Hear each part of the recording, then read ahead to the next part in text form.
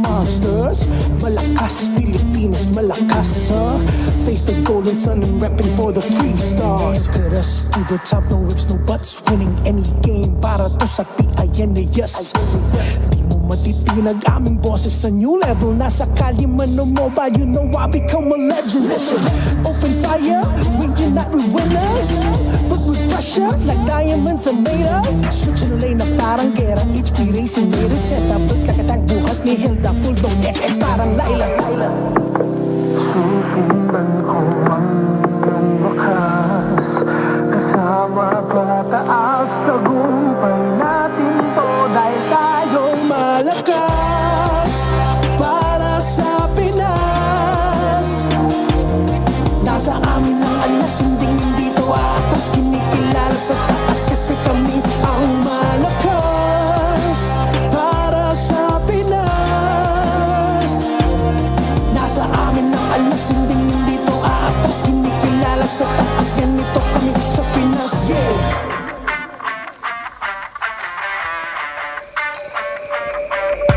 Laging MVP, no surrender, no retreat. Pag nagsama-sama, just imagine what we can achieve.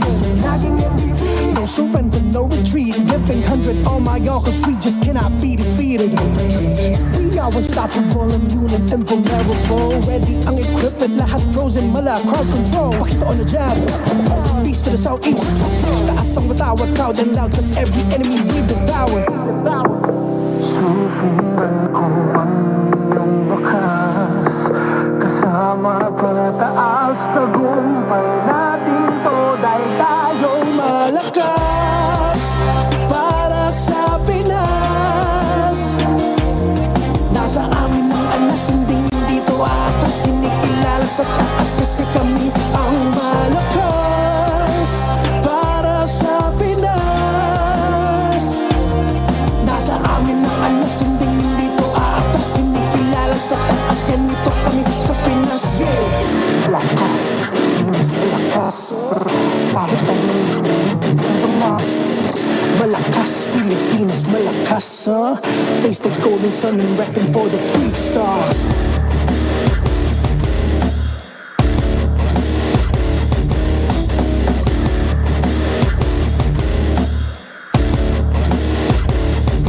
Ang lakas ng Pinas, we unite, we the stars. Ang lakas ng Pinas, we unite, we the stars. Ang lakas ng Pinas, we unite, we the stars. Ang lakas ng Pinas, we the stars.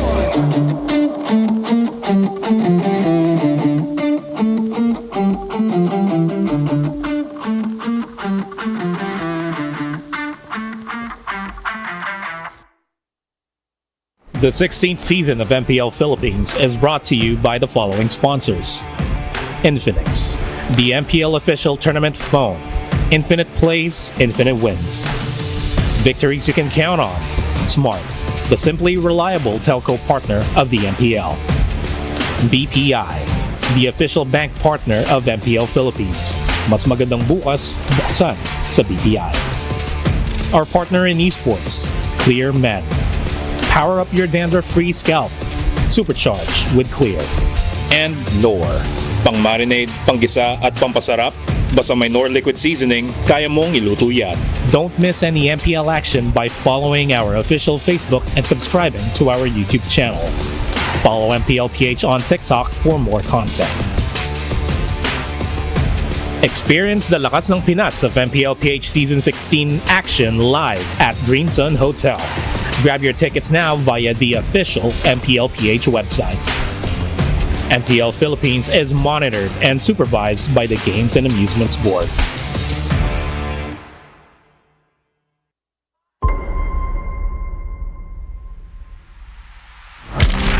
Sila pa ang winelcome dito ng Team Falcons!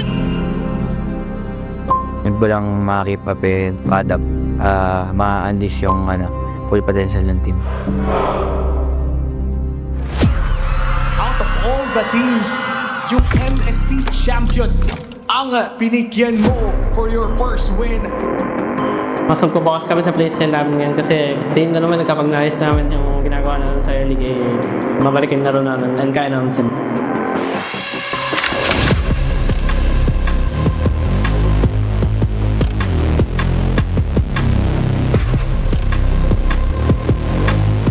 sobrang refreshing ngayon sa MPL 16 kasi parang feeling namin nag-uwi kami. Especially may bago kami, talagang nag-fit in rin talaga siya nung pumasok sa Worlds.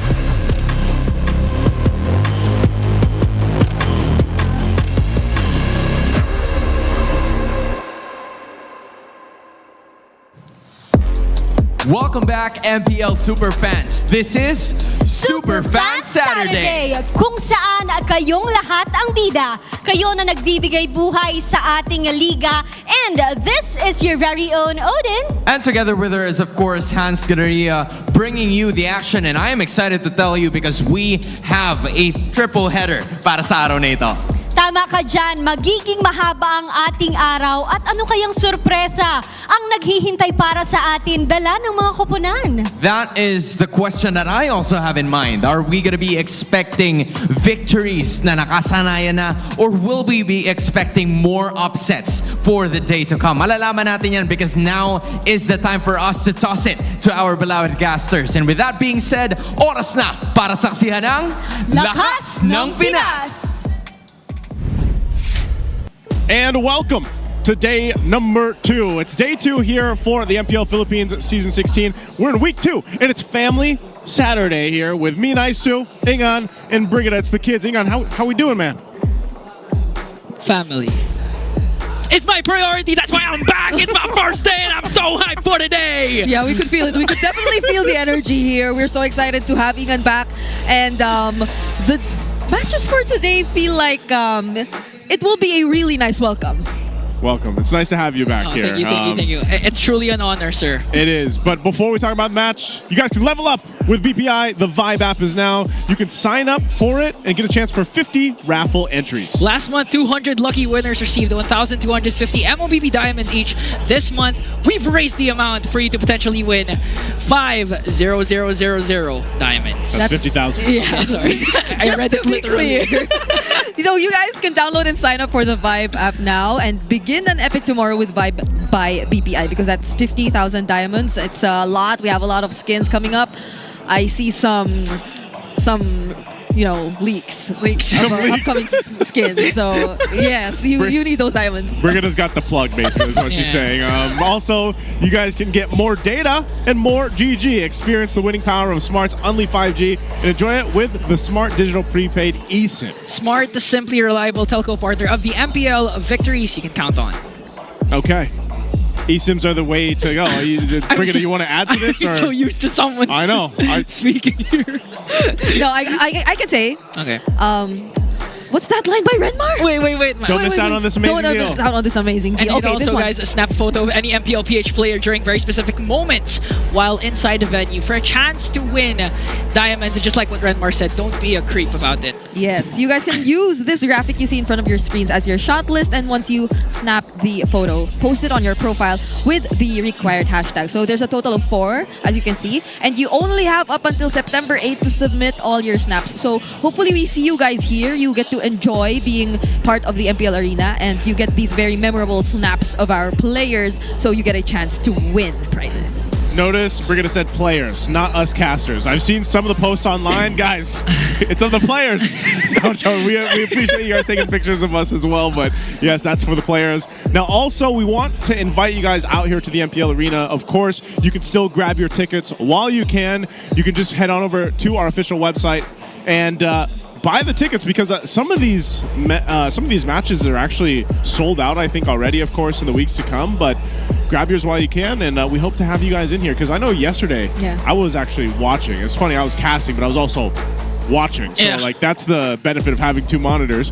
And it was insane in here yesterday. I think we post updates on which matches still have remaining tickets, but even then, if you are after those matches with sold out tickets, we get to see a couple of watch parties going on as well if you were tuning in yesterday, and I think later on we'll be mentioning it as well, so you guys also don't want to miss out on this. If I'm not mistaken, it's both Aurora and ONIC who have some watch parties ongoing in other places around the metro or even outside, so that's something you might want to look out for.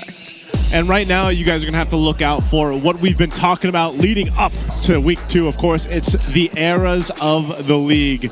And it's funny because we've gone through, just like the meta has, our league itself has transitioned and evolved in many different ways, and that's something we always have to look at, because that's where the history is. That's where we are currently, and all the accolades and achievements that the Philippines has in general in MLBB esports started somewhere, and that's why we keep talking about the era, the era that we have gone through, the eras of past, and where we are currently. Yeah, that's why it amplifies more the achievements of those players who have stuck around ever since Season 1, Season 2, like the likes of Few and Carl TC, because no matter what the era is, the meta is, they're still at the top of their game. Yeah. I think, it's the top of the game for being into the league this long is already a massive achievement, and so big shout outs, big praise to the players that are still in it, and also setting a standard for the newer up and coming stars of the league. Now, this is our Infinite standings that you guys have been seeing plenty of times. Again, when we came into week 2, Twisted was at that #1 spot, but of course with ONIC yesterday, and just the rest of the teams battling it out day 1 have brought themselves to a better place. The AP Brendo and TNC at 7 and 8.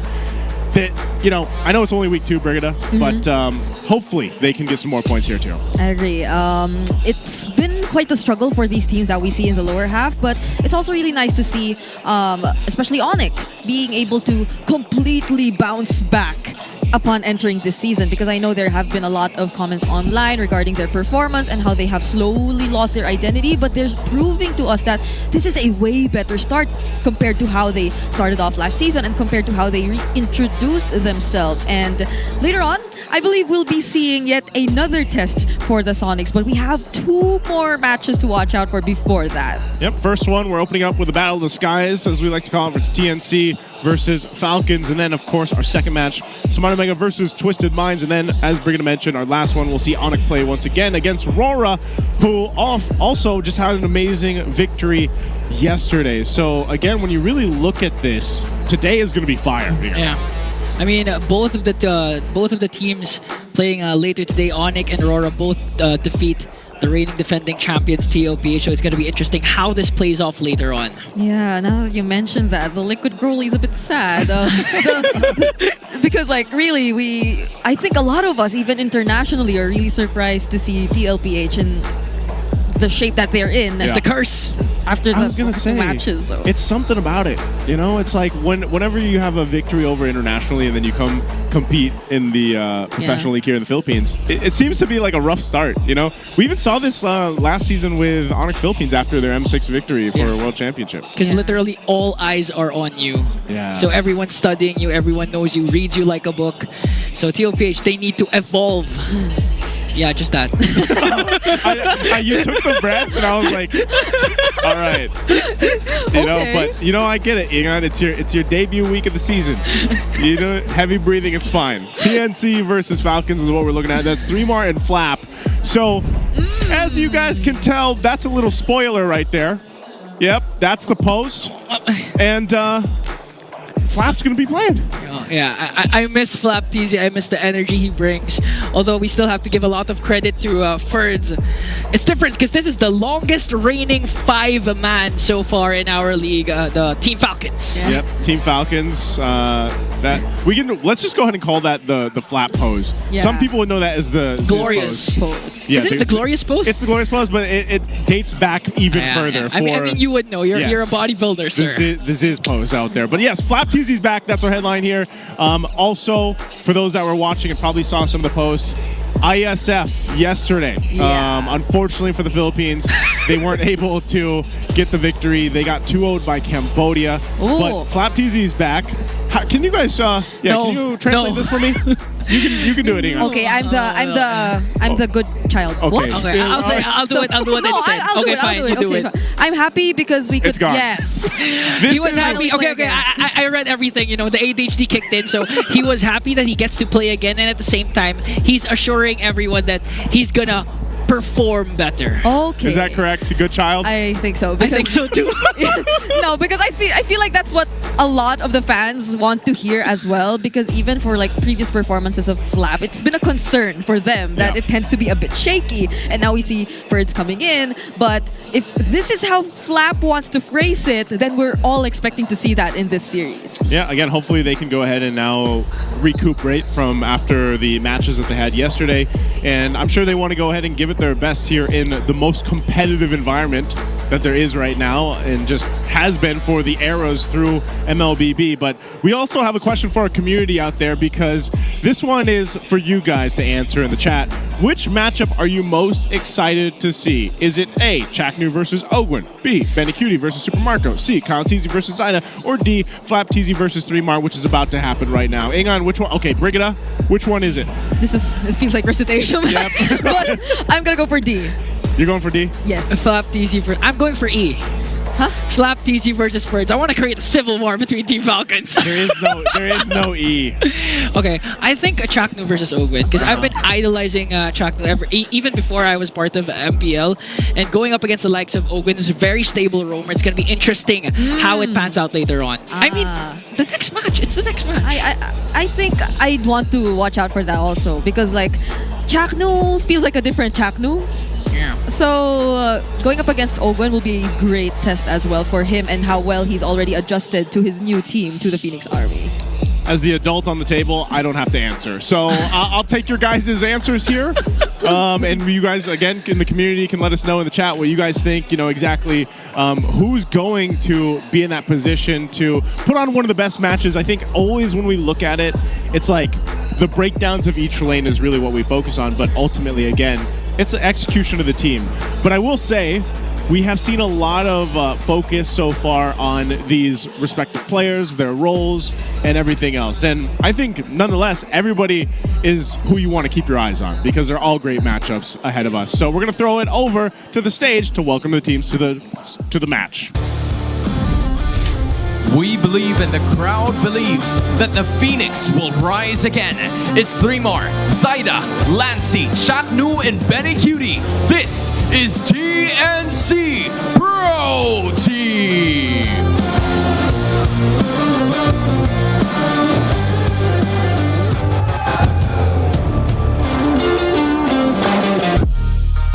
A familiar face returns to the lineup with a legacy that was built since the 10th season. It's Flap TZ, Kyle TZ, View, Ogwin, and Super Marco. Falcons Nest, this is your team, Falcons!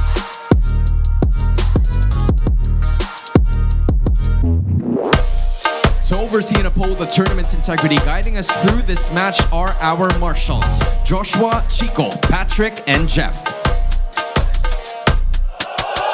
Joined by the teams are their coaches. It's Coach Etomax for TNC and Coach Trevor for Team Falcons. It is the battle of the skies between the Phoenix and the Falcons. Who will prevail in this match? And there you have it, the lineup here for TNC. Let's go ahead and take us through it. Bring it up.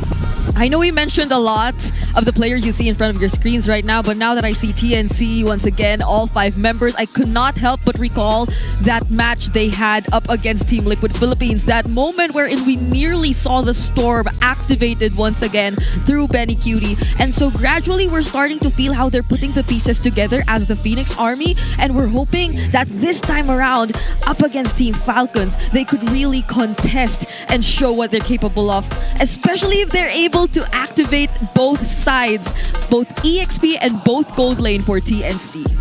And across from them, Falcons, Battle of the Sky. Ingan, let's take it through the lineup here. All I can say is it's not how you fall, but how you bounce back. That's a mark of a true champion. I thought it was going to be how you fly. Yeah, how you fly. Yeah, okay, thank you. I'll note that for next time. But again, as you can see, it's a different person now in the XP lane. First, we'll take a step back. Flap TZ comes back in the main 5 of Team Falcons. Will now bout against TNC. I love it. We're going to look at this here for both teams. Again, the team head-to-head. And that's one thing, I guess, in essence, you have to go ahead and look at Team Falcons. What exactly can they change, maybe, from what we saw from week 1 because of the fact that Flap TZ is coming back? But then again, a lot of us have been watching this team for a while, that it's like, well, we kind of know how they like to play. play. But I would say the main thing about it is you're in this position where the XP lane is such a big factor in our current metagame, and we're seeing this with different styles of XP laners. Some that like to be a little more, passive maybe, more on those like durable XP laners, but then you have some XP laners, and Flap is one of them. So is 3mar though, that like to be a little more action-packed, even the Lapu Lapus and everything like that, able to make plays, the Arlots and what have you. So I think this is, again, something we really have to look forward to. So really, if I had to throw a letter out there in the community pool, I'd probably go with, was it D? D was Flap versus 3mar. He wasn't supposed to answer. Well, I'm just throwing it out there now because right now we got to know exactly what the keys to the victory are going to be here. So let's go ahead and throw it over to the Howl with Wolf. Welcome to The Howl. Ako nga pala si Wolf, bringing you the Infinix keys to victory. It's TNC going up against the Falcons. At para sa TNC, it's a must-win. Although 0-2 pa lang sila at pangatlong laban pa lang nila to, when you start the season at 0-3, it's very difficult to come back. So, para sa kanila, it's a must-win. And now for TNC, they have to prioritize siguro yung mga flex picks and yung mga draft curveballs. Alam natin yan, si Eto Max, mahilig sa mga ganyang klaseng mga pickups at mga atake sa draft. And I think ito na yung kailangan nila versus Team Falcons para mas maging pabor sa kanila yung early game. Kasi yun yung kailangan nilang ayusin. Now, they also have to counter the farm-heavy inclination ng Team Falcons. Ano yung ibig sabihin nito? Napansin ko kasi na ang hilig ng Team Falcons sa mga farm-heavy heroes. Katulad ng mga side lane sila, tas meron pang jungler, even yung kanilang mid laner. At sometimes, sabay-sabay pa yun. Mga tatlong heavy cores, so kailangan nilang i-punish yan. Now, para sa Team Falcons, they have to focus on winning the mid lane hero choices. Kapansin-pansin na nag-iinit si Lancy at kapag mainit si Lancy, ito yung nagbibigay ng mas mataas na chance para sa TNC. This is something that Falcons need to do kasi minsan masyadong mapagbigay si Fio. Kailangan medyo mag-farm din siya sa seryeng ito. And also, they have to allow Super Marco to take over the game. In many ways, hindi lang sa farm, hindi lang sa pagbuhat, pero pati na rin sa pag-control ng mapa, siguro pati na rin sa pag-apply ng pressure sa kalaban. Meaning to say, kapag pupwesto siya sa mga gilid, yung tipong parang kailangan umaksyon ng TNC para lang sagutin siya. This is how Super Marco can take over the game. Ayan ang aabangan natin sa bakbakan ng TNC versus Team Falcons. Kaya ngayon, punta tayo straight into the draft. Thank you so much, Wolf, for the Howl there, the breakdown, the Infinix keys to victory for our matchup ahead of us. And yeah, I want to go ahead and talk about this because, again, ISF was just yesterday, and, Brigitte, you mentioned this just recently. Yeah, I think Super Marco is one of the main components to this victory here for Team Falcons. Really, you got to be able to lock in that gold lane. You got to be able to go ahead and allow Super Marco to be that bulletproof Marco that we're so used to seeing. And in order for that to happen, in order for the gold laners to really shine and get there, it's so it's reliant on that early game, and that's usually jungle, mid, even XP to an extent for that to happen here as we see our XP laners across. Yeah, especially since we saw different kinds of rotations for the past 1 week and a half, wherein there are teams that prioritize rotating to the XP lane and sometimes even the gold lane. So let's see what Team Falcons will do right now. And apart from just waiting for the eventual power spike of Super Marco and just waiting for his hard carry, they can actually pull off some like what Aurora did yesterday, wherein they had 3 carries in the game to reduce the pressure to the gold laner. I think that's definitely going to be an option, and it's also probably why TNC in the Howl, it's expected of them to really counter these farm-heavy inclinations that we could be seeing from Team Falcons, who tend to take surprisingly a bit more time to pick up the pace when it comes to them and their overall approach in starting the game. But for Team Falcons, I feel like one crucial factor which will allow them to execute that is also, as mentioned in the keys to victory, the focus on winning the mid exchange, the mid lane heroes for few. Because if you would recall in previous matches, whenever it was a not so favorable situation for few in the mid lane, whenever he was always forced to just hug his tower, and whenever he always gets to be picked off by the opponents, the tempo completely changes for Team Falcons, and that's something they cannot allow to happen in this game up against a team like TNC. Yep, and with all that being said, we're going to jump into the draft here for game number 1 in this best of 3, our first match of the triple header Saturday here. TNC will be on the blue here, Falcons over on the red, so the bans pretty much expected. I mean, this is what we've been seeing a lot of for the most part. The Jushins, the Kaleas being taken out, Wan still being banned out. It's funny because even throughout the ISF for this, like 1-1 had slipped through a little bit, and then there was certain teams that did pick it up. But then even in the case where it's like if Falcons pick it up, you need to be able to provide that 1-1 an opportunity to get online.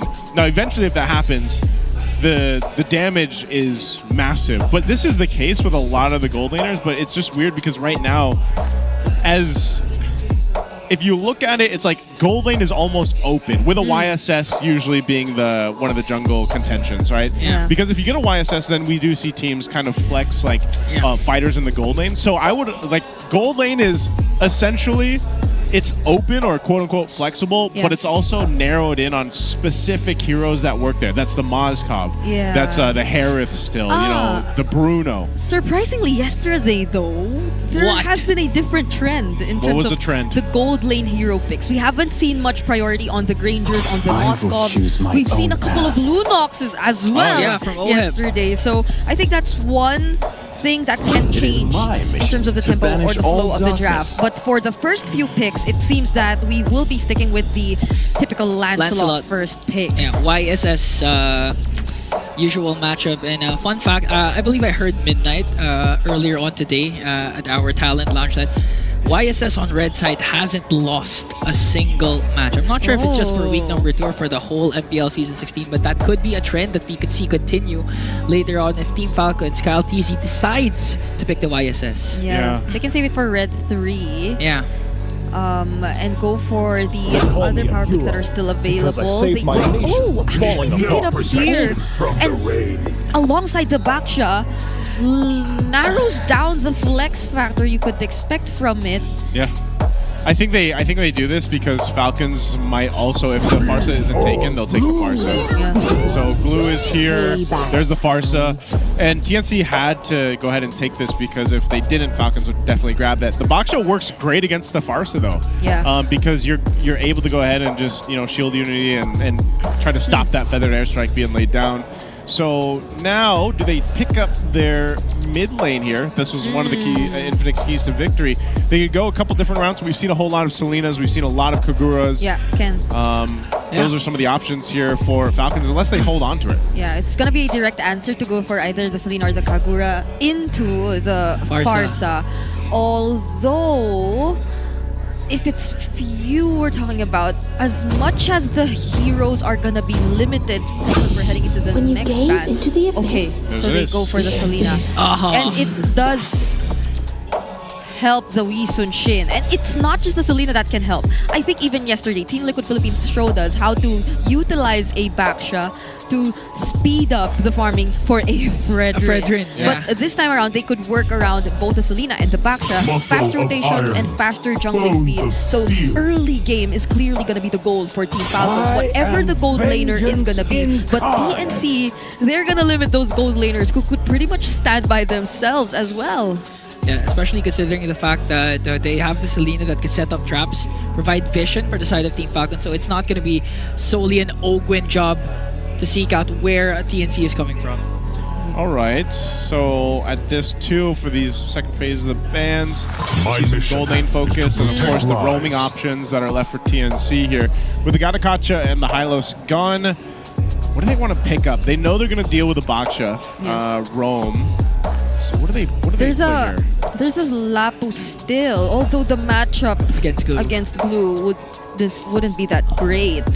Like the Glue could manage the lane pretty well up against the Lapu, but if it's just in terms of how you're able to proceed with the dive, because the composition we see in Team Falcon's first 3 picks look decent in terms of dive. Like there's a Baksha, there's a Selena, there could be the Abyssal Arrows thrown out there, and then if you add the Lapu, it's going to be a hard game for Lancy. Yes, it's going to be a very hard game for Lancy, and whoever decides to accompany Thrimar as the front line later on. But they've taken out the decent ones in the Katot and the Hylos, and so TNC also will be taking out the Lapu Lapu and won't allow Flap to get his hands on that either. That leaves...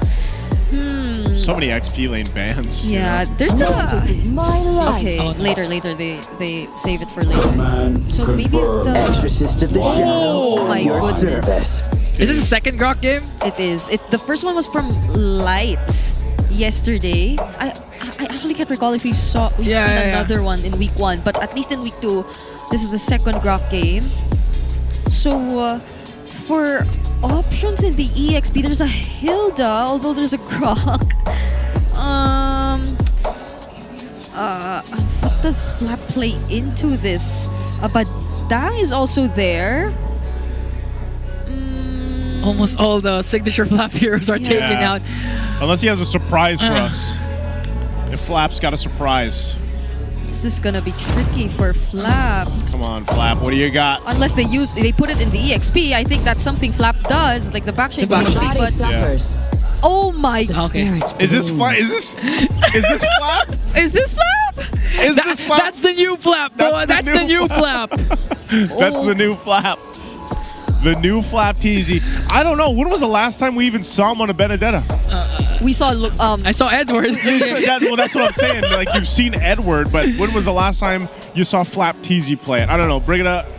What do you think of the composition here for Falcons? Is it enough to get ahead against TNC in this first game? I feel like they can deal a lot of pressure. Even in the lineup rating, we do see that it is favoring Team Falcons, because if you could already picture the way that the Benedetta is just constantly going to manage the waves, going to try to apply a bit of pressure to the jungler and the rotations that TNC will be doing, alongside the Baksha and the Selena, who could also go for the quick rotations by themselves, then this is a game where Team Falcons needs to be absolutely activated in the early stage, because if not, it's gonna be very tricky for them to bounce back and regroup, considering how Welcome to Mobile Legends. built a lineup that is, you could say, very balanced in terms of the distribution of the damage and in terms of just how they're able to form or go for the formations when there's a team fight.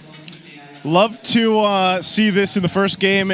Great compositions, I'd say, on both sides, but ultimately, the early game is going to be crucial for both of them to go ahead and get the start and then play into the gold lanes, Benny Cutie and Super Marco. Expect them to just go 1v1 like they are right now? Oh! Fortunately for Super Marco, he remains bulletproof and was able to evade a potential gank from Chaknu and Benny Cutie. Yeah. Okay. This is something we're so not used to seeing from Super Marco. Yeah.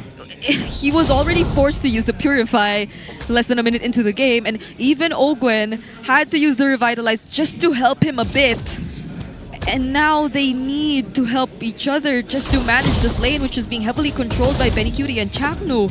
So even though we could be expecting all the pressure from Team Falcons, it feels a bit restricted because you need to pay a bit more attention to helping your gold laner. Yeah, and in that sense too, I guess, you know, Benny Cutie used his flicker, so, but that's the thing. Oh, Lancey. Okay. Close. Pierce still holding on to Lancey, but there's the defense coming in from Chaknu.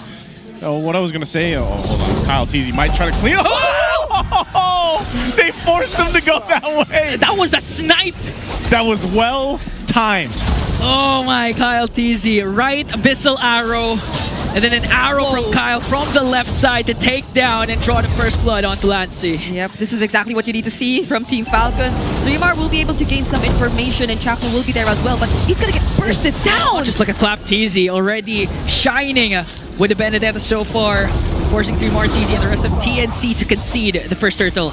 Okay, they're gonna put pressure here still on this side of the jungle. They probably won't get anything off of this, but they at least want to go ahead and just make TNC think. So it looks like they'll just come together as a team to make sure Zyda gets the buff. Even the Revitalize was forced out already, and 4 members just ganked up on Master Ogwen to take him down. Yeah, I was supposed to say they could have probably limited the chances of TNC getting trades because they clearly won in the turtle, and they were almost not even allowing TNC to do anything about it. But now TNC, they found their footing. Even Zyda gets to gain some access to the jungle. Oh wait, Petrify play was there. Oh, Zyda couldn't escape the attack from Falcons there. Okay, Few feels mad. Yeah. Like, this is what he needs. An aggressive mid lane that wins out in the matchup. And he's going beyond the matchup. He's being such a huge problem to Zyda right now. Yeah, one of the things about this Selena, though, is it's great in the early game. And there's a potential for it to fall off towards the, late game. So hopefully they can continue to work this lead. Flap should be able to get out of here fine. Again, this is a Benedetta. you've got a bunch of tools to work with, but he's going to get dragged back. Now the spread. Plus the ult coming in from Chaknu. Just Flap TZ trying to delay as much as possible. The wall was there, no escape. And Threemar picks up the kill. Yeah, that was close. He could have used the Cyclone Eye, even the regen, just to try and survive, but there was no other way he could have gotten out of that. Fortunately for Team Falcons, the turtle will be spawning down bottom. They could be the first to get to position themselves, although Kyle TZ, he has a different plan in mind again. Oh, just like Few. Has a different plan against Lancy. Okay, no more feathered airstrike there. He got the purple! And he also got the purple away from Zyda. Again, they'll put pressure where they can, but now this objective just should be secured. I'm not sure if Zyda really wants to even contest this. It's so low. They might go for the post objective instead, but Zyda gets stunned down in the electro-finable Petrify play from Flap TZ once again. Not looking good for Zyda at the start, and Few is going to be able to walk away with the flicker sidestep to save himself. Zyda! It's always Zyda who gets the abyssal arrows, who gets the traps from Few. It's so unfortunate. He's already 1-2, and every single time he tries to show up, Few is in the perfect position just to disrupt him of all those possible potential punctures and the threat that he could pose as a Lancelot against Team Falcons. Guess that's the way you answer it, you know? You answer it with a Selena, and a lot of this crowd control right now that Falcons is throwing at him. Plus the Mountain Shocker. It's not going to connect onto Lancy though, and Chaknu has to create space for TNC here, and both teams will disengage. Yeah, I know we said it's going to be a hard game for Lancy, but it feels like they don't care. It's a harder game for Zyda, the way we're seeing it right now. Even Kyle TZ brave enough to contest these objectives away from Zyda one-on-one, and I think we're slowly seeing the effect of this constant pressure. Oh wait! Super Marco got trapped, but he was able to cast his battle spell. He was able to escape. One more hit, remains bulletproof. Now quick rotation from TNC to try and go for the bottom lane turret, but Team Falcons answers back. Oh, Marco! He's able to survive with a little bit of health and shielding, utilizing that Zaman Force, but also that the Purify there. So very close, but Falcons also is doing work across the map. They almost got this tier 1 turret. That's what Marco's been working on. You can see he's up on the top for the gold as well. He dealt with a pressure early game, but he's basically got it back here. Now that he's found out. Abyssal Arrow going to connect again, but fortunately Benecutie was able to back off. Chaknu once again to the rescue to create space against Team Falcons. Now final turtle already spawned. Let's see if TNC can contest. Lancy's holding this rush. It will be a great position for the Feathered Airstrike, but Team Falcons, they don't feel like they're trying to go for the engage just yet. They have limited information, very limited information, and Kyle TZ still trying to secure his purple buff. But I think Flap TZ knows. Yeah, that turret went down too, so they delayed it to go ahead and get that objective. Now the fight for the last turtle, though. Abyssal Arrow's not going to connect. Flap TZ chasing right after Benecutie with the Electro final blow. He still already expended his Petrify, and now Chaknu caught in a crossfire once again. Gonna fall in the hands of Super Marco. Threemar flickers in. Hasn't committed the ult yet. It's not going to mount to anyone just yet. Ogwen's there though, and Zyda jumps in as well, but still Team Falcons holding on. They do have the Revitalize. Nobody's taken down for the Falcons side yet, and only Chaknu is gonna fall down. Oh my goodness, they did their best just to sustain everything.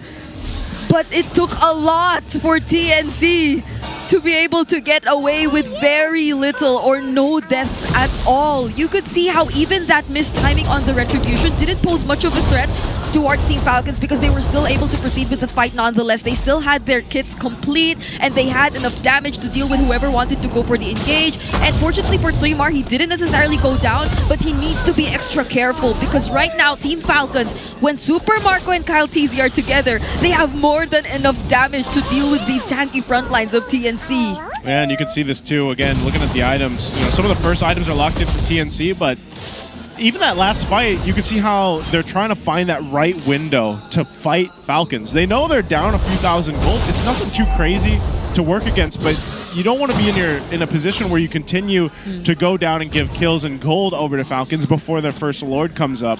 So they have about 30 seconds or so to figure things out. Part of this, though, is, again, we really haven't been able to see Benny Cutie in action just because Falcons have done a really good job, and it's been flat for the most time, putting pressure on that back line, on Benny Cutie. So he's not a part of those fights, whereas instead for Super Marco, he's protected well with this kind of lineup that's around him, but then he can also rely on that Zombie Force and the Purify that he has here. So it's a little bit more difficult for Benny Cutie, but eventually that Granger will be online. Yeah, and that's all Benny Cutie needs to do for now, because it's not really the kind of gold laner you could expect him to do all those split pushes and side wave management kind of play style, because it's a Granger. But TNC are backing on the idea that eventually they can rely on him to provide the damage. And it's also not just that. It's TNC not being able to go for the macro as much as they want to because the rotations are so fast. And here we go. There's the conceal side is going to be the target. Phantom executions there, but he got stunned down by 3 members. Thorn Rose and Puncture to escape the gank of Team Falcons. So TNC still has their jungler for this Lord take. Ooh, they wanted to make a play up there, but great job for Zyda to stay alive. Okay. Still, Team Falcons are the ones in control of the map. They're already at a 4K gold lead, and this one level gap in favor of KalTZ has been going on for several minutes now. Looking at the items, hold on, there's a conceal play from Chaknu, but they can only just use the Mountain Shocker to reveal where TNC is. Ogun spots where TNC is, forcing them to back off, and there's a hard reset on this Lord. No teams have a clear advantage though. Few might get caught in the crossfire, but FLCN went for Lancey, forced out the flicker. A lot of resources now have been expended, and still the Lord hasn't been started. So some battle spells used up here, but ultimately Lord still for the taking. Both teams have positioning, but Benny Cutie will go clear that wave out. Again, they don't want to go ahead and lose these holy shields if they can keep them up. And that's the thing too, Benny Cutie, I don't know if we got a chance to look at the items just yet, but if we can see where Benny Cutie is in terms of the build path, because once that Granger is available with maybe 2 or 3 items, or at least the 3 items, and also has the defense with the Wind of Nature most likely, then he should be able to move around a little bit easier. But that's the thing, there's so much pressure from Falcons here to deal with, and right now they're fighting for the Lord. Lord, it's going to be a rushing battle still. KalTZ will secure it without the contest from TNC. Zyda was just in the mid lane. And now there's a charge play from Chaknu paired up with the flicker, but it's not going to connect. Now the punish from Team Falcons. 5 Falcons ganked up on Chaknu to bring him down. Such a great call from Team Falcons to just go and burst down the Lord, knowing that FLCN had his eyes on where Zyda was. He was just distracting the jungler of TNC. Another Abyssal Arrow lands, but going back, the dance is so hard for TNC because Team Falcons, they don't really put themselves out there, and they're always waiting for this Mountain Shocker, so they know where to pivot from that point onwards, and that's why they're the ones who are always so confident to start and engage in the fights, because they have full information on where TNC is, and they are mostly reliant on this tectonic charge. But earlier we saw it fail, and now Team Falcons are clearly the ones in an advantage. Now 3 more, just zoning out the members of Team Falcons. Already committed to spread. They are able to take away the Lord by and saving also all the inhibitor turrets.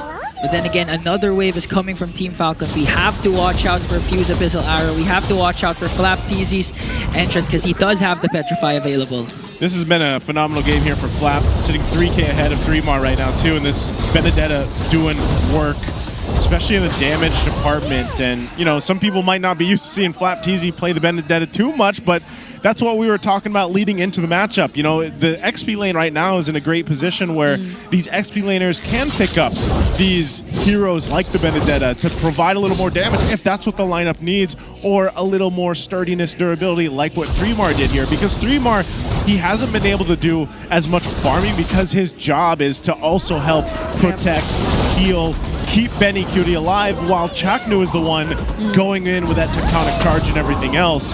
So that's why he gets in a position where he might have to take that chance. And this has been the story of Chaknu anyway. Every single time we watch him play, he's the one that a lot of people look for to start those fights or initiations up. Yeah. And although he did earlier, the thing is they need to be really calculated about it, because it's so easy for Team Falcons to go and look for the punish. If ever he does land a tectonic charge and they get to do the follow-up through the feathered airstrike, Lancey should be expecting Few or FLCN to come in at any given moment. This is also a damage Benedetta we're looking at, by the way. He already has the Blade of Heptasy is already intact as well, so you could expect a bit more damage. And the fact that he isn't really as aggressive in terms of just looking for pickoffs, but really just trying to serve as the disruptor is what's becoming a headache for TNC, because they can't really position themselves well enough to make full use or to maximize the skills that they have, the resources that they have. And this applies for their ranged heroes specifically. That's both Lancey and Benny Cutie, and that's where majority of the damage comes from. Yeah, so for Team Falcons, it's just literally they can spam a lot of game-changing skills, a lot of crowd controls from Few, even from Ogun and Flap. But unlike for TNC, it's really a one big ticket ult, the tectonic charge that can come from Chaknu. And it's also really going to be key to have that flicker available so he can make sure to set up TNC for this potential last lore dance with a 7.7k lead established by Team Falcons. So they'll get control right now of the Lord. They might be able to just go ahead and take this unless Zyda can pull some fancy moves off here, but 3mar is given the information, and Falcons, even despite having this kind of lead, will go ahead and just take it slowly. They need Count TZ over here. Keep an eye on Flap, what he decides to do. If he's going to just pressure this lane, either the mid or the off chance he does, because you can see Lancey had to clear out that wave too, so they're taking things slowly, but they got to deal with Flap. Yeah, and even if they try to look for an engage against the remaining 4 members, then Flap can just come from behind, so they'll be sandwiched in that fight, and they need to be really careful about wherever they position themselves, because even during instances like this where Chaknu just tries to find the perfect position, the placements of the traps are just too good. Flap. Mountain Shock already dropped down. It's gonna go to Lancey. Immediately obliterated, but Zyda secures the Lord. Super Marco wants to go for the punish. 3mar gonna mount on Kyle TZ over there, but gets surrounded by 3 Falcons. Now Super Marco up against 3. He almost got Zyda, but Benny answers back as well as Kyle TZ. That's gonna be a 2-for-2 trade, and Zyda steals the Lord. The 2-for-2 trade. I thought that was gonna be all Falcons, but TNC found 2 in it. Apparently there is gonna be the clutch factor still when it comes to TNC. The attention was so split up. It was a supposedly really great pickoff for Team Falcons because Kyle TZ was able to work on Lancey all by himself. And even after that happened, the Lord wasn't completely reset. So Zyda just tried to change his priorities. He just focused on taking the Lord for themselves because they knew that Falcons had their eyes set on the fight instead, and that was the only instance where we saw Falcons completely let go of what was in front of them. And TNC right now, through this, could potentially take the first few turrets for this game. Oh, I said it. I was like, if Zyda is able to pull out and he did some fancy moves. He did it. And even it looks so good from Falcon's view where it's like, oh, Flap's coming from that back line, but now they're going to try to defend this mid lane turret. They do get things cleared out. Oh, are they going to make a play here? Ogwin was trying to give the charge, but they'll back off. They dealt with the Lord quickly. Again, when you had, what do they have, an 8,000 gold lead, it's been diminished about in half. It's just so one. They still hold on to well, but hey, TNC does the first thing that needs them to get closer to a victory here, turning it in their favor. Yeah. Bit by bit, TNC, they'll just have to wait for these openings, these opportunities, and even after what we saw earlier, mind you, Betty Cutie is already complete in terms of his items, and after that kill he got earlier, his Sky Piercer, we already feel her, but oh my gosh! Electrifiable, Petrified Play, they're chasing right after Benny Cutie, Ogun and Kyle TZ, there's the Mountain Shocker, gonna connect onto Benny, gonna shut him down, Flap TZ might be traded down, but Lancey as well will fall in the hands of Kyle TZ. Chaknu's the next to fall, Immortality pop, Kyle TZ with the recalls in Ogun, Kyle TZ gonna feed off the triple to Kyle himself. Gets a triple, 3mar.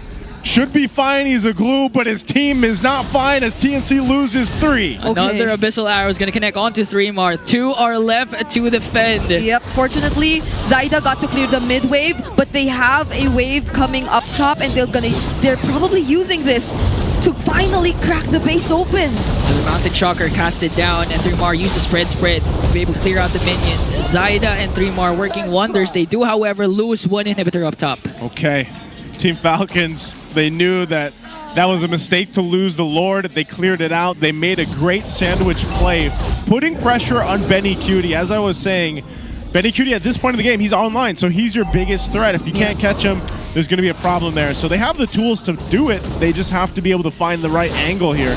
But this all leads to another Lord standoff. This one either team could take. Now the one advantage is that one base turret that's down for TNC. Not sure if Falcons wants to play into that or if they're just going to pressure him off the Lord. Easy. Even committed to Petrify onto Lancy.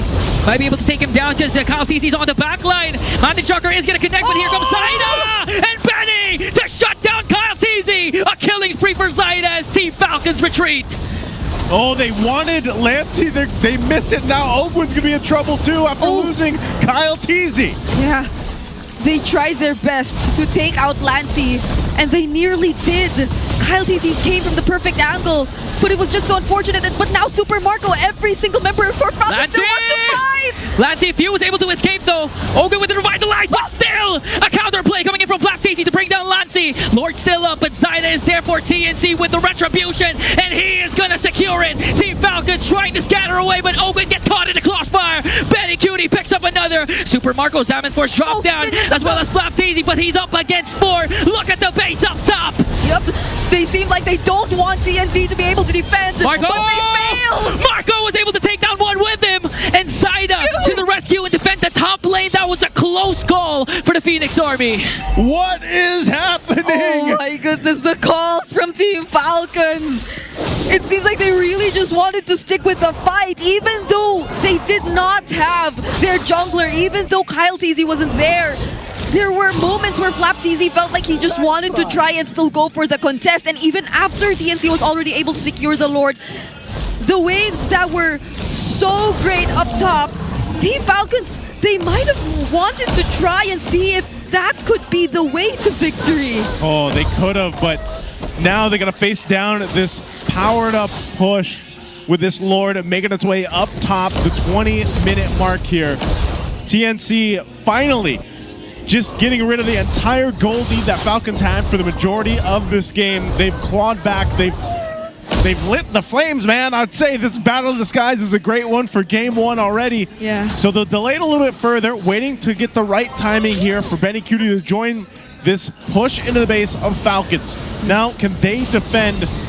Again, they should be able to clear out the Lord, but if there's a forced fight from TNC, we'll see how they play it out. Feathered Airstrike already dropped down. Drop down to zone out the members of Team Falcons. Try to get an inhibitor turret down with them. Base of Team Falcons now been exposed. Shaknu has his flicker.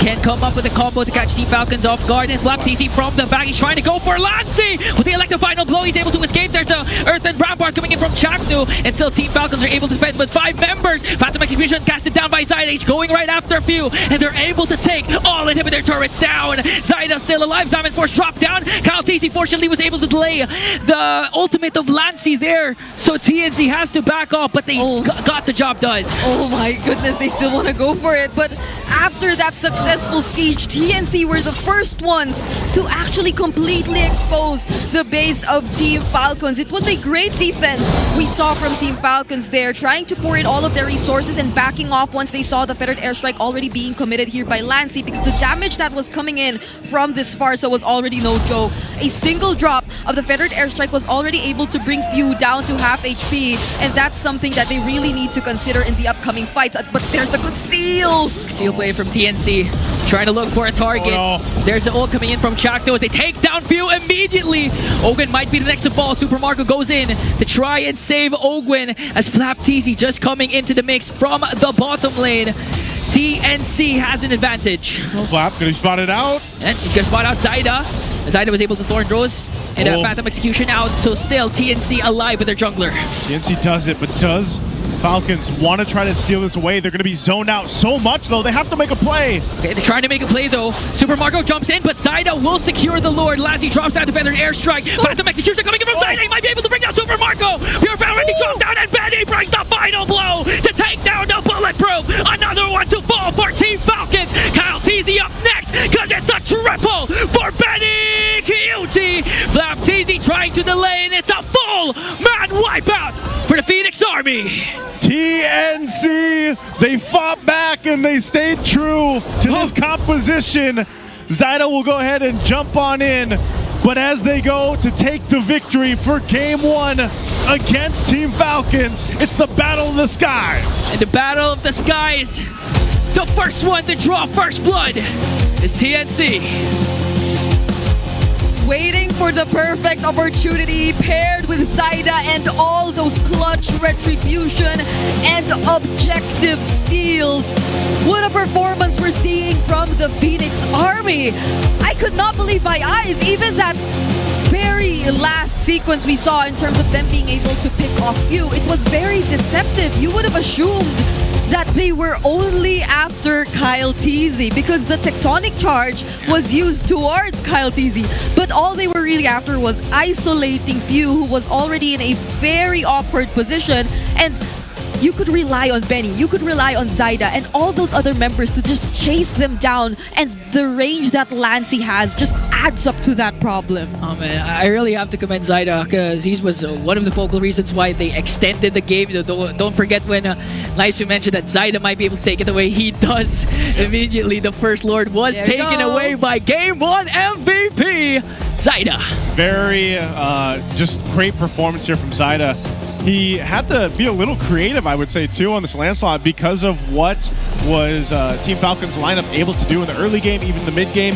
We saw how much they struggled in some of these objective fights, but still, TNC along the way just kind of held on, and they knew that, okay, at some point, our power spike is going to favor us, and that's what happened.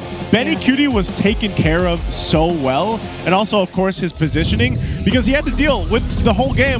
Flap, Flap going for him, dodging arrows, staying, basically keeping his head on a swivel to not get caught by something.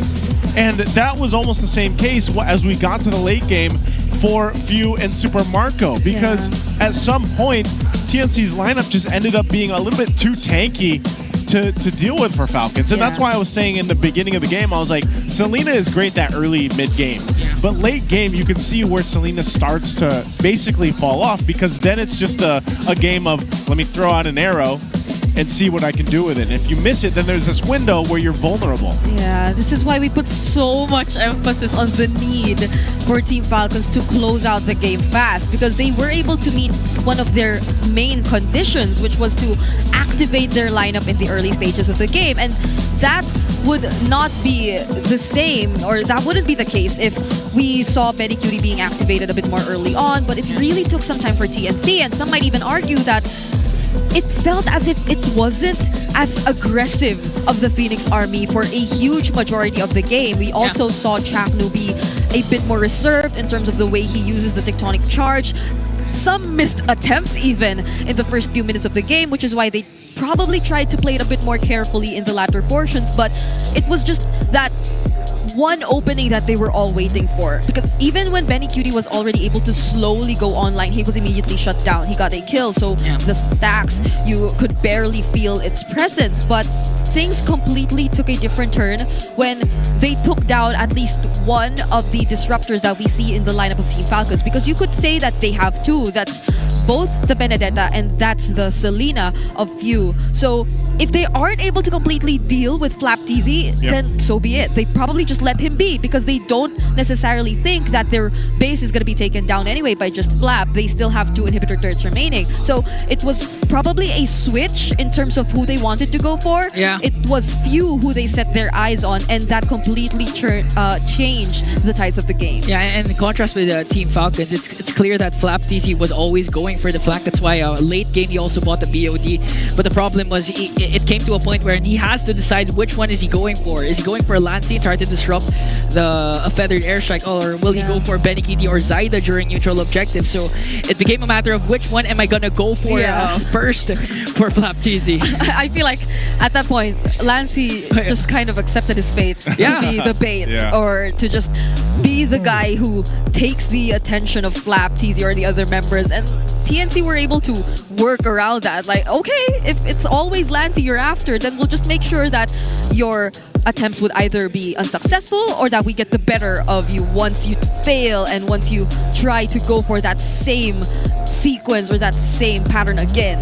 Yeah, it's just one of those cases where Team Falcons, like, this composition was basically on a timer. It was on a time limit. Eventually, at some point, it was going to fizzle out and the game plan wasn't going to work. That's why TNC, they did an amazing job at kind of stalling out the game too, and choosing their fights on the right fronts and choosing how to manage even what Flap TZ was doing. Because you got to admit, Flap TZ had an amazing game on the Benedetta. He he did a lot of work. He also took a lot of damage, and he was able to apply enough pressure, but then it was the way that TNC adjusted it to like how Brigida mentioned here throughout the game. So again, there was a lot of instances where like even Lancey was close to dying, but because of whether it was the flicker or just the wings by wings and him positioning himself properly, he didn't go down. And that is a big thing because a lot is thrown at that back line from Flap even alone to try to get a kill. And if you don't, then you can kind of reverse it towards Team Falcons, and that's what TNC did so well here. So,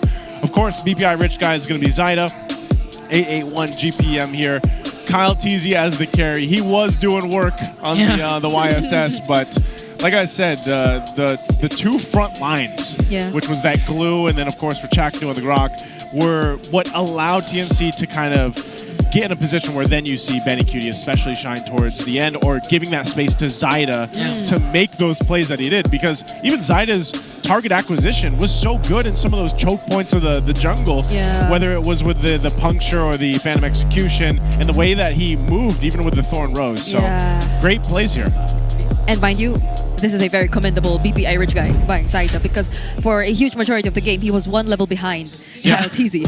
Because Kyle TZ or the rest of Team Falcons were the ones who were really able to establish themselves in the early game. So it's pretty straightforward, and it's sad to think that you see the lack of, how do I say this? The decision-making seemed to be a bit better for TNC in contrast to Team Falcons, who is the longer team who's been together for this game. We'll see how they do it. We're going to go ahead and look at our smart ping test for the next match. Hello, mic test. Mic test, mic test. Sot nyo na yung mic nyo, oy. Walang kausap. Salamat sa mga sumusuporta dyan. Hirap kaya walang kausap. Mic check ako, check mo. Bro. Ikaw dapat yung mic check kumakanta. Dapat yung mga mic check dito yung mga kumakanta, no?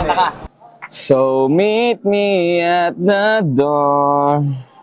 Muli kitang kikilalanin. Minamahal kong action hero. Wala, hindi ako marunong kumanta, pre. Hindi, nakakatawa yan. Hindi, okay lang, nakakatawa yun. Hindi, tama yan, nakakatawa yun.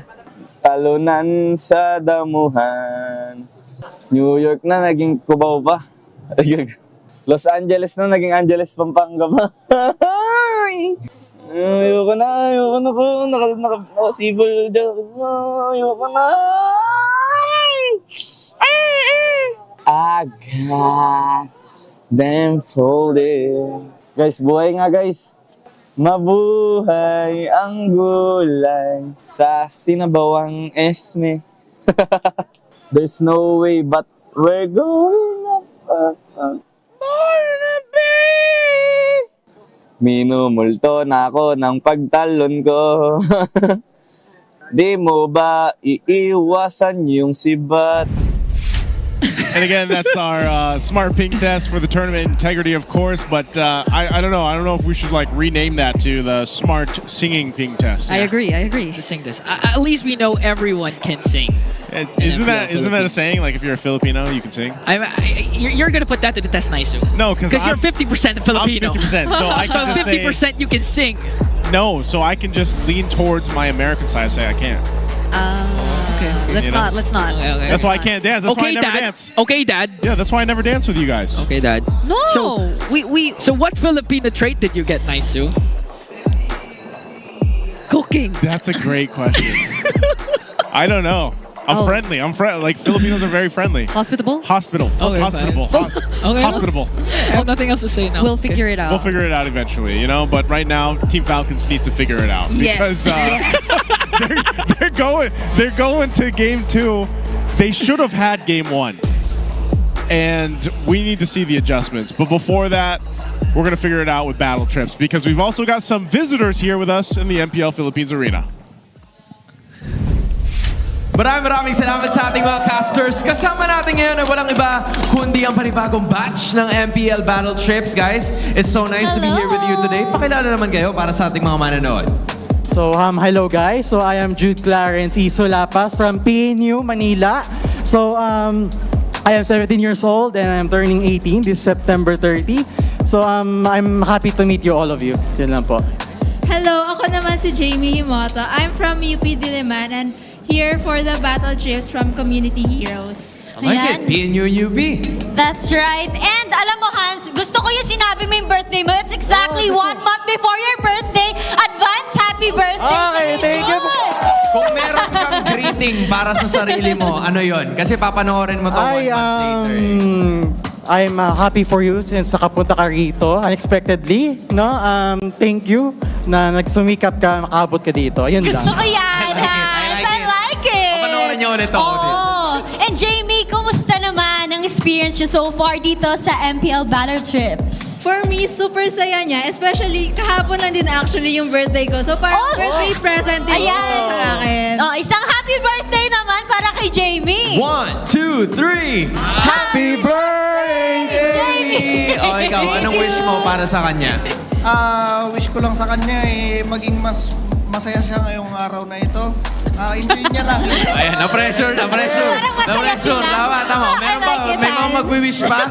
May magwi-wish? Magwi-wish? Parang ikaw may gusto mong sabihin. Mag-wish. Sana po maging mabuti kang tao. Mabuti ka ng tao? Masama ka ba? Masama ka ba?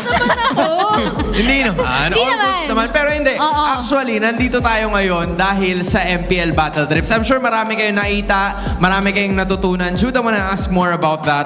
Ano bang naging favorite part mo among all of the other things or yung mga napakinggan nyo from all of the speakers? Actually, nagustuhan ko yung part na kung saan grabe yung thrill doon sa part na naglo-lord dance, especially sa turtle fights. Sobrang thrill na ramdam mo yung ano talaga yung clash, yung puso ng mga players sa kung saan gusto nila mananalo. At ano yung mangyayari basta mananalo at mananalo, ganun na feeling. Love it! Yung pagpunta dito, yung favorite niya and watching live ng MPL games. How about you, Jamie? Anong favorite part mo ng Battle Trips? Kasi alam natin, before the broadcast, meron mga talks na kinoconduct with our casters. So what's your favorite part? For me naman, na-enjoy ko yung talk with Boss Jab kasi na-mention niya yung mga career opportunities in esports, especially here in MLBB. Kaya na-enjoy ko yun dahil as someone who wants to pursue something more professional sa esports industry din, very inspiring siya sa akin. Ano ba yung gusto mong maging?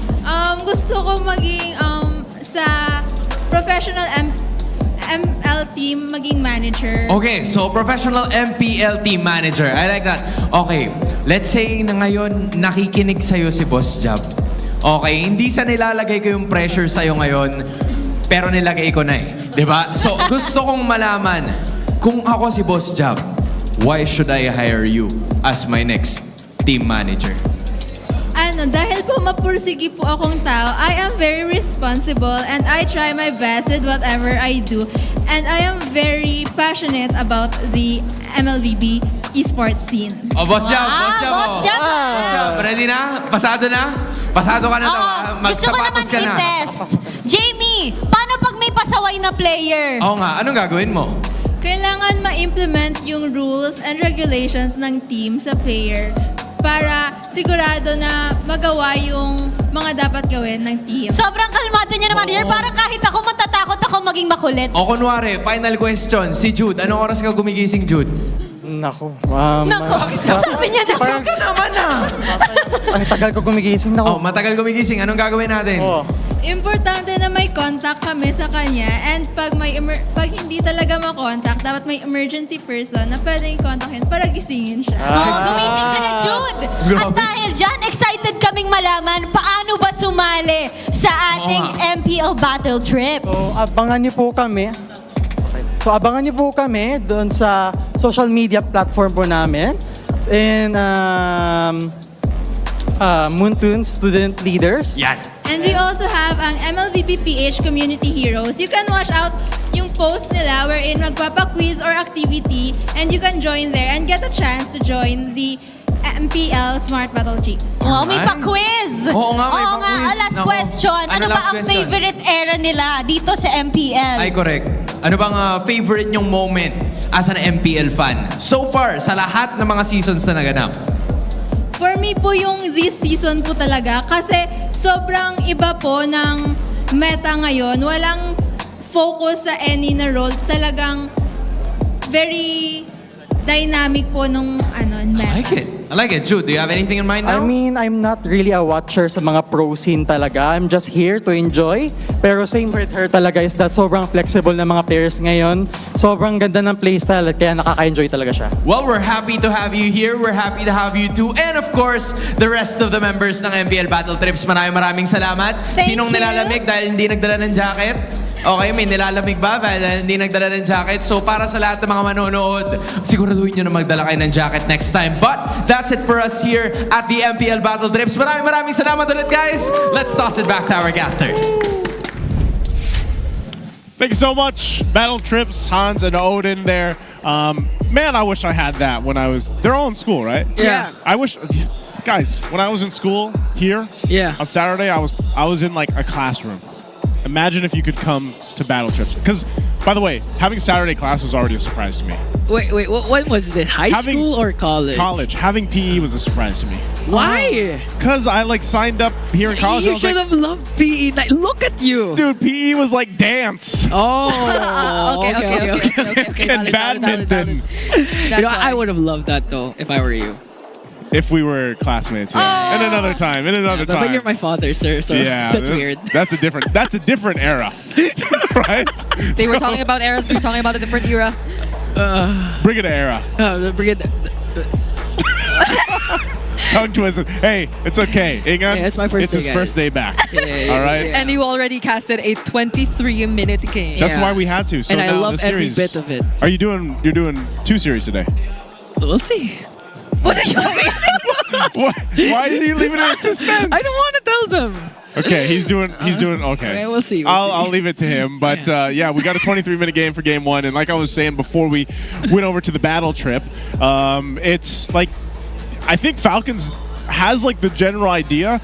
It's weird because guys, I saw this yesterday. Yeah. I was literally casting it with basically Team Falcons, and the same thing happened. Like the Selena started strong, and then it fell off, and then it just seemed like they were, like some of the priorities of the decision making wasn't adding up, which is so weird because again, these guys, they have played together for so long. I think at one point in week 1, we were talking about how the Team Falcons lineup has played for over 1,000 days. Yes. Like I think it was 1,117 if I remember right. Yeah, that's older than me. That is older than England.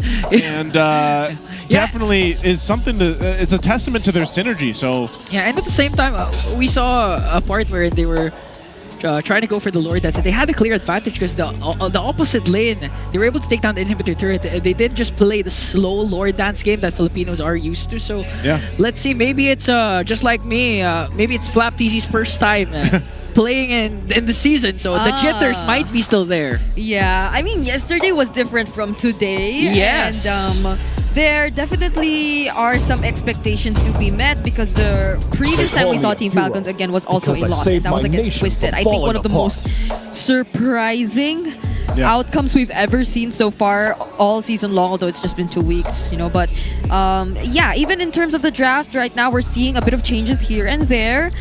It seems like the Yi Sun Shin will be finally taken out. Falcons might really want to go for the Lancelot priority here, which is why TNC will they even allow. Can I just say, I just realized that I think it's the first time Red Side YSS lost. Yeah. Oh yeah, and it's Is it the first time? I'm not sure. I have to double check if what he heard was right. With Midnight, if the thing I heard was right. But yeah, so no YSS option right now for TNC. For both Falcons and TNC. So last ban, and they take out the Badang that we were actually expecting Flap TZ to use earlier on, but instead went with the Benedetta. Yeah, so it's either the Lancelot, but the CC also looks like a great option for Team Falcons. This isn't Ferds, but the CC nonetheless is still a very powerful EXP lane option if they really want to guarantee that matchup in the EXP lane. Yeah. But that's the trade though. It's like that and Lancelot. But the Lancelot's too hard to let go of. So but you still have Kyle TZ's Joy, so I think could still be an option, especially since if they get the CC, they pair it up with it. They go with the Lancelot instead. Okay. So, CC Gatot can be an option for Neymar. So they go for the Jushin. Oh, the Jushin's open too for TNC. So that's another problem. Like, even if Falcons might want to consider all those tanky heroes that can just walk up front, and there's a Jushin. So, maybe they... I don't know if they even want to prioritize Super Marco here.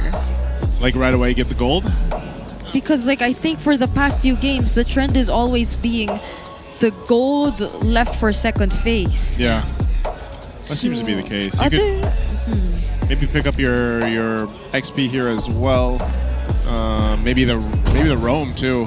Yeah, there's the Gatot still available if ever they want to set up at least for a potential Harith later on. They pick up the Uranus for Flap against. Okay, so I think people are not so convinced anymore about the CC Uranus matchup. I think I even heard Wolf say once that he thinks to some extent the Uranus does a decent laning phase against the CC. But given that they went for these three picks, TNC lock in the Fanny. That's interesting, man. The Fanny coming through for Zyda. We know he likes this hero. I'm not 100% sure right now on the current win rate for the Fanny here in the MPL Philippines, but it's interesting because it's still the same thing. It's great to see, but it's such a team effort to make the Fanny work. Yeah, that's currently. true. It's not all individual plays anymore if we see a Fanny. But what makes this so great as well is the fact that even before we head into the second banning phase, they already took out the likes of the Badang, and now they also get to take out the Kalea. So all those potential problems for the Fanny are nearly out for TNC at this point. Roamers remaining, I think. You could also take out the Hylos. So far.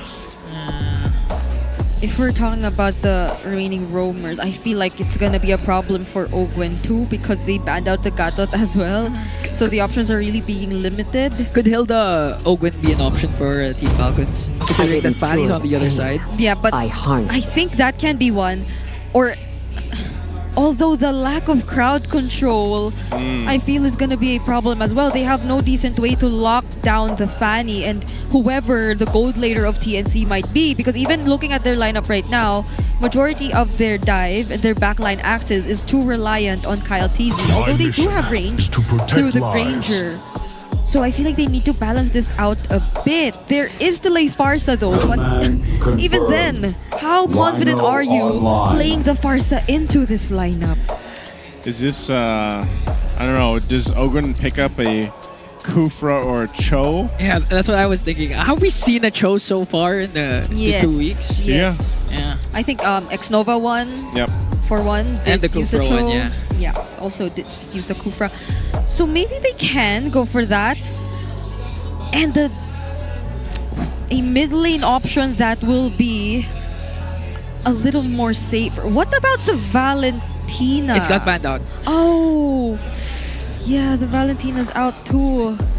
Okay. Are you gonna resort to a Kagura? There's a Navaria also, if it's just about the range. Wait, where?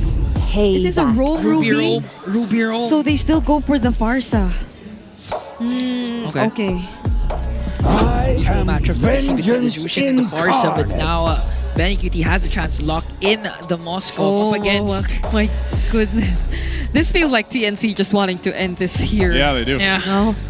Like they got a lot of their comfort picks. It's a really great or decent outcome in the draft, being in red side, and it felt like even the Ruby Farsa was not as convincing or ideal for Team Falcons, but they had no other choice but to go with this or these two picks.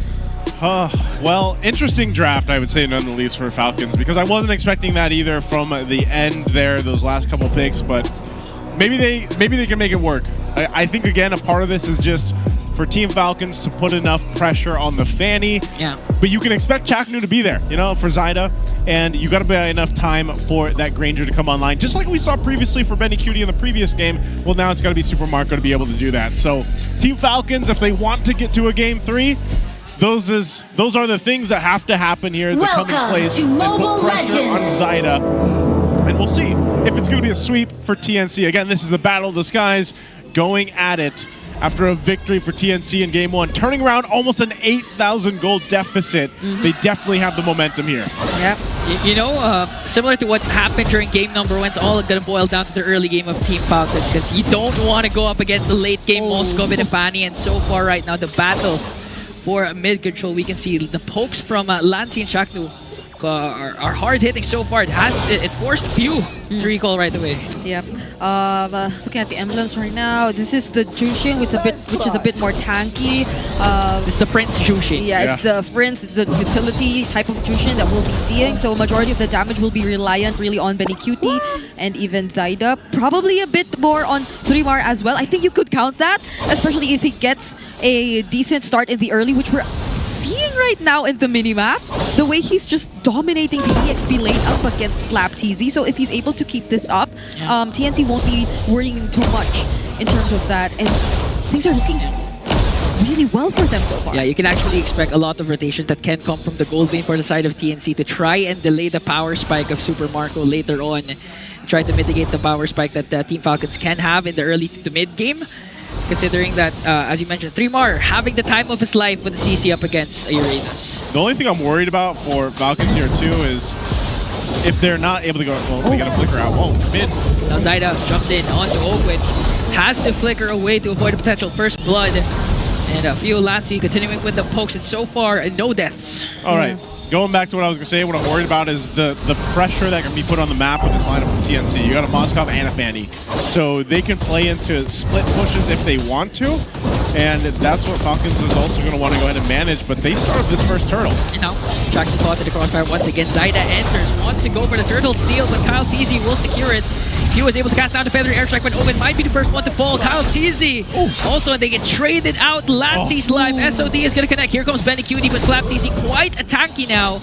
Even tagging up the Spear of Misery, trying to save the purple buff that TNC might try to go for. So that's going to be a 1-for-1 trade. Yeah, that was Lancy for Kyle TZ, and it was a perfectly timed curtain call coming in from 3mar, which did not allow Kyle TZ to escape, because he could have escaped through that phantom execution that he used previously, but because he was tied together with Few, he couldn't really run away, and he became the target here for TNC. A great pickoff, I'd say, especially if you're trying to slow down Team Falcons and their early game presence. But speaking of slow down, I feel like, okay, so at least TNC right now are not completely behind, even despite letting go of that turtle. Yeah, but at the same time, time's clearly ticking for Team Falcon, so they need to force out the play and make a play.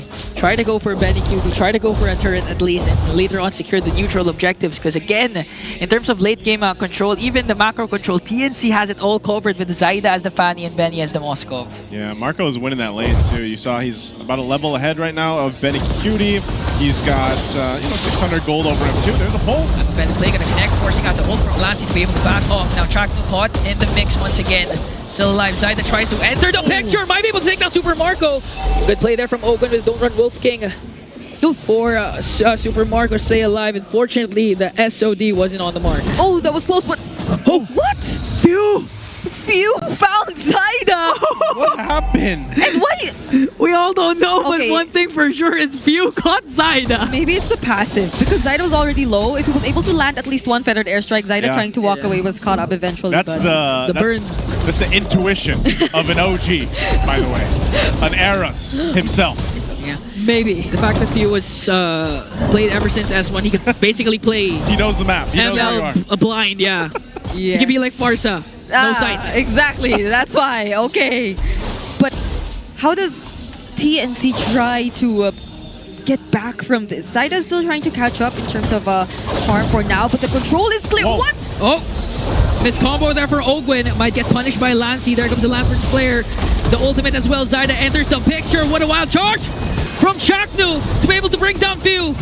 SOD is going to connect, but still, Benny Cutie will continue to push down bottom, and TNC will also try and secure the turtle. Yeah. I'm still surprised Ogwin didn't go down there, but this also gives Benny Cutie an opportunity to get some extra gold. They now get the objective, so there. TNC, they put in some work, and also a little bit of a misstep from Ogwin because he went into that turret. Yeah. And so now they're going to look for more here. Oh, really close call. Wait, Kyle TZ nearly gets taken out by 3mar. And TNC, they're just really trying to work on the... Okay. I get the idea. Three-more was literally just baiting out the Thorn throws for Zyda to enter in, but Zyda said, let's take the slow route. You guys are the literal representation of the audience out there. Every time they see a cable, they're just like, whoa! Yeah, but he went for a tri-cable and didn't really push through. But still, it makes you so nervous because TNC right now, it feels like they're just so aggressive in their playstyle, and they have easy ways to get out of danger if ever they wanted to. That's a CC who could just bounce from or through the walls. That's Zyda who could just cable his way out. The Crimson Beacon's also intact for Lancy, unlike earlier on the far side, which felt a bit more, restricted in terms of what he wanted to do. But this is still a very close game, I'd say, even if you're looking at Team Falcons. Yeah, similar to what TNC pulled off earlier on. You're just gonna really wait for Super Marco to gang up on stacks on the Sky Piercer and eventually able to turn things around despite having Benecutie and Zyda with the Fanny and the Moscow. But again, Ogwen needs to step up because the CC will only come from the roamer. Yeah, you could expect one successful setup from Ogwen to really turn into something because we don't see any Purify spells at all from the side of TNC. Oh, but wait, Karzizi. Oh, fortunately, Flap TZ. He's literally bulky in-game and out of the game. So no trouble there for Flap TZ. Yeah, he's going to be fine. Again, this Uranus still serves the purpose of being that bulwark for the team, and that's why him and Ogwen both have to kind of work in a way together where it's like he's going to be zoning people out, but then Ogwen kind of has to go for that pull combination that we see with the I'm Offended from Rubies. This is the last turtle of the game, though, so they're going to fight for it. Finally, there's the pull, but Three-more manages to stay alive. Tectonic charge from Chakra was there. Zyda going for the entry. This Flap TZ trying to chase right after Three-more. Benecutie having the time of his life, just pushing down bottom. TNC managing to stay alive here as Kyle TZ will secure the turtle. But the trade, bottom lane turret once again. Shaknu will fall down in hands of Marco. Yeah. Okay. They risked that fight. They went for it because Benecutie was going to be able to work on the other parts of the map either way. Oh, SOD! Oh no, Benny. Oh, there's a feathered airstrike. SOD manages to escape the trap set by Team Falcons. So that's a good trade for TNC. I'm pretty sure Ogwen stood there in case he went for the SOD, but he still got away. Yeah, he still got away. He had the flicker, so able to cover an extra little bit of ground, but they stop him from taking the orange buff. I guess that's a win there for a little bit. But we take a look at the items here. Brigitte, how's it looking? Okay, so Super Marco still having a pretty decent time, already locked in his third core item, whereas Benecutie still hasn't completed his Trinity yet, which is why we also see him still trying to stick with the farming for now because that is, again, a signature Benecutie item we're talking about. But I'm looking at the positioning for Zyda. Yeah. This could be a play. This could be a play from Owen and the pull! The combo from the master himself! Zyda goes for the flag. SOD is going to connect. And now Zyda manages to get Super Marco. Spear of Misery coming in from Benecutie. Going to bring down two. Still going on a Benecutie. Calling the crossfire. And Zyda manages to bring down Ogwen. And Flap TZ will fall. 4 Falcons fall down. We had to take another breath when that cable didn't connect, but TNC won the fight anyway. Zyda joined in at the right time, but they found multiple kills against Team Falcons. It's not just Zyda who joined in at the right time. It's also Benecutie. And how fortunate is it that once he arrived, the members of Team Falcons were just lined up. That single Spear of Misery connected these two players from Team Falcons, and it was very unfortunate because the damage was amplified from the Moskov. So now we see yet another successful team fight, which many might say should have not been the case because the first cable did not connect, and it was a perfect I'm Offended supposedly from Ogwen with the damage from Few. We need a replay, clearly, of what happened because I don't understand why the two members that Ogwen caught were alive. Didn't get taken down. Was it and I know Lancy was one of them, that's why he was able to Crimson Beacon out and manages to get out safely, but still, that was 4 members of Team Falcons immediately bursted by TNC. That was a great pull, great setup, but now at this point, this Lord is up. You can see them going in for potential push now on the bottom side, at least put some pressure here. Zyda can just go ahead and join up, but they don't have to force this. TNC doesn't have to force this Lord. Kyle TZ will take his purple. and we'll see how they play this out. This is going to be a lower dance. Chakra does pop the conceal, though. The conceal gets revealed. To gain advantage over the position on the Lord. It's just Flap TZ providing vision and space for Team Falcons. As 3 Mars tries to zone him out. Ogwin managed to sight Chaknu where he's hiding from SOD. Okay. And got thrown out by Benny Cutie, so they know that no one's there for Team Falcons. Yeah, they just checked it, and Zaida just cleared it, but now's the real fight! Okay, Lord, who's gonna get it? It's gonna go on to Kyle TZ, but Zaida wants to go for the post objective. They wanna go for the setup from Chaknu with a tectonic charge flicker combo to bring down the Master. That's 1 member down, but Team Falcons, they've secured the Lord. They got the Lord. They lost only Ogwin, so Team Falcons is gonna be fine. They'll go ahead for the reset and get ready to march towards the base of TNC. They need to get the map open for them. Yeah. Man, it looked close there. Yeah. I feel like even in that last moment, Zaida was trying to get the wind of nature out from Super Marco, but he didn't get baited at all. So now Team Falcons, they're suddenly in the lead. They're the ones who are able to pressure TNC bit by bit. Fortunately, Zaida got his purple buff, but this is looking very dangerous for TNC. They're wave clear. It's mostly reliant on Benny Cutie. They really have to do their best to protect their gold leader at this point. And the Strike already dropped down. Here comes the conceal from Team Falcons to try and aid the Lord. Not even the Holy Shields will get popped. TNC manages to clear the Lord immediately. Zaida from the back, Chaknu with the tectonic charge. SOD is gonna connect Super Marco. Wind of Nature down. He has to flicker outside. The chasing right after him, and he's gonna bring him down. Lancy on the other hand, caught in the crossfire up against Flap TZ. He's gonna be able to take down Benny Cutie. 1-for-1 trade. Both gold laners are gone. It looks like the clash will end here. Ooh, the gold laners are gone. Both teams doing the same thing, just trying to mirror each other. Yeah, Super Marco survived a bit longer than we expected him. Again, he still had the Wind of Nature, also the Flicker to try and reposition. But Zaida really chased him down, and he's chasing another one. Don't run Wolf King, already used up by Ogwin. Might get taken down by Zaida. He stayed for too long trying to wait for Kyle TZ. He enters in with a Phantom Execution. He would have entered air try, but he's gonna get stopped by Lancy and Chaknu. There's a combo. Lancy might get taken down by Flap TZ, but again, Zaida enters in. There's a Lantern Flare onto Flap TZ. One more cutthroat could do the job. SOD is gonna miss. So no casualties for both teams, but Chaknu might be on the chopping block as Super Marco makes sure to bring him the final kill. Oh, he's still on the backside though. Benny Cutie, is he gonna approach this? Is he getting the call from TNC to fight for this? He got his purple. Got his purple. He's going right after Marco. Zaida though still gets a safely well.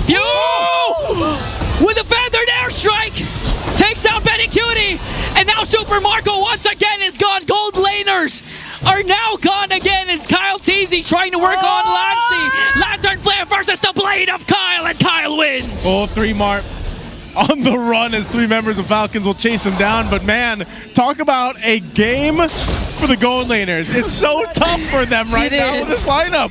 Every single member's just trying to make sure that they have information on where the gold laners are. Kyle TZ constantly trying to hunt down Benny Cutie.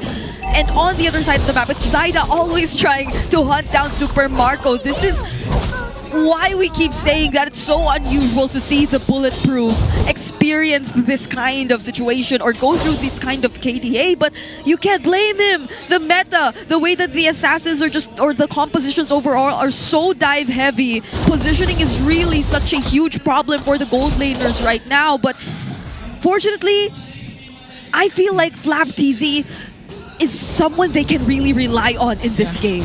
He's been doing a great job on the Uranus, sometimes even being the one to finish off the kills against TNC. Yeah, they're actually not that much reliant on the setup coming in from Owing because Flap TZ just continuing to enter in and disrupting the formation that TNC has. He was even able to take down Benny Cutie with one dash in from that Uranus. So now Team Falcons trying to get a hold of this Lord. It's just 3 more in division. Okay, they'll take it. Benny Cutie's going to stay top side, push in that lane. He hasn't been landing the Sphere Destructions that he's needed to. unfortunately. But this looks like... Here comes Zidon, Kyle TC secures the Lord, and now TNC going for the counter go once again as they bring down Kyle. Jack new tectonic charge, trying to work on Flap. TC will be able to escape though. There's the wall. He got trapped. SOD is going to connect. Benny Cutie jumps in and takes down Flap. That's going to be 2 members down for Team Falcons. Oh, what a decision made by TNC, and now they're able to blitz the turrets that are remaining for Team Falcons, and they might just be even able to quickly take down this Lord that Falcons were able to secure from themselves. What I call, even though the Retribution was not necessarily able to secure the objective, TNC had all their resources intact. They were still able to fight against Team Falcons, and Ogwen, I think at least he still has an immortality. That's one thing they can really bank on for this upcoming defense, but TNC, they're going to be very happy with all these turrets that they were already able to take down. Yeah, you know, you saw it there before that Lord even broke out. TNC is playing to the favor of, we have split push. We can stay on the opposite end of the map if we want to and push it, whether that's with the Moskov or the Fanny. And playing into that, Team Falcons is almost forced to just hope that they win these fights and play them right, because there's always that chance that TNC goes for an offlane push that we've seen Benny Cutie do so many times in his professional career. So at this point, it's basically that Lord they got is done. Fortune was spotted out when he pops the conceal. They're gonna fight. Phantom execution. They're trying to chase right after Zaid. A few has the wings by wings out. Here comes Shaknu with a charge. Kyle TZ down. Few next to fall. SOD gonna connect. Benny Cutie wants it all. 3-man down. Make it 4. A double for Benny Cutie. Ogwen still has his immortality. He's doing his best to delay. Immortality pump. Flap TZ's the next is the last one standing. Because 4 Falcons are now down again. What a play from the Mamba from Chakdu, and now TNC will push it. They have 1 minion card. Flap TZ trying to delay, eventually gonna fall down as TNC will win the Battle of the Skies with a sweep.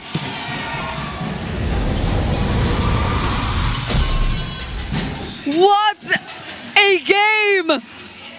The Mamba, the Storm, they've all shown their highlights. The decisions they made throughout the entirety of this series. After just 1 week, after just 2 weeks of seeing them in this season, they're still constantly, continuously on the rise. That they are. Again, you can see how happy the players here from TNC are, and you know, the opposite of the other side for Team Falcons. It's tough to see because something's not working, and it's not that they're faltering through from the beginning of the game or anything like that. It's just, I don't know, man. Everybody's gotten better. I've already put it out there on the internet that I was like, this is the most competitive season we've had. And I feel like I almost say that almost every season, but darn it, I mean it for season 16. Someone has to check on the Falcons guy. This is so weird to see. He's here, by the way. He's here. Redmar's here, by the way, and I just want to say that you saying on the internet sounds like you're so old. I am old. I am. Those interwebs. I'll put it on out there, and I'll stand by it, you know? But yeah, one hell of a series for TNC. Congratulations on that sweep.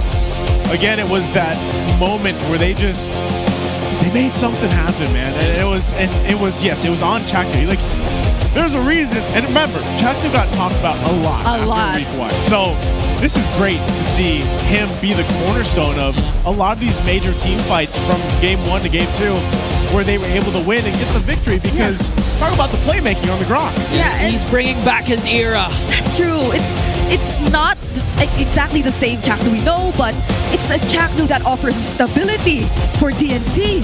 Amazing to see. We're going to be throwing it over to the stage with our hosts Odin, Hans, and TNC.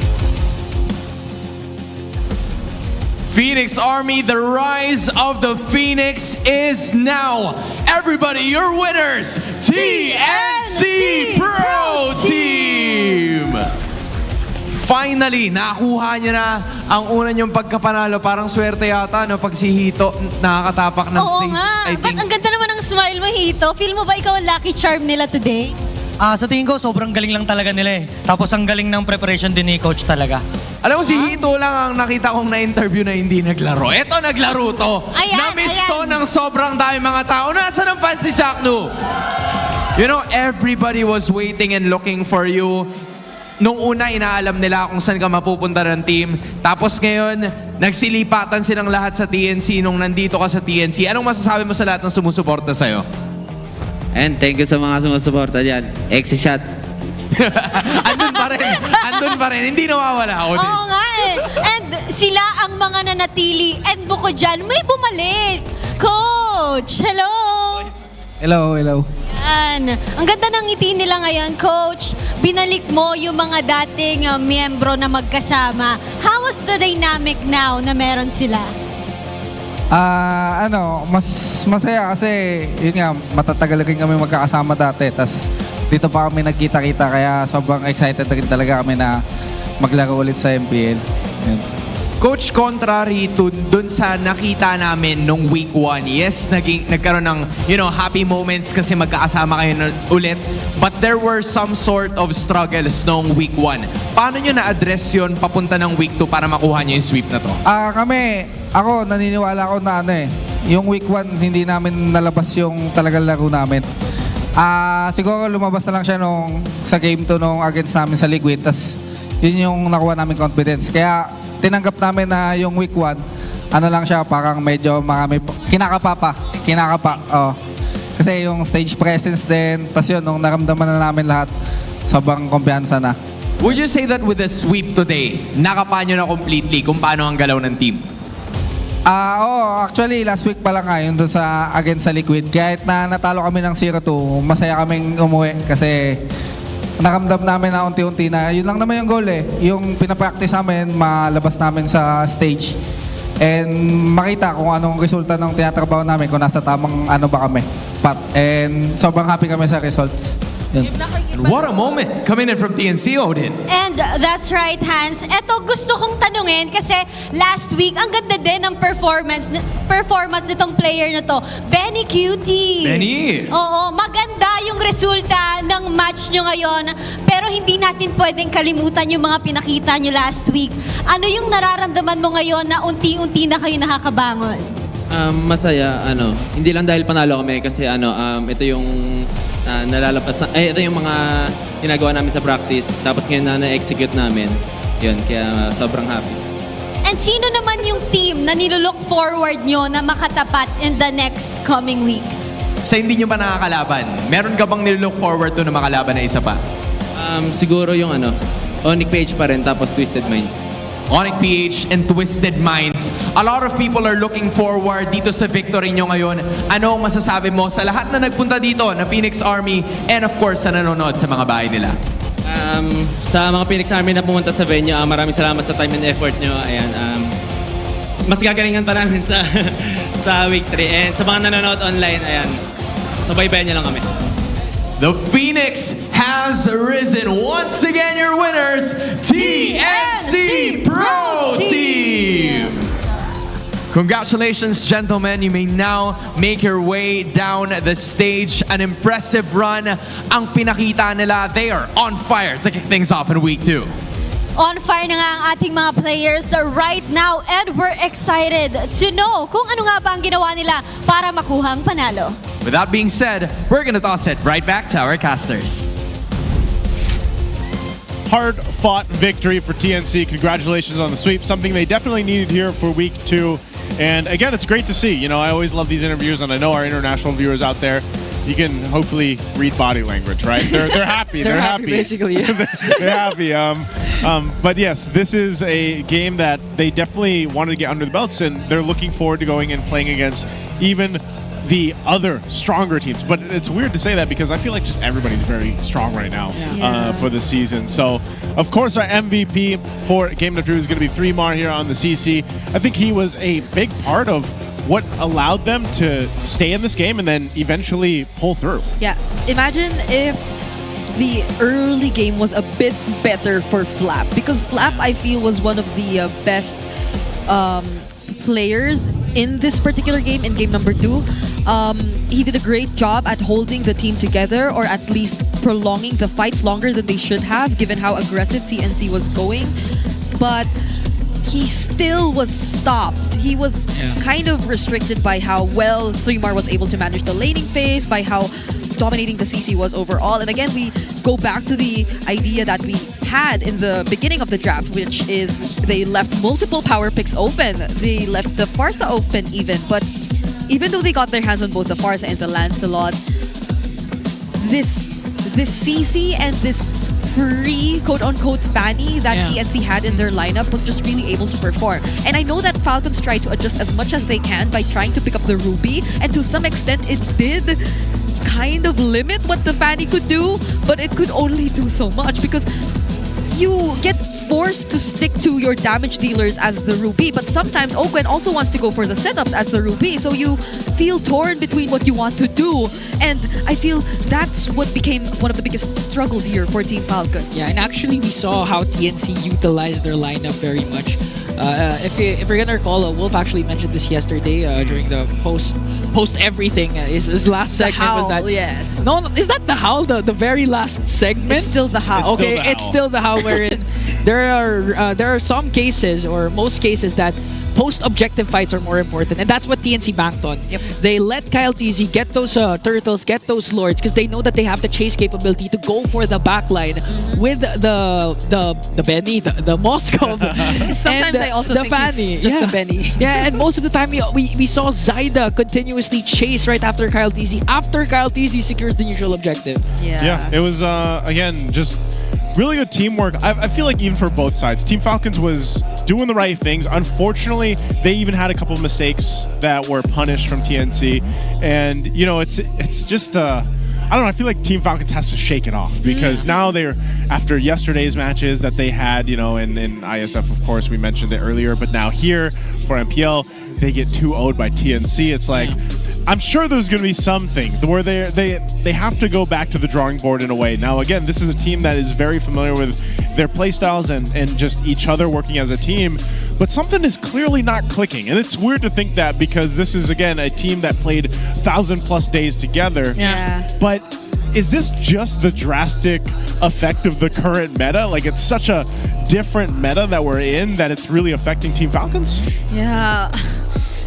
I mean, maybe it could be because we've all been emphasizing the importance of the XP lane, and so far they fielded it 2 XP laners, so it's also going to play a part in their chemistry. I see, yeah. So, yeah. Maybe that's something they're still trying to explore, to navigate for Team Falcons, because I think even based on yesterday's matches, how you get to set up for your XP lane, or how you just draft for the EXP lane and prioritize even the rotations towards the EXP lane heavily impacts the game and how it eventually turns out. And by the way, our BPA Rich guy is still gonna be Zyda for 2 consecutive games now, I think. It's always been Zyda. So he is a very reliable jungler in the current meta. Even from previous seasons, I think he's improved so much. Yeah. And regardless of what you allow him to pick up, in so far, it's just been the Assassins and a single Fredrin, I think. He's been able to do the job. He's been one of the few players out there that has actually, when he picks up the Fanny, you know you're going to see at least a good game. You know, that there was just a little missed cable, but just one. That's just one. That was just one, but still a master at the Fanny. Let's go ahead and hear the mic check.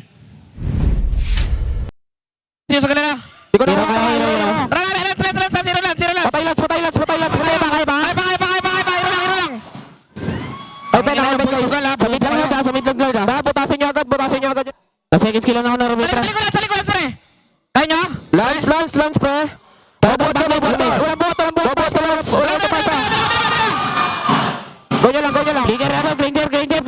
Bligger. Andito na ang TNC. Dito na ang Barangay Omega. Andito na kami!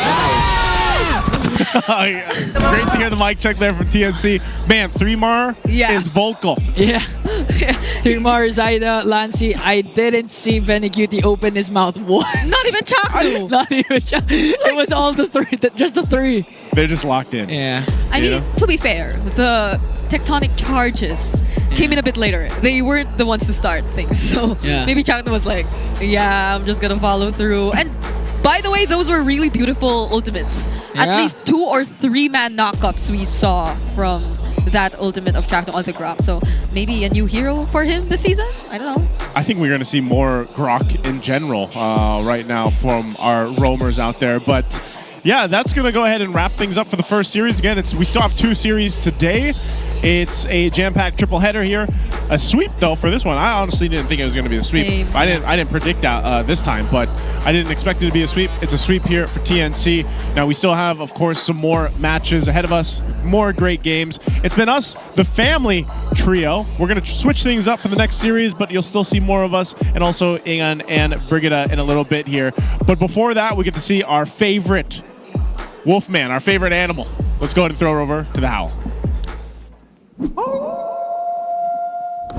And how about that? A victory mula sa TNC. Renewed din sila. Kung bagay mga week 1 na teams natin, bigla sila na pa-self-reflect. At pagdating nila ng week number 2, they're totally different. TNC, binalik nila yung play style na nakasanayan nila with their older players. In-integrate nila si Zaida at si Lancy, and it looked very beautiful. 2 games na hindi ganun kadali para sa TNC, pero parte naman pala. So yung TNC timers, yan ang meron na tayong aabangan. At tingin ko, this is the time that we can think na siguro kung merong player na magpapabalik sa Grok sa metagame, itong revamp na Grok, syempre, sino pa ba? Ang number 1 player natin ng Grok is Chakno, and he brought the different playstyle dito sa isang Grok. Pero siya makakatag changes na nakita natin that TNC was able to implement. And overall, nag-complement yan. So madali talagang sabihin, nagbabalik itong laso na to. They have brewed it after that week 1 na slump mula sa side ng TNC.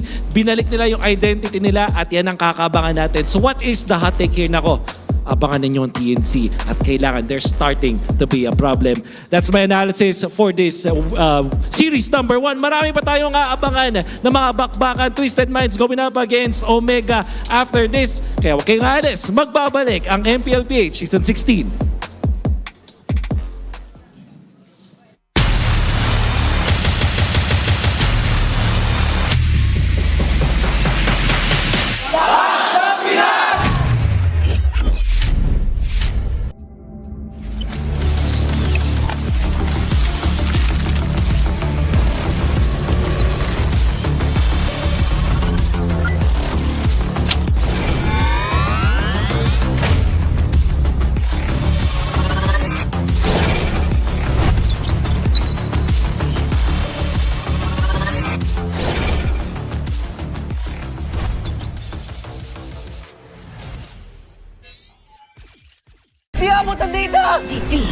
GG bro!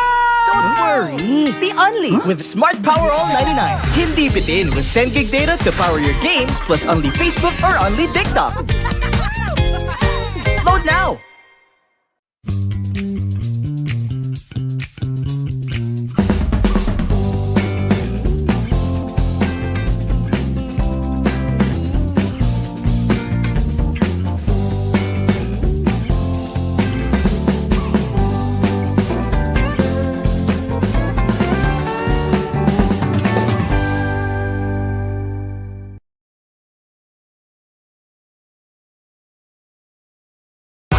Enemy alert. Your scalp gets 1.5 times greasier, causing dandruff.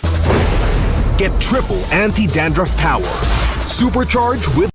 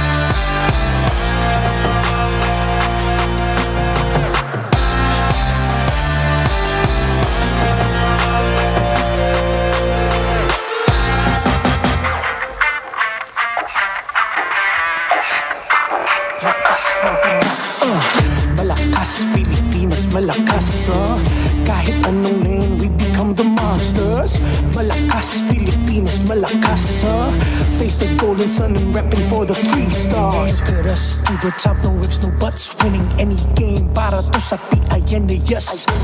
Di mo matitinag aming boses sa new level. Nasa kalye man o mobile, you know I become a legend. Listen, open fire, we unite, we winners.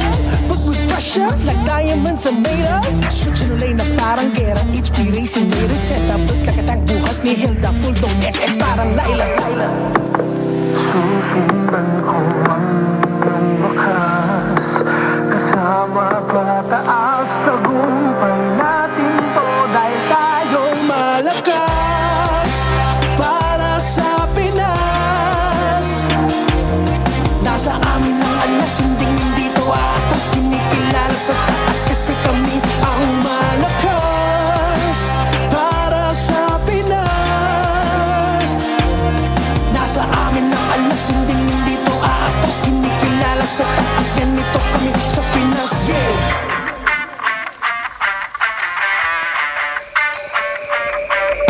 Laging MVP, no surrender, no retreat. Pag nagsama-sama, just imagine what we can achieve. Laging MVP, no surrender, no retreat. Giving 100 on my all, cause we just cannot be defeated. We are unstoppable, immune and invulnerable. Ready ang equipment, lahat frozen, mala, crowd control. Pakita on the jab, east to the southeast. Taas ang matawad, proud and loud, cause every enemy we devour. Susundan ko ang iyong wakas. Kasama pataas, tagumpay natin to. Dahil tayo'y malakas para sa Pinas. Nasa amin ang alas, hindi to atas. Kinikilala sa taas kasi kami ang malakas para sa Pinas. Nasa amin ang alas, hindi to atas. Kinikilala sa taas, ganito kami sa Pinas, yeah. Lakas, Pilipinas, malakas. Kahit anong tumas. Malakas, Pilipinas, malakas, face the golden sun and repping for the 3 stars.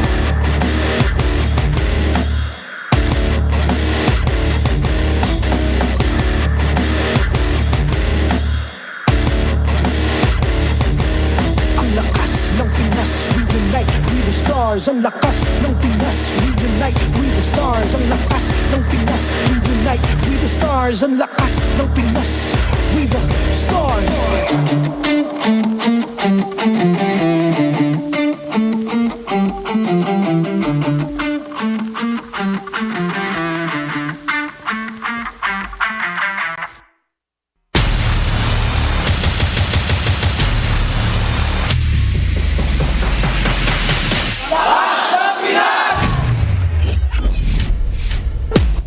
And welcome back, ladies and gentlemen, here to the English stream for MPL Philippines Season 16.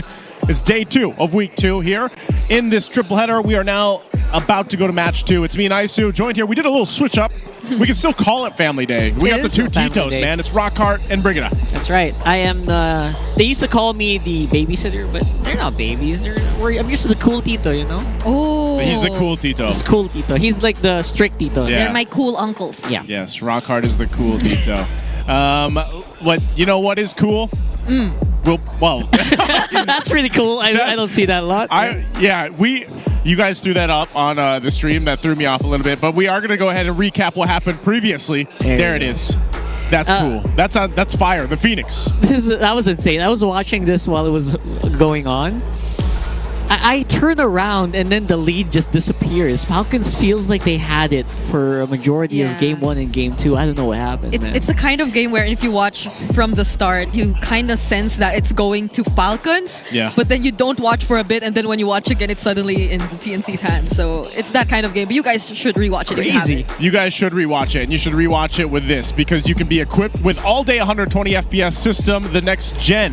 Infinix GT30 Pro is the new official tournament phone powering the next seasons of the MPL Philippines. So if you want to watch, grab one of these. Grab a GT30 Pro and you get to watch it in 120 FPS. Not to mention just a powerhouse of a phone for you guys to use. But yeah, it was a sweep for TNC. They really needed that, by the way, to go ahead and get things going here for week 2. Yeah, and I think officially, I think every team of the MPL has a win now. Week 2. It feels so different. Like, if you were watching the previous season, it feels so different. No single team feels like they have such a long way to crawl back just to catch up to the other teams. Yeah, but you know what else is different that we're doing this season? You can also snap a photo of any MPLPH player during very specific moments while inside the venue. You know, you're a photography main, you got to do it here and win diamonds. Yes, use this graphic you're seeing right now as your shot list, and once you snap the photo, include these 4 hashtags on your post, and you have only up till September 8th to submit your photos. So, as Renmar would say, just don't be a creep. Take whatever photos you can of the players while you're here. How do you, like, I don't know. I just feel like if I was doing that, it'd just be, like, so awkward. You know, like, that's true. I can't even hide. I'm just like, I'm snapping the photos. Don't move. Don't move. But what you guys can do is buy tickets. You guys can buy some tickets to join us here in the MPL Philippines Arena. You can still buy them and watch your favorite teams. Just go to the MPL Philippines website and secure your seats now. Again, I hope everybody's staying dry and safe, because it's weird when you're here in the MPL Arena and you're engrossed in the competition here. You forget what it looks like outside. And right now it is raining like crazy. So I hope, again, if people decide to go ahead and be, what do they call it? Team Bahay? Team Bahay. If you're Team Bahay and you're staying safe and dry and watching at home, why are you laughing, Brig? I guess she's surprised you know the term. It's such an accurate pronunciation. Team Bahay. Oh, see? It doesn't feel like you're becoming more struggle to. I'm basically more Filipino now than Filipino I've ever every been. day. Yep. Yeah. There we go. These guys. Omega versus Twisted. Haji and Sean. I always want to say it a certain way. You guys know what I'm talking about, but Sean. The fun thing is, it is, according to him, it is pronounced that way. That was what he initially wanted it to be, but everybody just said Sean, and now So he's are we Sean. sticking with Sean? Yeah, I think we are. I think we are. I could recall even the MDL casters calling him that way when they led their way to victory, and That's not how my Hooked on Phonics works, but we'll go with it. we have no choice. That's his choice. Have a choice. we don't have a choice. But right now for Omega versus Twisted, this is a Twisted new era. After week 1, Twisted's doing pretty good. I think, I talked about this a little bit after the week closed out last week, and I was like, man, this is probably the best start that we've seen Twisted have since their introduction to the MPL Philippines, but also they've just done really well, and I think that's one of the things for discussion here is Sean's performance joining the S-tier mages between Sanji and Superfans. What do you guys think about that? Yeah, so first off, it's still ironic. It's still perfect that the Destiny has given us S mages.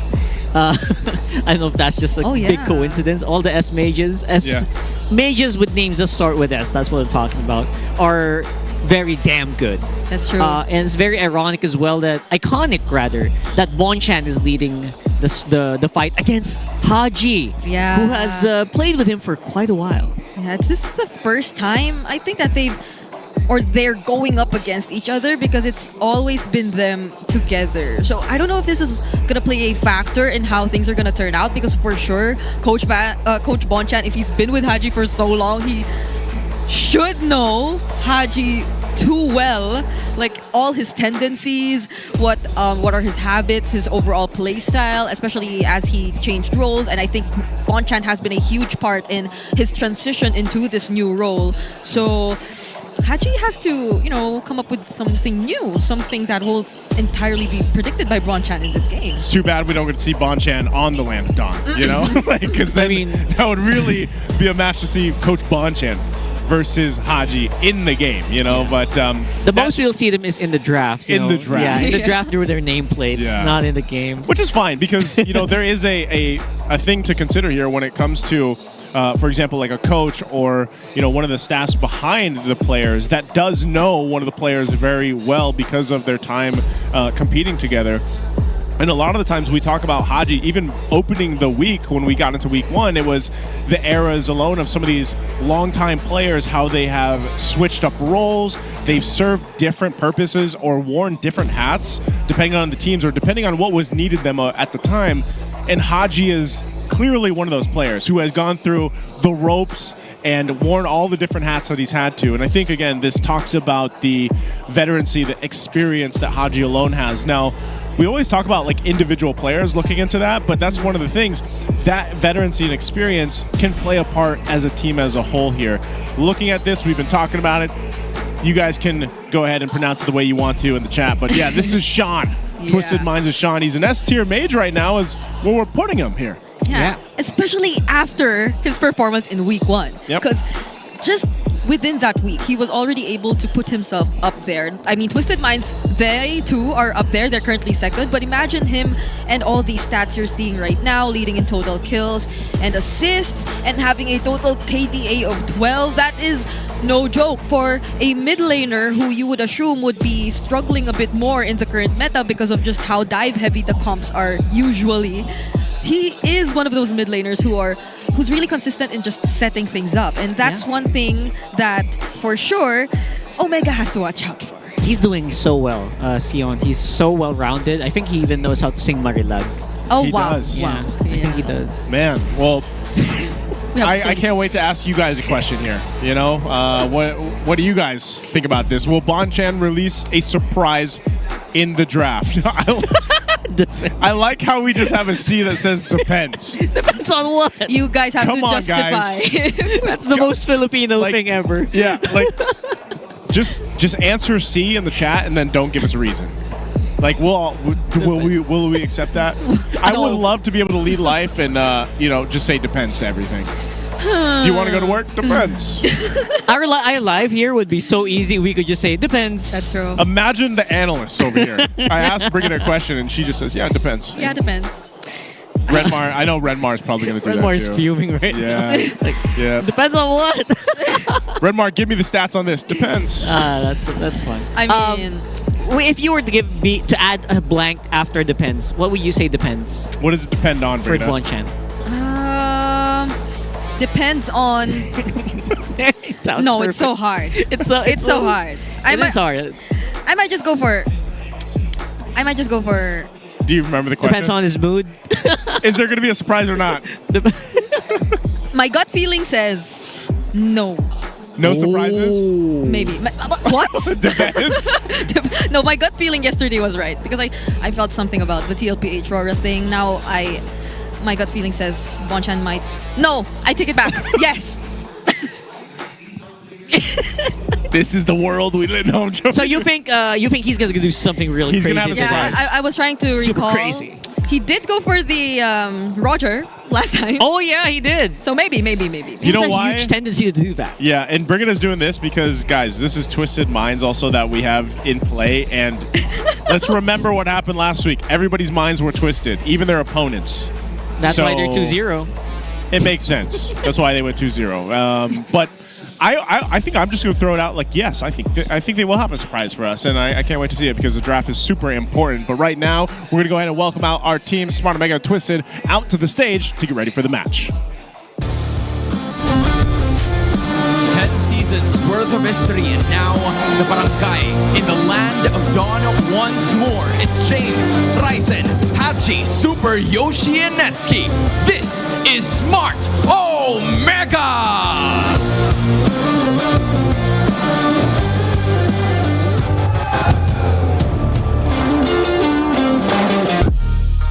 Composed of the rookies of this rising era, led by a veteran and a championship coach. Here's Lansu, Sean, Kaloy, Noja, and MP the King. Minds, here are your Twisted Minds!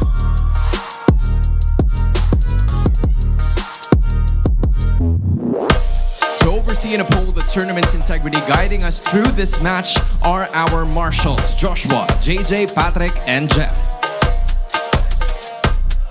Joining the two teams are their respective coaches. It's Coach Lembot for Omega and Coach Bonchan for Twisted Minds. It is the veterans against the new kids on the block. Is it Omega or is it Twisted Minds taking this match? Well, that's a great question, Hans, because we want to know too. Rockhart, take us through Smart Omega. Yeah, Smart Omega feels like it is still, in the process of like reintegrating what, a team that can kind of just flow with Netski, because I feel like for the past history of Netski is one of the gods of the gold lane, as long as the team can kind of just ride along with him. So I hope we can see that here. Yep. And for Twisted Minds, I don't think we can say the same, because it feels like they've figured it out pretty much. The only new addition being MP the King, and himself being a very versatile jungler as well, who gets to... This is where I'd say depends. Like, Depends. He could depend. Yeah. He's a versatile jungler where he gets to depends. He can depend his playstyle and the way he just approaches the game on whoever he plays with. And we've seen it multiple times, even in international campaigns, even in like whoever he used to play with previously, but now he's with Twisted Minds, and I'm doing this because we are expecting to see the Twisted Mindset, and we named it that way last week after they've been so consistent in doing that. Ken depends on his mood, depends on either word of the day. I swear that's gonna be word of the day. I'm not gonna say that in the broadcast. Yes, you are. You're gonna say it in game. I know you are. No, I'm not gonna yes, say you it. are. If you don't, I will. And it's either that or Twisted, right? But before we get more into the draft here and everything else ahead of us, we're gonna have to throw it over to our smart ping test, or the smart sing test. Okay na yung ano ko. Okay na ako. Yung ano ko. Hello guys. Balita ko, wala nang balita sa'yo, idol. Miss ko na dyan si Uncle Lesson. Tsaka si MP Dakimpoy, tsaka si Coach Bonchon. Tsaka si Sun Tzu the Great. Ayun, si Boss Paolo Bago din. Din, ba't ka nakatingin sa akin? Magagawa, asin mo pa. Si Ryzen nakatingin sa akin, butik nakatitig. Bakit? Mga ano ata, may balak ata sa akin din ah. Mas okay yata kung masisip natin ngayong araw, pre. Feel ko nakachamba lang tayo ng week 1. Pakitaan na natin na hindi tayo nakachamba, no, pre? Hindi na ako mag-shoutout, guys, kasi ano, malaki na yung ulo ko. Shoutout sa mga ano, guys, sa mga hindi nanonood. Sana, yan na naman ang sunburn. Mag-enjoy naman kayo, eh. Guys, English ko lang, guys, ano, makapag-MDT ako, tapos mapuno na yung ano, yung upuan namin, guys. Palagi na lang sa kalaban yung puno eh. Sa amin, yung nanonood, kalahati. Yung kalahati pa yung pamilya ko pa, guys. In good spirits on both sides here, but yeah, that's our smart ping test and how the players go ahead and get prepped up and ready for the match. Now, you know, this is the main thing. I would love to go ahead and tell you guys what we think are the keys to victory here for the matches ahead of us, but there's one man that does it the best, and we're going to be hearing about it in just a second here, because I would say I'm sure there's going to be the code word there in the Infinix keys to victory. Like, it's probably related to Twisted. Something Twisted for Twisted Minds. This is also the trend that we had last season, but I feel like they're just doing it better this time. I don't know what it is, but I'll tell you what, it depends. It depends on this, the Infinix keys to victory. Let's throw it to the Howl with Wolf. Welcome to the Howl. This is Wolf bringing you the Infinix keys to victory. It's Twisted Minds going up against Omega. Mainit na mainit para sa Twisted Minds ang simula na kanilang season. And in order for them to continue this momentum, they have to watch out for Harith or contest the show. Nakapansin-pansin sa kalaban nila ngayon na Omega na yung Harith ay nagiging centerpiece ng draft. Nakagulat din eh, parang pinipick nila or binibigyan nila sa laban tapos kina-counter nila, but there's always something about the Harith that makes the draft revolve around it. Ito yung kailangang abangan ng Twisted Minds. Maybe they can just ban out Harith or i-counter siya with Hayabusa or any assassins na comfortable naman dito on Twisted Minds. Kailangan din nila i-contest yung show. Self-explanatory. I think Omega really likes this show as well dun sa kanilang mga draft. And now, they also have to punish Omega's map macro. Napaka gandang tingnan na macro ng Omega in a way na parang fast-paced. Parang gusto nilang gumawa ng mga plays around the map by farming. So, ito yung pwedeng i-punish kayo ng Twisted Minds. Now, for Omega, they have to stick with fast-paced na junglers para sa kanilang mga choices. At nakita naman natin, kapag masyado silang mabagal sa pag-jungle or parang masyado silang farm-heavy, hindi maganda nagiging itsura ng laro para sa Omega, and this is what they have to stick with. They have to really play fast with Ryzen. And lastly, kailangan nila pumili ng heroes that will give them safe vision around the map. Alam natin na ang playstyle ng Omega ay yung mga catch heroes with Super Yoshi. Tapos pag dinagdag pa natin yung kalaban nila dito, which is Twisted Minds, na gusto rin ng mga catch heroes at mabibilis na playstyle na pickups, yan ang kailangan abangan ng Omega. So may choice sila ngayon. Play ba sila ng catch or mag-play sila ng vision? It's up to them how to do it. But for sure, we can see it through the draft. So ngayon, diretso na tayo sa draft.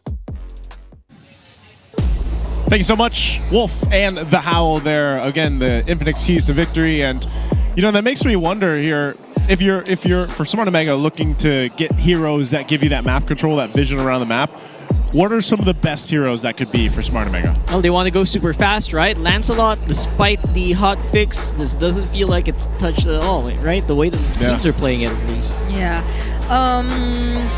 Although I'd like to suggest a lot more other options, it's only been the Farsa and the Kimi we've seen so far from Haji. So I'm not sure if this time around we'll be seeing more from him in that particular aspect, because I want to see more. Like, this is Haji we're talking about, but it's been 5 out of 6 games of Farsa, and teams seem to have always answered this Farsa, even though I would commend his positioning and his ability to escape overall. But if you are always forced to escape, or if you're not able to play as aggressively, then that's gonna be so hard. And this is gonna be important for Smart Omega because we put so much emphasis on Sean, and Sean has played all the aggressive dominant mid laners, from the Kimmys to the Selinas to the Kaguras, to just directly answer back to the Farsa.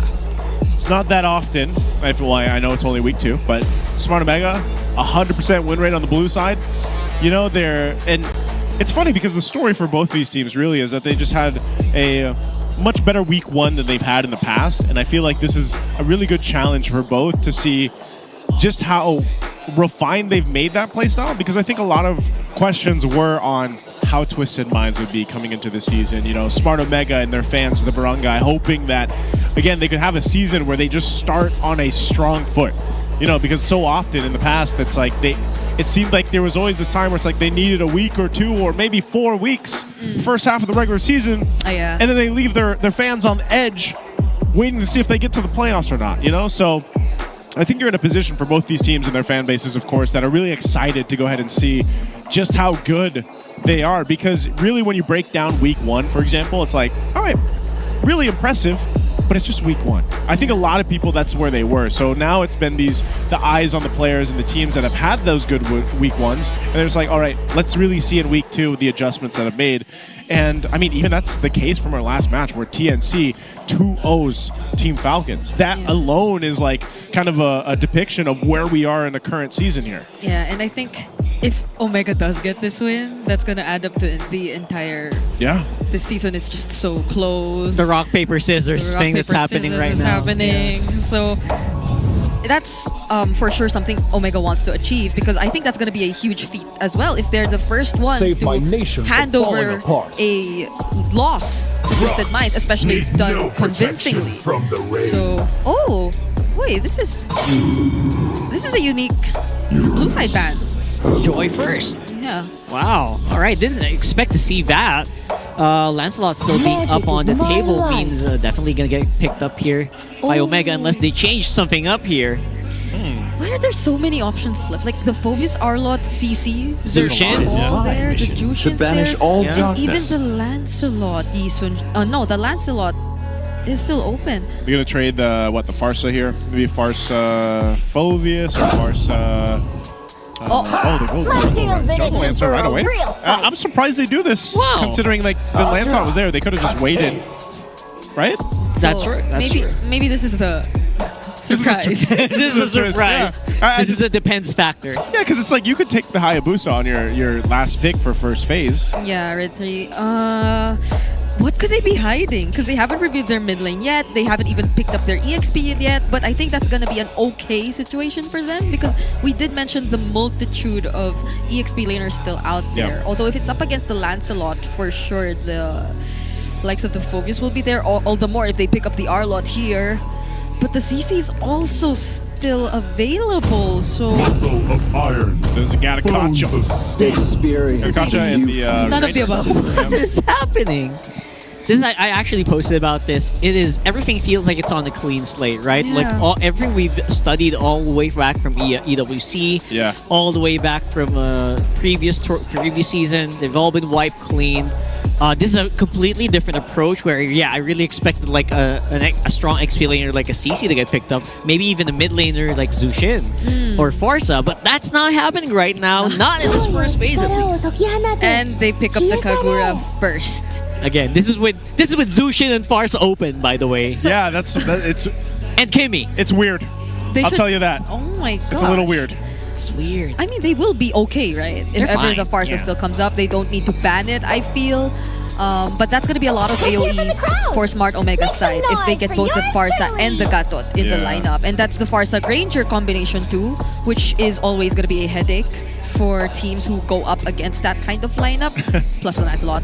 I love that there's a sign out there for Coach S on, by the way. So, great support. And also, shout out to all these people that actually made it here through the weather right now. Yeah, that's why they're wearing jackets. Yeah, to come watch because, like we said, it's pretty crazy outside right now. So I hope everybody's safe. Now, to the second phase of the bans.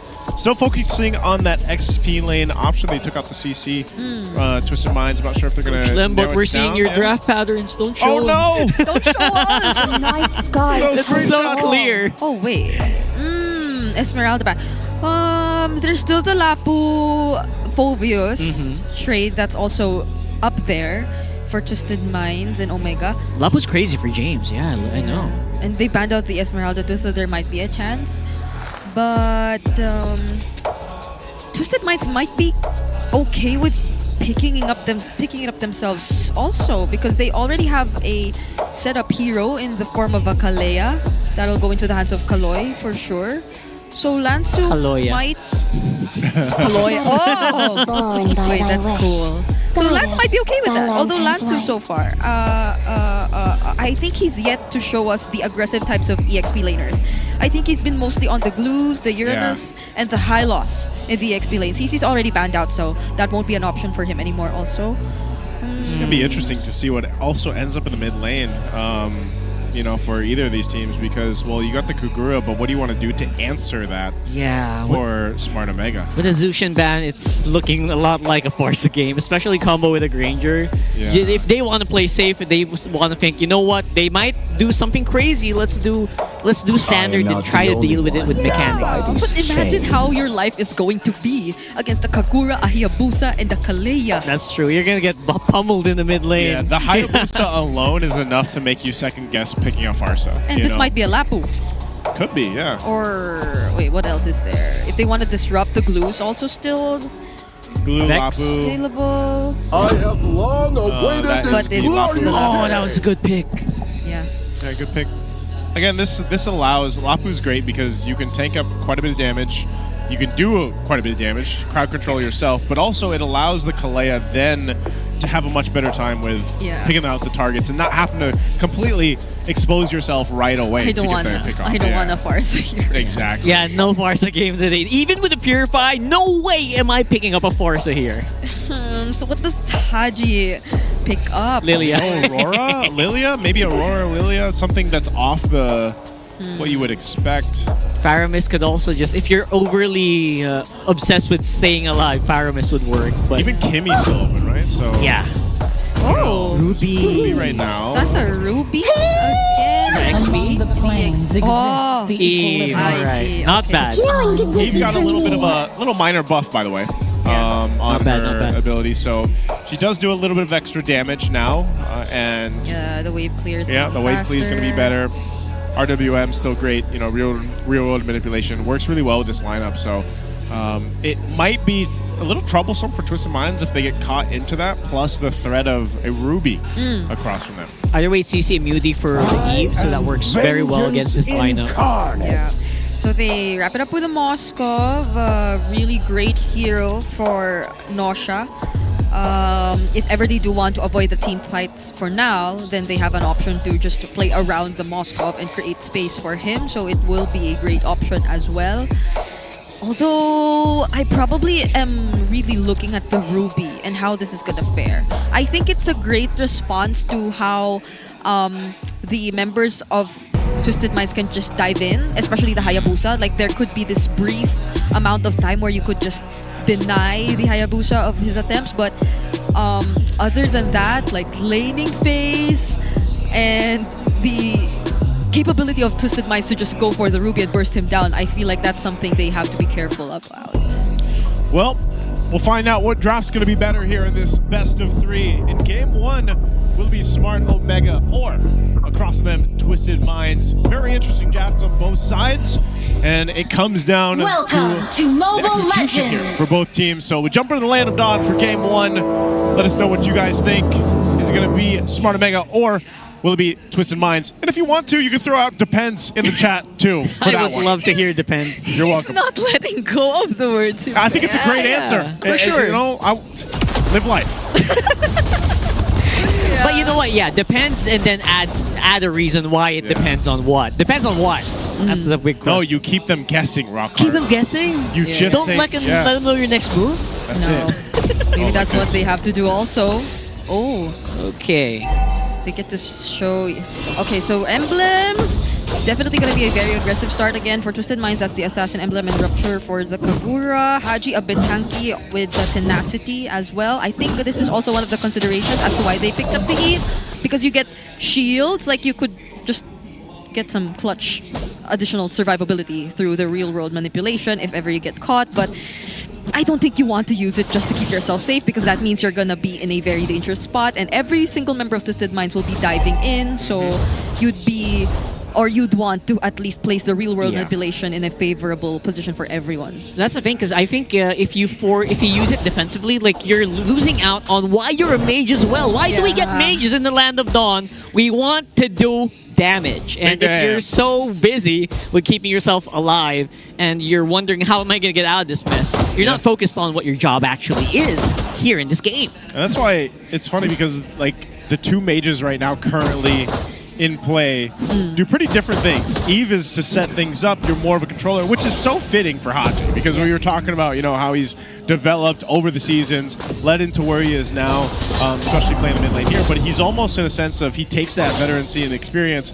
and shows it in the mages that he likes to pick up right now. So they have control this first turtle. They're going to fight it out. Yeah, very good control. Lanzu is very aggressive on the Haji right here on the front. He's not letting Haji in. That's going to be first blood for Lanzu, and look at that. Turtle, they're even going to let it go. They're going to take that turtle, take that kill. Lapu Lapu, the Lancelot's also gone. Oh my goodness, Omega is on a... Oh my... that was a disaster for him. And we saw it happen. Him running away, burning the Purify. Once he got under the turret, used the real-world manipulation. Just like you mentioned. But the last hit from Lanzu was just too much damage, and now he's just doing all this against James one-on-one in the EXP lane. So that's when you know it's such a clean turtle take for Twisted Minds. No single member of Smart Omega was able to find an opening, not even Ryzen. Yeah, that's when you know the Lapu Lapu is, like I was saying. For me, I was talking about this a lot even last week. I was like, he's my best XP lane right now. I think he's just so good in the lane 1v1, but then what he provides throughout the early game all the way to the end, where he's also able to tank up so much damage while being able to dish it out. You can see he rushes the Lord Axe. Wow. Yeah. So Lanzu is going to play with the advantage that he had, and he's going to continue to bully, most likely, James, but then just join these objective fights later on and put enough pressure on Haji if he wants to, especially when the Purify is burnt here. So Twisted Minds just playing a really good early game. I still find it unbelievable because like this is also a Tenacity Eve that we're talking about. So it didn't feel like it, didn't seem like it, you know? He just cut through. It was crazy how much Haji had to do to basically just try to stay alive, and it wasn't enough. It wasn't even close. Nah. So that was all because of how well the zoning was for Twisted Minds, not even with a Tsunami Slam start. Oh, but Netsky. Very early on, I can see how well Twisted Minds really wants to keep the HP bars low, whittle them down before anything big happens on the map. And in this case, it's that turtle. But nope, there is going to be some punchback. Nausea as well, going to do Nausea things. I expect him to make an appearance here on this turtle if they really want to get advantage. Lanzu, though, caught 1v3, uses the flicker, but somehow is forcing them to run away. How is this Lapu Lapu just doing this? He's doing too many crazy things. I can't even. Oh my! Again, he died, but Lapu's able to do that. Oh. Insane, and they just keep going here as well. Kaloy gonna go down. Here comes Super Yoshi with the AOG, and looks like even with all the effort of Omega here, they're still gonna lose out on a lot of their members. Right for the superhero kill. They take each other out.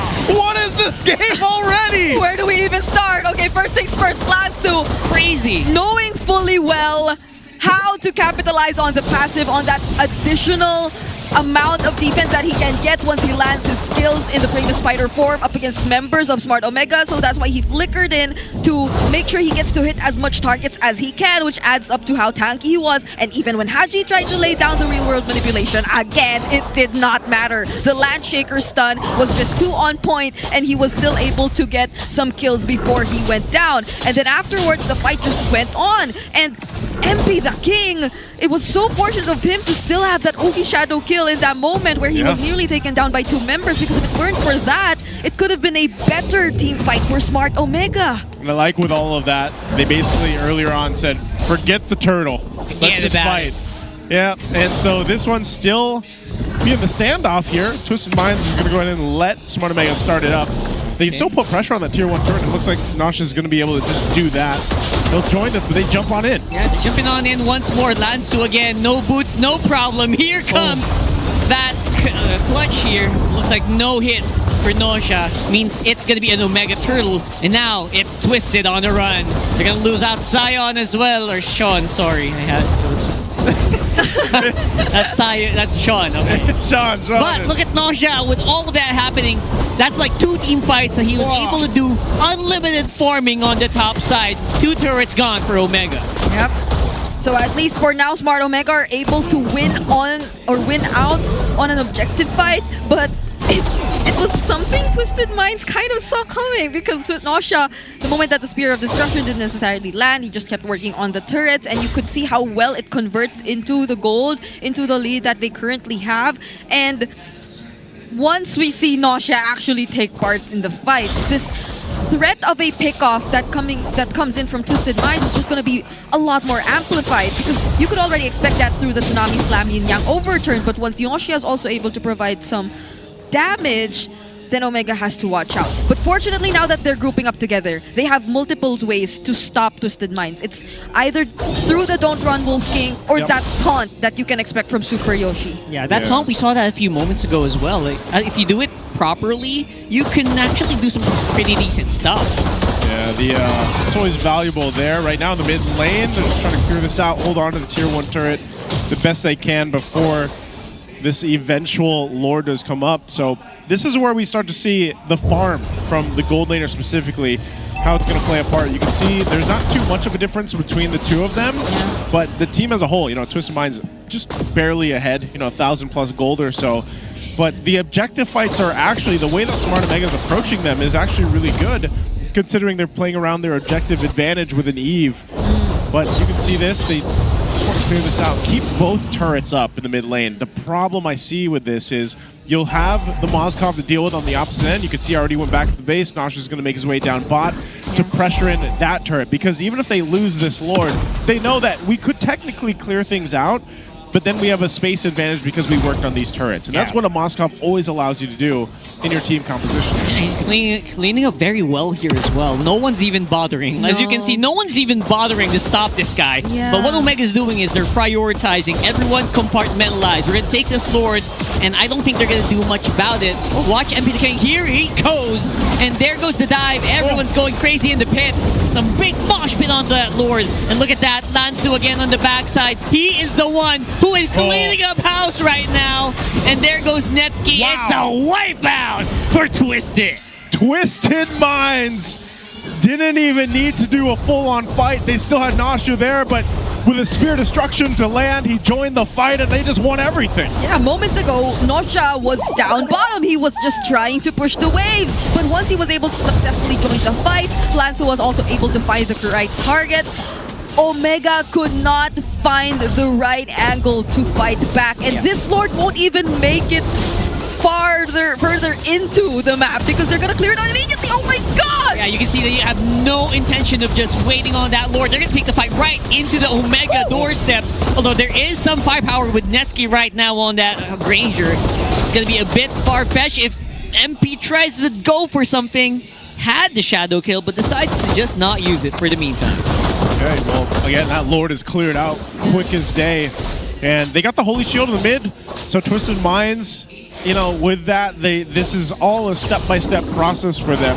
They're not really too worried, like I said, of the objectives just because they know this power spike for them at this point. You know, 10 minutes in the game, you got a nice almost 6,000 gold lead, and Nausea has not been touched. Not at That's all. the basic thing here is how do you get to him? Yeah, especially now that Twisted Minds will most likely be keeping an eye out for him, and Lanzo has been just too reliable in terms of trying to break the formation that Smart Omega wants to go for. And I think that's becoming a problem now. I feel like all their ultimates aren't used at the same time, and I feel like that's what's gonna work best for them once we get to see that perfectly timed real world manipulation, the AOG, complementing it, and just forcing a fight in a spot or in a box that favors Smart Omega. But that doesn't seem to be happening at all, aside from the fact that they do need to do a bit of catching up. This is already a 6k gold lead almost that Twisted Minds already has. So before the team fight even breaks out, the poke that comes in from, let's say, Sean on the Kagura, and even the ranged attacks that come in from Nausea, or even MP the King just trying to check out the members of Smart Omega already, make them hesitant to set things up. Yeah, I mean, it feels like what you're saying is what they're trying to do, Omega, is they're trying to like build a perfect house, right? Yeah. And then here comes Twisted, who just keeps, you know, huffing and puffing it down over and over again. I know that. Right? So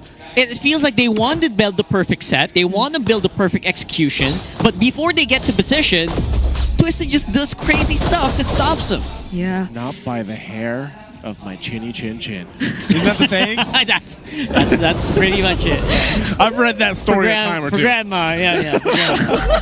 You know, and that's exactly what's happening here. So Twisted Minds with the lead that they have, they'll set up for this Lord. Malefic Gun now picked up for Nausea. He's going to have even more space to work with now with a little bit of extended range. He's going to do the same thing, though, every single time. So I'm wondering how Smart Omega answers that. Or is this just the team composition that's like, we just got to deal with it. We gotta kind of post up and fight as five around the objective. I feel like they do, because their crowd control, their ability to protect one another mainly comes from James, from Super Yoshi, but the attacks that have to be synced, they can't execute that if they lack one member, especially not in this situation where they're playing from behind. Yeah. So that's the tricky part for Smart Omega right now, and that's probably also why they can't really push out there or position themselves in a position to contest for this objective. So Twisted Minds, they're being really careful about this as well. I love that you brought that up, because if there's like ever a composition that loves to do it, that's so good at the -1, any composition that has the Radeya, that has this Hayabusa as well. So yeah, they're not going to fight this on a 4v5 at all. So they're just going to let it go. Yeah, interesting that they did let it go, though. So now for Smart Omega, they find themselves defending against this again. Their clear is actually pretty good. They should be able to clear things up, and fighting in their base, even though they know, okay, guys, we need to get, you know, we have this 6,000 gold deficit we're working against. They have a little more firepower and durability than we do in terms of items, but we have a composition that allows us an advantage on the defense with the real world manipulation, and as well as having a Ruby here. So they should be able to manage this. I don't think this is a game-winning push for Twisted Minds unless something goes clearly wrong here. They'll deal with the Lord for now. That mid turret. The rest of the waves are all perfectly lined up. Oh, there you go. Man, Lanzu, that was just 2 swipes of him. Puts Nevsky almost 0. Beautiful positioning here. Beautiful wave synchronization as well for Twisted. Yeah. They take out top. Somehow the bottom survives, but that's just because Haji can reach him. They're being Oh! And speaking of free shield, yeah, James pulls in Nosha, but he will be able to stay alive. Here comes that beautiful shadow kill. Taking out the back line, can't even join and help out the team fight. Here comes Nosha with that kill. Haji did not stand a chance. That's a double kill for that Moskov. They just keep going here. There's just no way to stop Twisted Minds at this point. It's a wipeout, and that's a win for Twisted Minds in game number 1. There's no depends here. Twisted Minds will take game 1. No depends. That was way too decisive from Twisted Minds. Initially, I thought they weren't actually going to go for it. Naisu did mention this might not be a game-winning push just yet, but all they were waiting for was the waves, that opportunity after they were already able to take down one base turret, and that was up top. And the damage from Nosha. Crazy. It was... Okay, so I think they got bursted down in that moment because the attack from Twisted Minds came in at such an unexpected time. You would assume it was just the quad shadow from MP the King, but it was not just the quad shadow. It was also the yin yang overturn. So there were multiple layers of burst damage that came in, not to mention Nosha also dealing the free hits. And whoever was just left, Nosha was able to take care of them. Yeah, he's got to be the MVP for this one. Yes, of course, Nosha here gets the MVP of the Moskov, was untouched. I think it was 7-0-5. We're going to see here in just a second exactly what he did. And yeah, as you can see, 7-0-5. I don't even know if he used the Purify that much, to be honest. I don't think so. Like, he had so much room to work with, and he was just so good on his positioning that a lot of times he was just unleashing. He did so much pushing, too, across the map. And every single time you want to see a successful Moskov, that's what they do. They apply pressure on the map to either make the choice of the team as we either got to go respond to this guy or just kind of like buckle in for when the Spear Destruction comes through and he lands. But then oftentimes there was already that initial burst sent through, so then Nosha just came through and cleaned things up. And by the way, this is a Moskov who, despite the lead, still decided to build a Wind of Nature. We will be seeing it in the item builds later on. Just to be safe. Just to be safe, whereas Netsky had none. So I think that was another problem. I know you, like, these are the moments, right? I think it's a question for the gold laners out there. I'm a gold laner, but it depends on my mood. But it's so, right? What do you build? You need damage, but you also need to keep yourself alive. So how does the prioritization in terms of items come into play for Netsky here, who I feel was the main damage source supposedly at that moment? Haji again was a tankier version on the Eve and was a bit restricted, limited. He barely got to farm his way through this game on the Eve, which was another very sad part of how this lineup turned out for Smart Omega. And I don't know, it's the complete opposite of having multiple sources of damage to rely on in a lineup, because Smart Omega mainly had only one or two, and the other one, Ryzen, wasn't able to go online at all. Yeah, it was very explosive. Lanzo is my low-key MVP here. That Lapu-Lapu straight into the War Axe, no boots, no problem. Just really just gave so much momentum to Twisted very early on in this whole game that it felt like Omega was just fighting an uphill battle from minute number 2. That's true. He led majority of it. Yeah. Kaloy was mostly like a backup, but it's not in any way that's bad. It's a backup that's kind of encouraging because you have another teammate who's reliable to provide the support if ever you don't get to zone out everyone as needed, or if you do get to accomplish that job, then you have the guy to set up the other ones left in the front lines. And the burst damage from Sean, the early Genius Swan, the Lightning Truncheon pick up into the Divine Glaive and all that, even if you decide to stick together as Smart Omega, which happened for a majority of the match, it still wasn't that great of an idea because the damage just kept splashing over to the other members whenever Sean was able to poke down the members of Twisted Mind, or Smart Omega rather here. And as you can see, Netsky really needed the damage.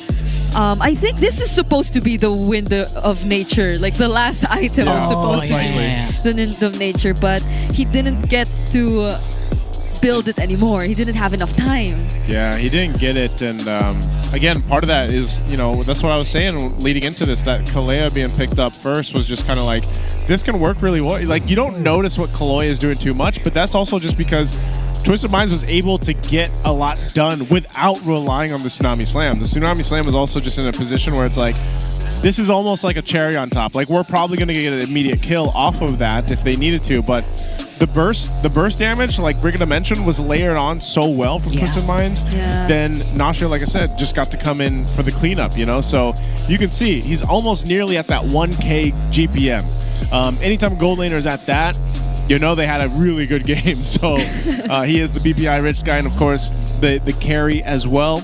Yeah, Super Yo should be in the sandbag, and then of course the wingman here, Sean, which is crazy because I feel like there's really specific players that can make the Kagura work like this, and there's a reason why we were discussing for Sean as a new S tier mage on the list. You know, he's definitely showing it. And one thing I gotta say too is, I mentioned this kind of online after week 1. I was like, man, there's something about Twisted Minds that I know week 1 was kind of like early. They had that 2-0, but I think this is also a statement to say it wasn't a fluke. Like their week 1, it looks like they've even gotten better from week 1 here. A lot better, surprisingly so. And again, this is a draft where the usual meta picks, Farsa, Kimmy, not banned, not picked at all. Slept on. Yeah. Right? It was a unique pattern to drafting from both teams, I feel. But Hayabusa, Kaleo, right? Yeah. Right off the bat. But maybe that's what makes Twisted Minds a lot more terrifying to go up against, because you can't predict per se like what they have in mind, but it still works. That's true. This also works for you guys watching at home. And if you want to go ahead and showcase your esports skills and passion for gaming by organizing your own local tournaments through eProject Esports, it's for everyone. Yeah, you can participate in this program so that you can get provided with special access to tournament modes, in-game items, diamonds, and even more. Yeah, visit the MPLPH website for more information, and so you guys know how to apply. We all want tournament access and diamonds. You get to try all the skins in tournament access, so go check it out. Go check it out. Go check this out as well. If you want to be a super fan and you want to be featured in the next MPL Philippines Super Fan of the Month, all you have to do is join the MPL Philippines official group, engage with the community like a super fan should, and just keep those interactions positive, you know? Yeah. Positivity. Positive, right? You gotta stay positive. And of course, share any MPL related news. If you want to do a Ben Things thing. You can also do that. You can make a news segment. I would pay diamonds to see that news segment by you guys. Yeah. So, Ben Things thing. I love the Ben Things thing. Yeah, I love that. I love that. When I first started seeing that, the little content piece come up, I was like, man, you know, Ben Things has a really nice voice. MPL News. Yeah. You could be a news anchor or something. It's so fitting for him. I hope we get to show that to our international viewers too, like with subtitles or no, just English ask Ben version. Things to speak English. That too. He can do it. I know he can. Just keep that tone, okay? You need that TikTok tone. I've spoken to him in English. I know he can do it. Ask him to make 2 versions, MPL. I know we can, you know? But because Ben Things has a lot of knowledge, guys. So he used to have this whole series, Ben Tips. Ben Tips. Yeah, that's him. Ben Tips, and you know, he's definitely someone you want to keep an eye on. What's that? Speaking of, is he here? Speaking of the Ben Things thing. What's Ben Things thing? Why do I feel like the Ben Things thing is in the perimeter of the what? Bring it up. Let's not give away the transition here. Okay, never mind. All right, so that was just my gut feeling. We could smell you sounded like that one meme that goes around. You know, you guys know the kid that's like, wait a minute. Who are you? Like that's what. Do you know what I'm talking about? I know you guys. Yes, I know. Little blonde head kid. Oh that's literally how it came off. Interesting. I like that. We just have like a little bit of sixth sense going on. We can sense things. But yeah, if you want to be like really popular like him, maybe do what he does, right? If you want to be Ben Things, you gotta do Ben Things things. You gotta do Ben things. You know what? So Brigid already spoiled it for you guys, but we're gonna go ahead and throw it over to our all access segment, which I think is with Ben Things. Let's go. Maraming salamat sa ating casters. And that was game number 1 na nakita natin as Twisted Minds finally got things over with kontra sa Omega in that very first game. Pero lilipat muna ako dito. Because we have an extra, ally together with us now. Bentings, it's been a while. Huling kita ko sa'yo. Nasa Riyadh pa tayo. But how are things going for you? Ayun, tayo ulit, no? Wala nang jet lag. Kaya... Wala nang jet lag. So, back to Filipino time tayo ulit as of the moment, Bentings. And, it's nice to have you here at the MPL Arena. I want to know, considering na napapanood mo na lahat ng mga nangyayari all throughout the season in its first 2 weeks, what do you think of S16 so far? Grabe, ito ata yung pinaka-competitive na season. Kasi yung mga ina-expect natin na magiging top 8, biglang nambabalagbag sa top 1 to 4. Parang unpredictable yung season na to. Hindi mo talaga masabi, no? Like at some point, yung mga predictions mo din siguro, babaguhin mo yun all throughout the halfway point, no? Ano lang yan, wala pa yan, testing lang. Wala pa yan. Nako, marami pa tayong kailangan na malaman mula sa'yo later on. In fact, I'm gonna ask you more about this match kasi ang naglalaban ngayon ay Twisted Minds kontra sa Smart Omega. Let's probably talk about the strengths of both of the teams. Hindi na muna tayo papag-predict kasi mamaya mas mainit yung iyo eh. So, Omega, what do you see in this team? Omega siguro yung mga hugot ng bawat isa kasi galing sila sa top 8 ibang region na nagbabalik dito. Parang yun sa akin yung hugot ng bawat isa eh. So you're probably talking about experience, right? Yeah, tama. Okay, experience should be the name of the game for Omega. Paano naman sa Twisted Minds? In Twisted Mind, parang naalala ko yung season namin. Naalala mo yun? Si SDCYC or Q lang kasi talaga yung bago sa amin, jungler. I mean, veteran. Tapos, 4 kami na bago from amateur. Ganon din yung nangyayari ngayon sa Twisted Mind. Ang galing. Parang, yun yung, siguro isang factor doon para sa POV ko lang, parang wala nag-expect. Tapos, hindi napapansin. Kumbaga, shadow lang. Tapos, pag di nyo pinagandaan, and magugulat kayo. And nanggugulat nga sila gaya ng ginawa nyo way back in Season 9. And I think this is also gonna be a shocker because now is also the opportunity para malaman natin kung ano nga ba ang allocations per country and per region para sa M7 World Championship. So malalaman na natin to, Bentings. There you go. As of the moment, there are 2 slots for Indonesia, Malaysia, at para sa bansang Pilipinas. You also have 2 slots para naman sa ating wildcard teams that are going to be making it into the top 16, and 1 slot for Myanmar, China, EECA, MENA, Turkey, Latam, Singapore, and Cambodia. Yung wildcard teams natin would be given at least a slot each para sa Vietnam, China, EECA, MENA, Turkey, Mongolia, Japan, and the Mekong region. Bentings, this is a major thing. Ang dami na nating nakitang World Championships, and here we go again. What do you think about the M7 World Championship? Ang hirap, para ayoko muna tingnan. Ang hirap i-predict. Di ba, yung defending champion natin sa Worlds, kakatalo lang kahapon. Ang hirap, ang gulo ng M16, mainit. Parang hindi mo pa alam kung sino no? Pero kung tatanungin kita ngayon, kasi most likely makikita naman kita sa playoffs, di ba? Posibleng magbago pa by then. Base sa nakikita mo ngayon or yung pre-season 16 mo na picks, who do you think is gonna be making it into that M7 World Championship? Yung dalawa sa Pilipinas. Siguro Liquid and Twisted Minds. Team Liquid and Twisted Minds. Those are your 2 teams na nakikita sa M7 World Championship. Yeah, sa ngayon, sa regular season. Care to explain why? Unahin natin ang TLPH. Andun pa din kahit yung ang laki na ng golden ng team, alam pa rin nila paano kumambak. Tapos open pa rin talaga sila sa pag-explore ng mga hero. Like, naglalabas sila ng Lunox, YS Jungler, and creative pa din yung drafting. Tapos, parang every time na parang compose pa rin sila kahit talo sila. Yun. And you see it, right? Gusto nilang makumpleto yung Golden Road, the Immortal Run. Kung maaalala natin, it was TLPH winning the first half of MPL and then MSC. Now they're looking for the next 2 sa second half. But for Twisted Minds, this could probably be, a surprise for some of our viewers. Pero hindi nakakagulat yun dahil sa performance nila. Care to elaborate why Twisted Minds is your pick so far? Siguro yung connection ng na trio mid, sobrang lakas. Tsaka pag na-appreciate nyo kung paano maglaro yung roam ng Twisted Minds, sobrang underrated.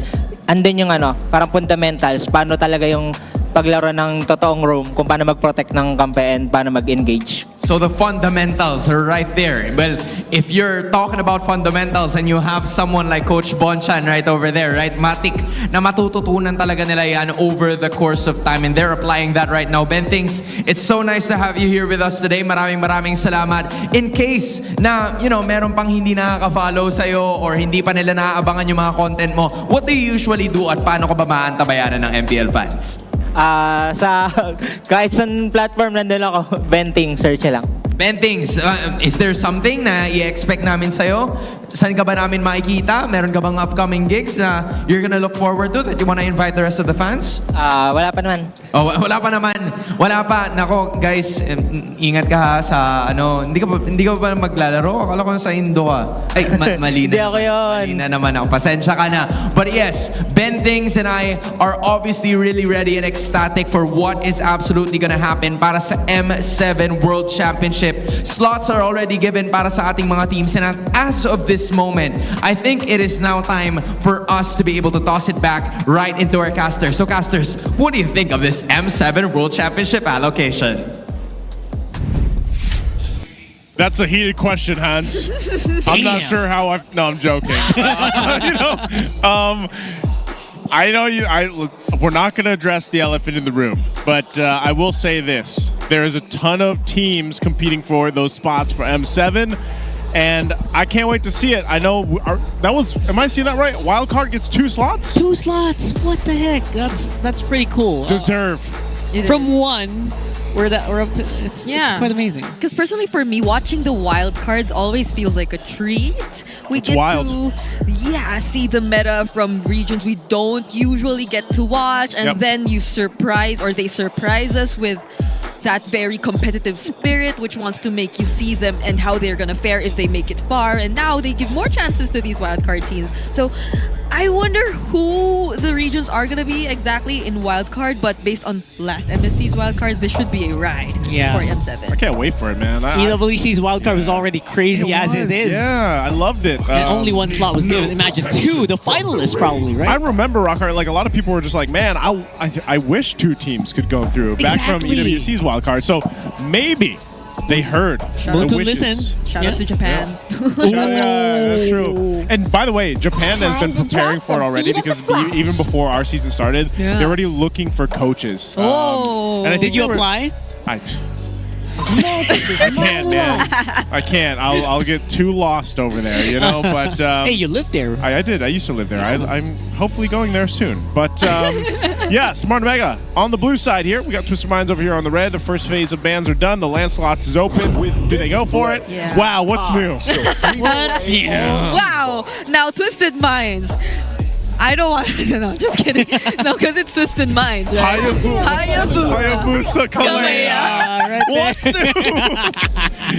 This is definitely not a Depends. We've seen this before. This is deja vu. This is not Depends. Okay, if this ends up being the Kagura in Red 3, I don't know anymore. And maybe because of that, I would really want Smart Omega to switch it up a bit in their mid-duos. Yeah, I think all of us are in agreement that the last Smart Omega draft was too net-centric. Yep. It could have definitely been better. Oh, they took it. I love it. I love that. Okay. So this is looking good so far.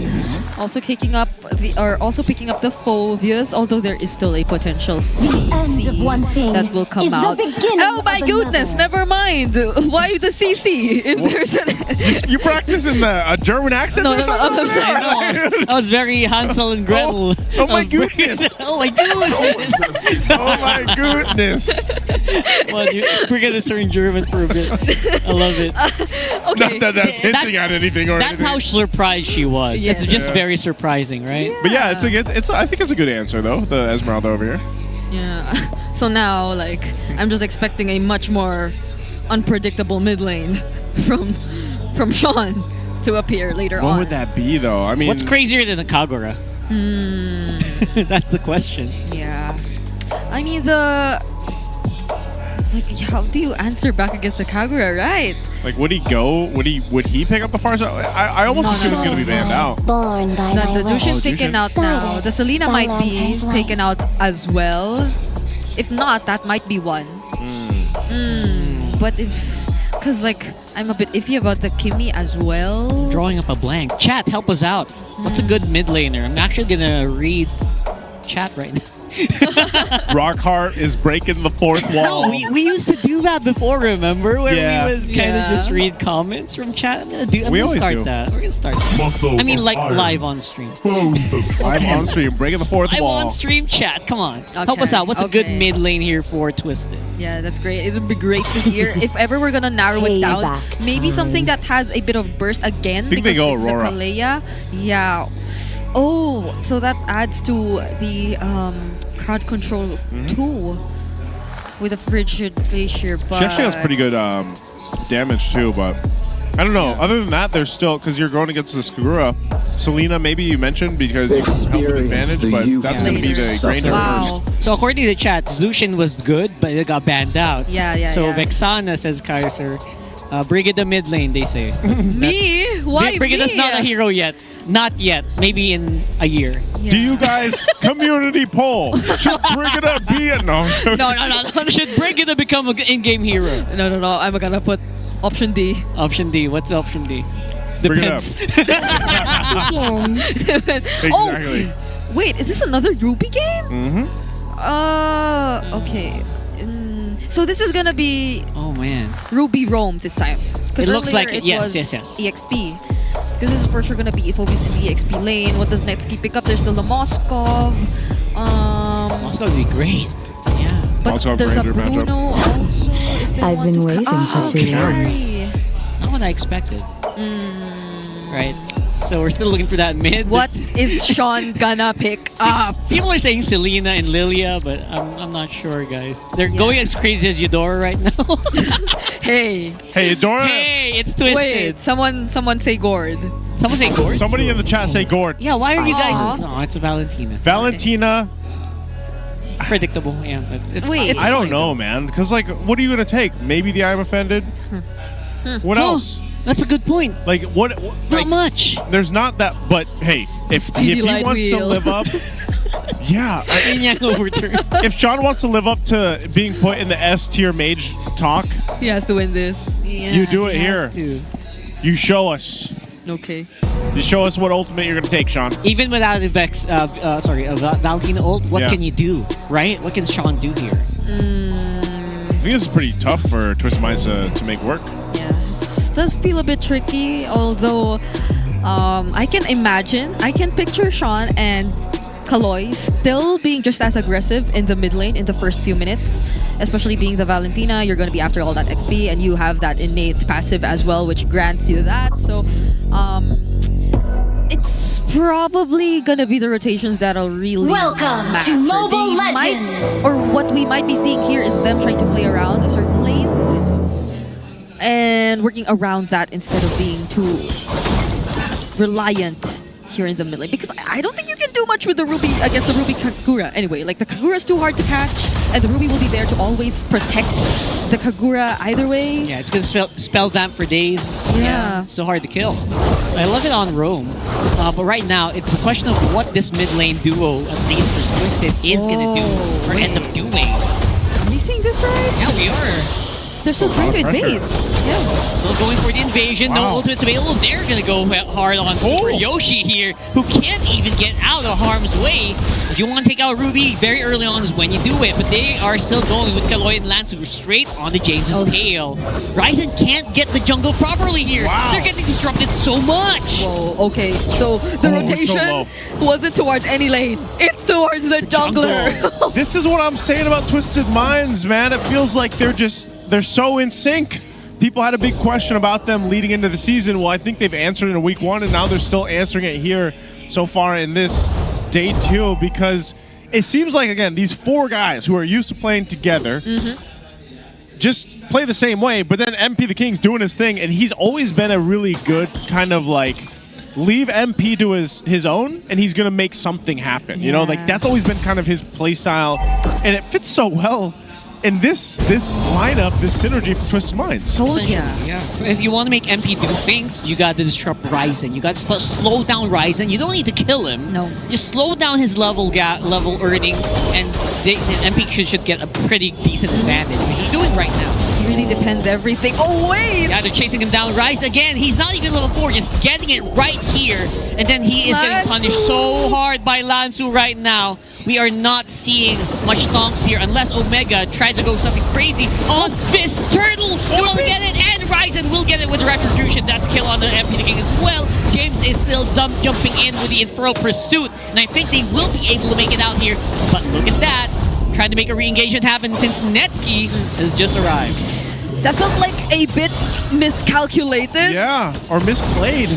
For Twisted Minds. I get they were in control for majority of that turtle, but Omega can find so many ways to catch up. This is still a Lancelot jungler that we're talking about, and we saw just how he decided to pierce through the members of Twisted Minds who were supposedly blocking their way.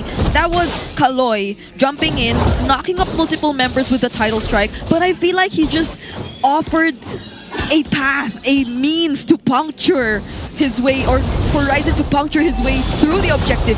Oh my goodness. Well, that time he didn't. Just when you were like talking it up as well. Yeah. Those are Brigid and Twisted Mind sounds, by the way. Like her mind is twisted at this point. Those are the neurons it sounds like the cat. firing. It sounds like the cat. But yeah. You're gonna see Brigid spinning later, guys. Yeah.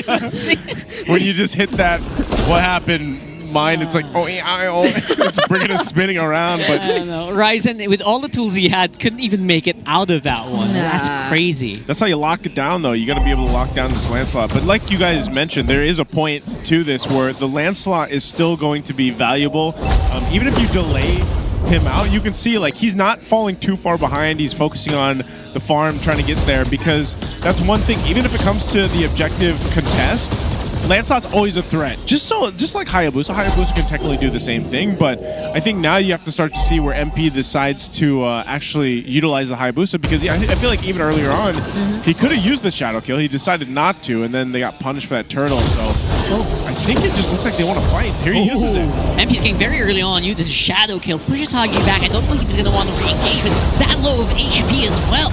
But look at James, he's up on front, he's chasing up Kaloy, and I think Omega still wants to make something out of this one. Netsky with pretty good DPS here. Great knock up on the free. Nausea still kiting and diving in the profile right now, but Lansu's gonna get taken out. Right away, Sion as well. Not gonna be long for this world, and that is a very clear Omega win. Okay, I think the question of... Oh, I punched the mic. I think the question of damage is slowly being a problem for Twisted Minds here, especially with Valentina. Oh, Nausea! Yeah, they're jumping in Nausea. There's just no way out of that one. For the Granger, Omega is capitalizing very well. They're in the goal lead, Rig. Yeah, if we would recall the team fight that happened just now, MP the King clearly nearly got the kill on Haji. But there was this well-timed flicker, and that flicker just cancels out, especially if you use it in the right direction, cancels out the Oki Shadow kill overall. So that's what Haji was able to accomplish, already taking away the ultimate, but oh my goodness, is this a kill? Is this a kill? MP the King still flexing what he can do here on that Hayabusa. Super Yoshi and Haji were already on the way to the Shadow. They knew he was going to come back. Yay! Luckily, it's going to be able to dodge out of that one as well, dodging out of... the I'm offended. So overall, still pretty safe for Twisted, but Omega definitely have caught up. Yeah, I think when the team fights tend to last a bit more longer than they should, Twisted Minds might be at a slight disadvantage, because Omega, overall, they have a lot more skills to spam. We were just talking about even looking at Haji and just him throwing out his umbrella, and he's currently 2-0, so that could be a lot of damage that you would expect from him. And overall, James, I don't think Twisted Minds are able to completely deal with him as of this moment.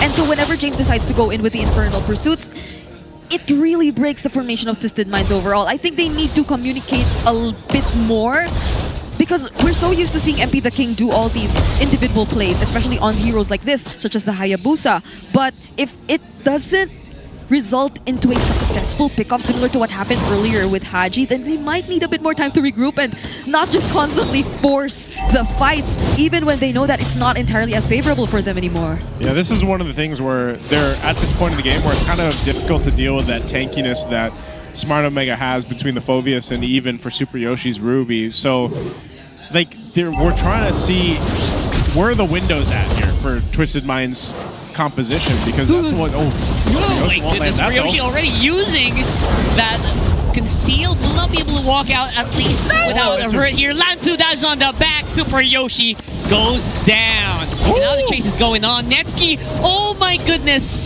That is going to be a big chunk of damage removed from Omega. That's what I was saying. The windows are playing into the... MP, that's so close. Okay. Got to choose his fight wisely, but they do get the turtle. But that's what I was saying. The windows of Twisted Minds, they have to find those. And if that means from Super Yoshi whiffing the flicker, I'm offended, and then being caught out, then punish there. And that's exactly what they do. So it's still a little bit of a lead for Smart Omega, but Twisted Minds find themselves the objective. They'll put pressure on the purple, but Smart Omega is there to make sure that Ryzen gets it. And so we're back to it, but there's some fight there for Twisted Minds. Yeah. Big fight here for Twisted Minds. I think at this point, MP the King, he's just flexing. He kind of knows he's at a very good advantage, especially XP-wise. So that's why he can do a lot of these things. But again, how long can he just keep doing this, though? Because Netsky is catching up slowly. Yeah, it was really great for Twisted Minds that they got Netsky in that last team fight, because if not, he would have been a huge problem by now. Oh, but James all alone! Here comes that big, insane conceal coming in from Twisted. Already used it to take out James. It's going to be a 4v5. Lanzo's still up on front. Where is the backup ace calling in right now? And there's gonna, I'm offended. That is why you pick up that Ruby. But some pretty good damage from MP, making it pretty close to the chest, but they're going to be able to survive. That's 4 down for the Minds. Super Yoshi! He decided to reserve that I am offended for when Haji was able to lay out the yin-yang overturn. So multiple members of Twisted Minds felt the damage during the second phase of the yin-yang overturn, and not to mention how the rest of the members of Smart Omega were just able to keep themselves alive, relying on Super Yoshi and his capability to just protect his teammates, to protect Netsky, even despite that really well-timed Ogi Shadow kill. If you would look at the instant replay here, Super Yoshi was just trying to hold Lansu down, but 3 members got caught in that yin-yang overturn. And even when the Ogi Shadow kill was over, you see him timing those skills well enough so MP the King could not escape, and Smart Omega were able to deal with him. Yeah, great team fighting there in response to what happened earlier for Smart Omega, now getting themselves a good, healthy lead. This will lead into this first Lord coming up here. So Twisted Minds, how do they respond to this? I don't know, man. I think our big question mark for this lineup from Twisted Minds was in the draft. It was the Valentina. So far, we really haven't been able to see much from Sean. No value at all. There's not much value because, again, who do you take for an ultimate? And then even so, you're seeing Ryzen kind of dancing all over the back line of Twisted Minds, and they haven't been able to really cover that ground. That's the problem here, because you're either trying to initiate Kalea or, Lantu's jumping on forward. They're going to be forced to possibly fight here. Okay, they're going to try to make something out of Kaloy's Tsunami Slam here, but looks like the Omega members are tough enough to survive at least one full combo. But Lansu could be, again, it's Netsky going down. Like 70% of damage here for Omega. What is Omega going to do here? Lansu gonna have to make it out. Still dancing on him. Oh my gosh. Yeah, still dancing in the back. Ryzen is very healthy. I don't think they want to contest that right here. But Nausha is also going to start hurting here on that Granger. Yeah, that's oh my goodness, where did that come from? MP the King with a kill for the back. James so low as well. Lansu, again, no one can really answer this guy. This monster in the middle of everything. James, Ryzen, will he do a superhero maneuver? No, the Tsunami Slam was there to save the day for Twisted. Whoa, Lansu started the whole thing, leading the charge on the Esmeralda, and now we'll get Twisted Minds back into this game, demolishing that 3K gold lead that Smart Omega had, and now they got the Lord. They'll get more. I could vividly remember how badly Lansu wanted to prove himself again, now that he got the opportunity to return to MPL, and clearly he's showing us that now, being one of the biggest reasons as to why Twisted Minds were able to find their way back into this game. In multiple occasions as well, I would say Kaloy has been very commendable in his use of the Kalea. Again, not too far from what we saw from him in game number 1. It's a very defensive Kalea that's seemingly meant to just protect his teammates. Those perfectly timed Tsunami Slams or even Tidal Strikes just to momentarily disrupt Smart Omega already means so much for those members of Twisted Minds who just need a bit of time to escape. Because if you look at their lineup overall, they have decent mobility to rely on. They have dashers in Nosha, especially Sean. So as long as he's able to offer that, Twisted Minds are able to fight back. There it is. So far, it is beautiful. They're looking at it so well, especially on Kaloy's side. Conceal already used up here, and the Lord gonna do a big chunk of damage to that turret. I don't know if they want to fight this right now. They want to get that turret. They should be able to get this. It is a retreat, but that base turret in the bottom lane will go down. That might be all Twisted Minds gets unless they can push in one more turret. But again, you got to respect the damage that Smart Omega has. That's one thing. Also, not getting caught out from an I'm offended from Super Yoshi. So looks like off of that, Twisted Minds will just get that one base turret. But now, where does Smart Omega go from here? Where do they adjust into this next kind of objective fight? But even before that, they might just force a fight. That's what we're seeing with both the teams on the inside. In terms of fighting, Lansu is huge in these fights. I cannot believe how long he is lasting. I guess we just forgot how strong Esmeralda can really be, especially if there's like no straight up counter to it. There is only, I think, Super Yoshi who can also try and stop him in his tracks. But if you were Super Yoshi, you'd feel a bit torn between who you want to reserve your skills for, because at any moment MP the King could also go in, but you also need to stop Lansu every now and then. Kaloy's gonna go in your face. Yeah, Kaloy's gonna go in your face. So positioning is gonna be very crucial. Super Yoshi is gonna play a crucial role in this game, but fortunately for Haji, he's 303. It's a really good stat line. He's in a good position. Netsuki, though, might be the problem. Lansu is so keen on getting access towards Netsuki. He's been doing it consistently. As we say in the Philippines, he's very giggle for either Netsuki or like Ryzen here. So I do not want to get in the way of that Esmeralda. Yeah, especially when the shield is stacked up there. You saw the I'm offended play from Super Yoshi thrown out, but won't find it. Lord is up now, so Twisted Minds playing into this. Even more tanky now for Lansu. Picks up the Antique Harass.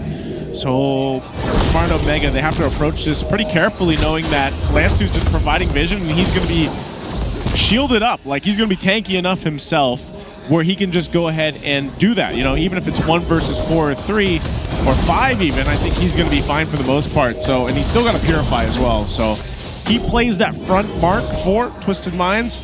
They won't fully commit to the Lord though, just in case they have to deal with Super Yoshi setting things up. They don't want to get caught in a choke point either, especially with Hachi, like we're going to mention, on this Kagura. Wait, James is already half HP though. Yes, a lot of HP already for James. Here comes the dive in. Kaloy already gonna get taken out very, very quickly here. That's a 4v5 happening right now. 4 Twisted. They're still fighting here. There goes that Shadow Kill at the back. They take out James as well. That's gonna be a good trade. Sean is gonna be chased out. Again, not really much that Valentina can do against that Ryzen. Lancelot. Now it's 3v4. What's it gonna be? Twisted. I think Lancey's good enough to delay them though, even though they got 2 members of Twisted down. I don't think Smart Omega can commit to the Lord. Why are they still going at it? Twisted is really crazy. Haji also, he just decided to clear the waves up top.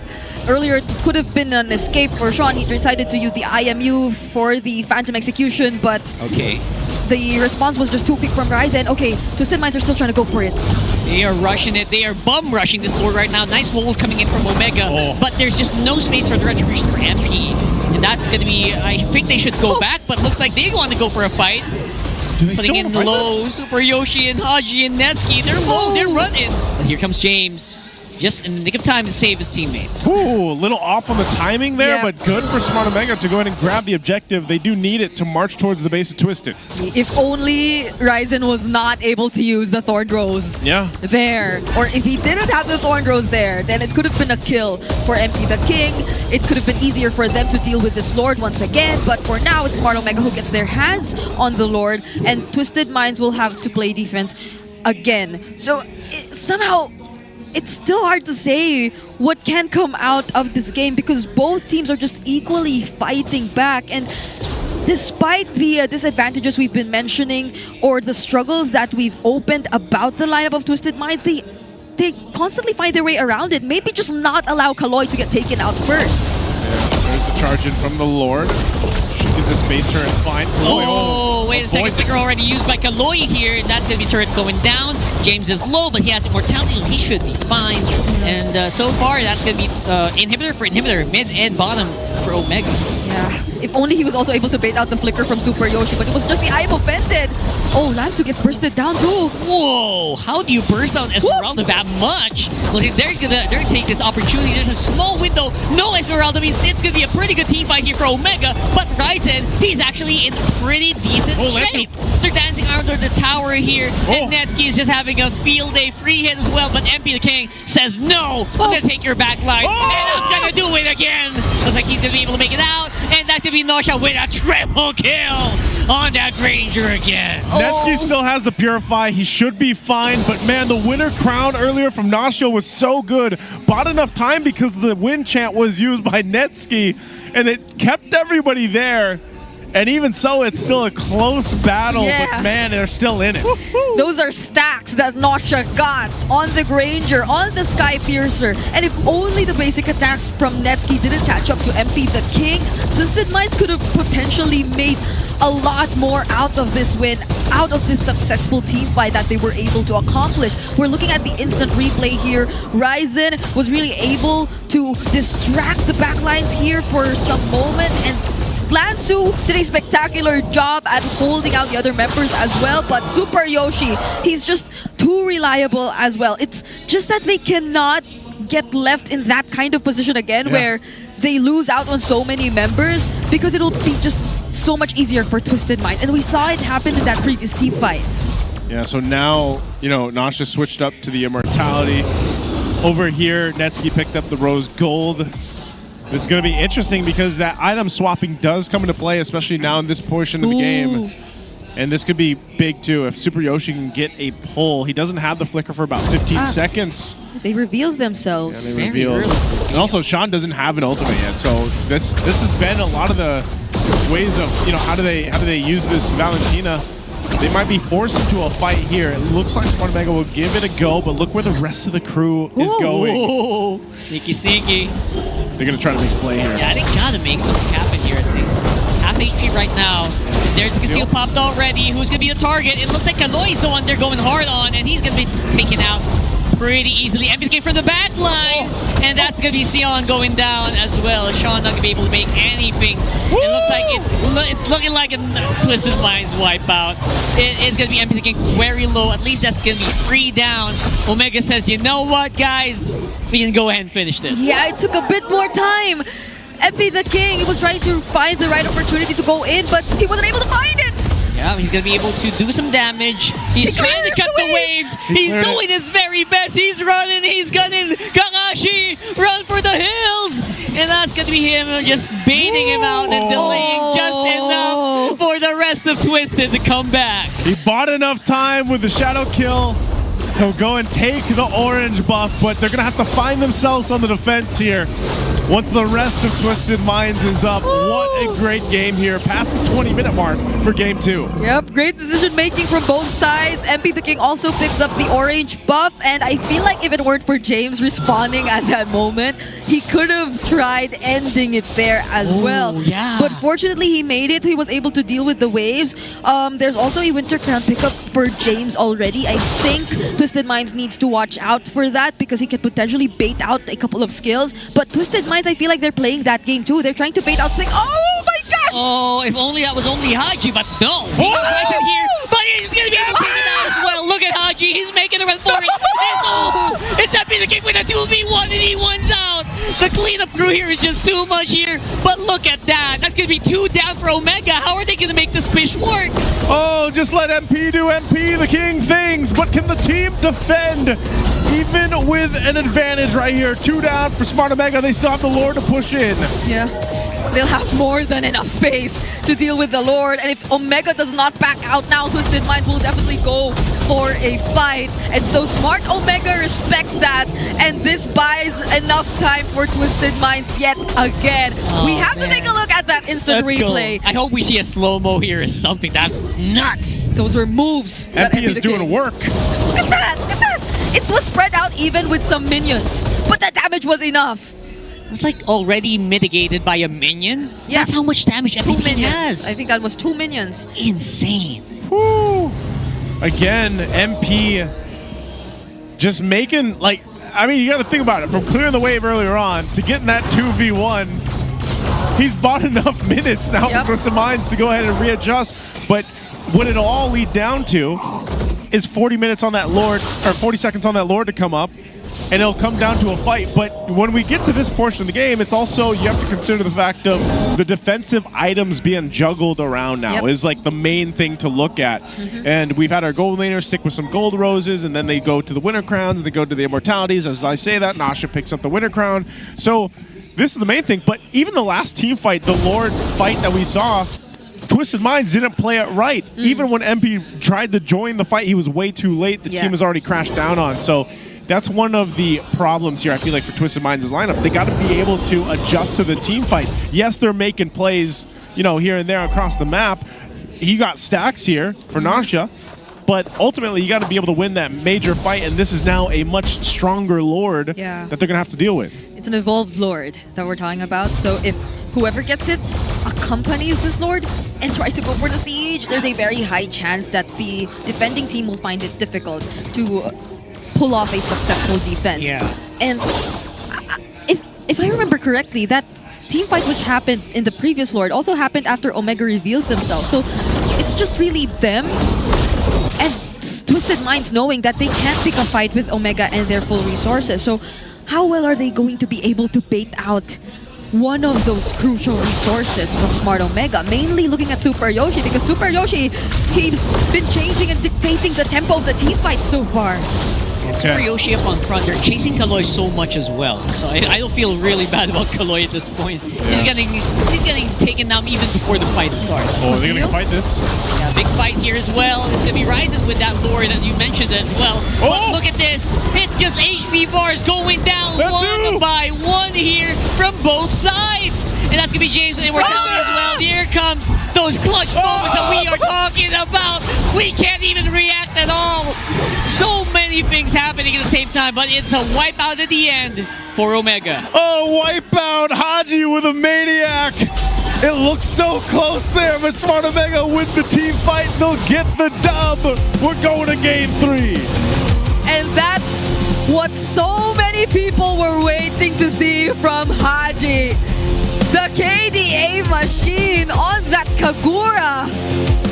Just look at how clean of an execution that was. That Maniac he secured towards that game-winning victory, that push.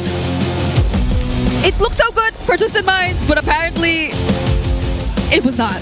It apparently wasn't. Oh, man. That late game Esmeralda, it's getting shrugged off. Yeah. More consistently, and Kaloy just can't really make any stuff happen. Any big plays to happen for Twisted. There was a moment in that team fight where multiple health bars were so low for Smart Omega. I literally was looking, wait, where do I look at? There's so many things happening. Like, where did they... And then all of a sudden, you saw the quick switching on multiple players, too, from the Winter Crowns to the Immortalities being popped and everything else. But then, yeah, Haji came in with the Kagura. And again, this is why we're seeing the Kagura more and more and more, but still, it takes a certain... I feel like player still to make it really work. What better than to have Haji do it with a Maniac there? I'm wondering what they said too. Like you saw the little player cams at the end when him and James were talking. I wonder what was being said, because I feel like that was a very maybe heated matchup for them. Wait, what there? Hey! You know, so as you guys can see here, Haji getting the MVP for this game too. Well deserved on the Kagura, 7-2 and 12. And yeah, man, that last instance, if it was not a Kagura, it would have been a different story. That's what I'm saying. I don't know, man. That Valentina, big question for me. Big question mark from Sean. It was not a blind pick Valentina. Yeah. They knew what they were going up against. But this feels worse than a blind pick Valentina. I mean, like, I have nothing against the hero. Yeah. But this did not feel like Sean doing Sean things. Yeah, I did not feel him at all in that game. I don't recall calling Sean doing anything aside from terrifying some random person on the side of the map. You know? Yeah, this is not his play style.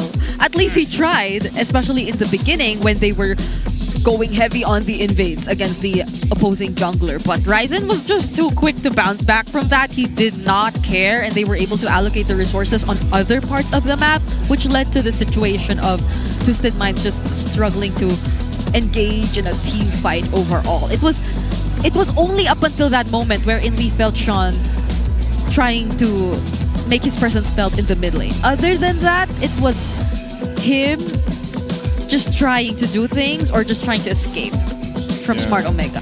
I feel like too, the Lancelot, like there were so many instances where Ryzen should have died, but he was able to buy so much time, whether that was with the Thorn Rose or being able to like go ahead and puncture on through or the Phantom Execution out. And that's again why Lancelot is so contested. And it's him and YSS for the most part. You can see with Hayabusa struggles a little bit, especially when you have a Ruby across from you. Yeah. And you know sometimes you have to really be kind of picky with how you enter some of these fights, just because you know that a Ruby is most likely around the corner, around everybody else. And so you got to give it up to Super Yoshi. Super Yoshi did a phenomenal job at protecting the team. And sometimes he was just standing right in the middle of it and providing enough pressure and coverage for everybody. Yeah, this was the last team fight. So many things happening at the same time. Like crazy. They were already walking away, but even then, as they were trying to kite away Twisted Minds, Haji can still keep throwing out the umbrella anyway. Yeah. And that deals a lot of damage So unknowingly. You don't get to notice it as much, but there's just so much damage that comes out from this Kagura, from this umbrella, once it lands onto a particular target. And it's not that he needs to go up close to the opponents, unlike what Sean is demanded to do with the Valentina. Sean needs to put himself out there, and I don't think you want to do that against this lineup of Smart Omega, especially when we reach the late game. Because Netsuki, you saw how Netsuki was able to deal with whoever decided to go up front.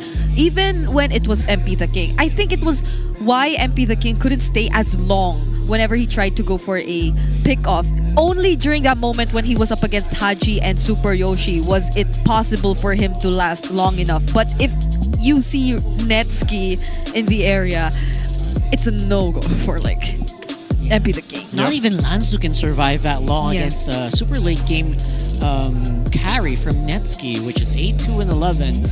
And yeah, even Kaloy. I feel bad about Kaloy. Yes, Xion not really able to do any ultimates. MP the King did the majority of the work here, unfortunately, for this game. Nosha was also just playing catch-up as well. Yep.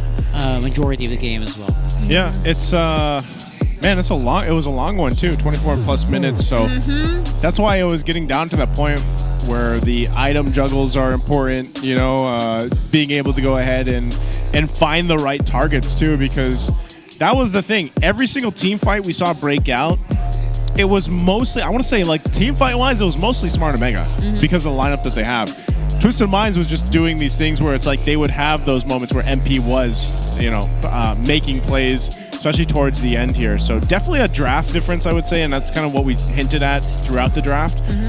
But yeah, it's one of those things. I wonder if you would have just changed one hero. Yeah, we're gonna keep going back to that one. Yeah, 100%. But I saw Valentina yesterday, and it was the same thing. It's like one of those things where like Valentina comes through in a draft, and you're like, all right, this usually isn't picked up. So then you start to go and be like, what ultimates are there to take at least? But like, there was like none here. We saw a couple of the I'm Offended be taken, but for the most part, like that didn't even really result into anything. So I almost would have liked to see even, I don't know, hell, an Aurora or something, you know? But Lilia a Gord. even. Bring it. No, A Gord. I'm joking. There's a Lancelot costume. Don't do that. But yeah, ultimately that game is done and dusted. Game 2 going over to Smart Omega. Before we head over to Game 3, we're going to go ahead and check out our All Access segment. We're going to be hearing for some more info. I'm not sure exactly. There's no spoilers here, so let's go and throw it over. What's up, Superfans? Dahil nga ang araw na ito ay para sa inyo, we are here at the MPL Festival together with Cyron para i-explain sa atin kung ano nga ba ang meron dito sa Infinix booth. What do we have here? Meron po tayong dalawang activities, which is yung photo booth natin and then yung gaming area. Then pag nagawa nyo po yung dalawa is meron kayong chance manalo ng merch. So paano ba yung gagawin nila sa photo booth? Post lang po kayo ng any post na gusto nyo, then scan nyo yung QR code, post nyo sa Facebook. Tapos lagay nyo po yung hashtags. And dito naman, kailangan din nilang picturean to, di ba? Sa number 2 activity naman po natin is picturean nyo lang po tong area na to, then lagay nyo po sa caption kung sino sa tingin nyo yung mag-MVP this playoffs. Paano naman yung mga hindi nagso-social media? Ano pa yung way para magkaroon sila ng chance dito sa ating draw? Pwede po kayo maglaro ng brawl, then pag nag-MVP po kayo, pwede po kayo manalo din ng mga merch natin. Ayan! Ano ba ang magiging premyo natin dito? Iba-iba po, meron po tayong t-shirt,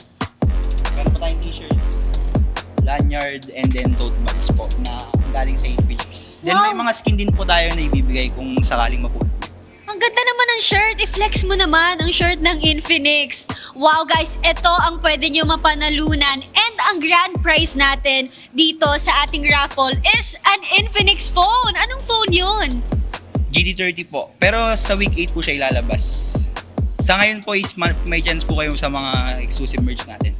So, pumunta na kayo dito during regular season and up to week 8 dahil napakaraming inihanda ni Infinix booth para sa inyong lahat. That's it for me here at MPL Festival.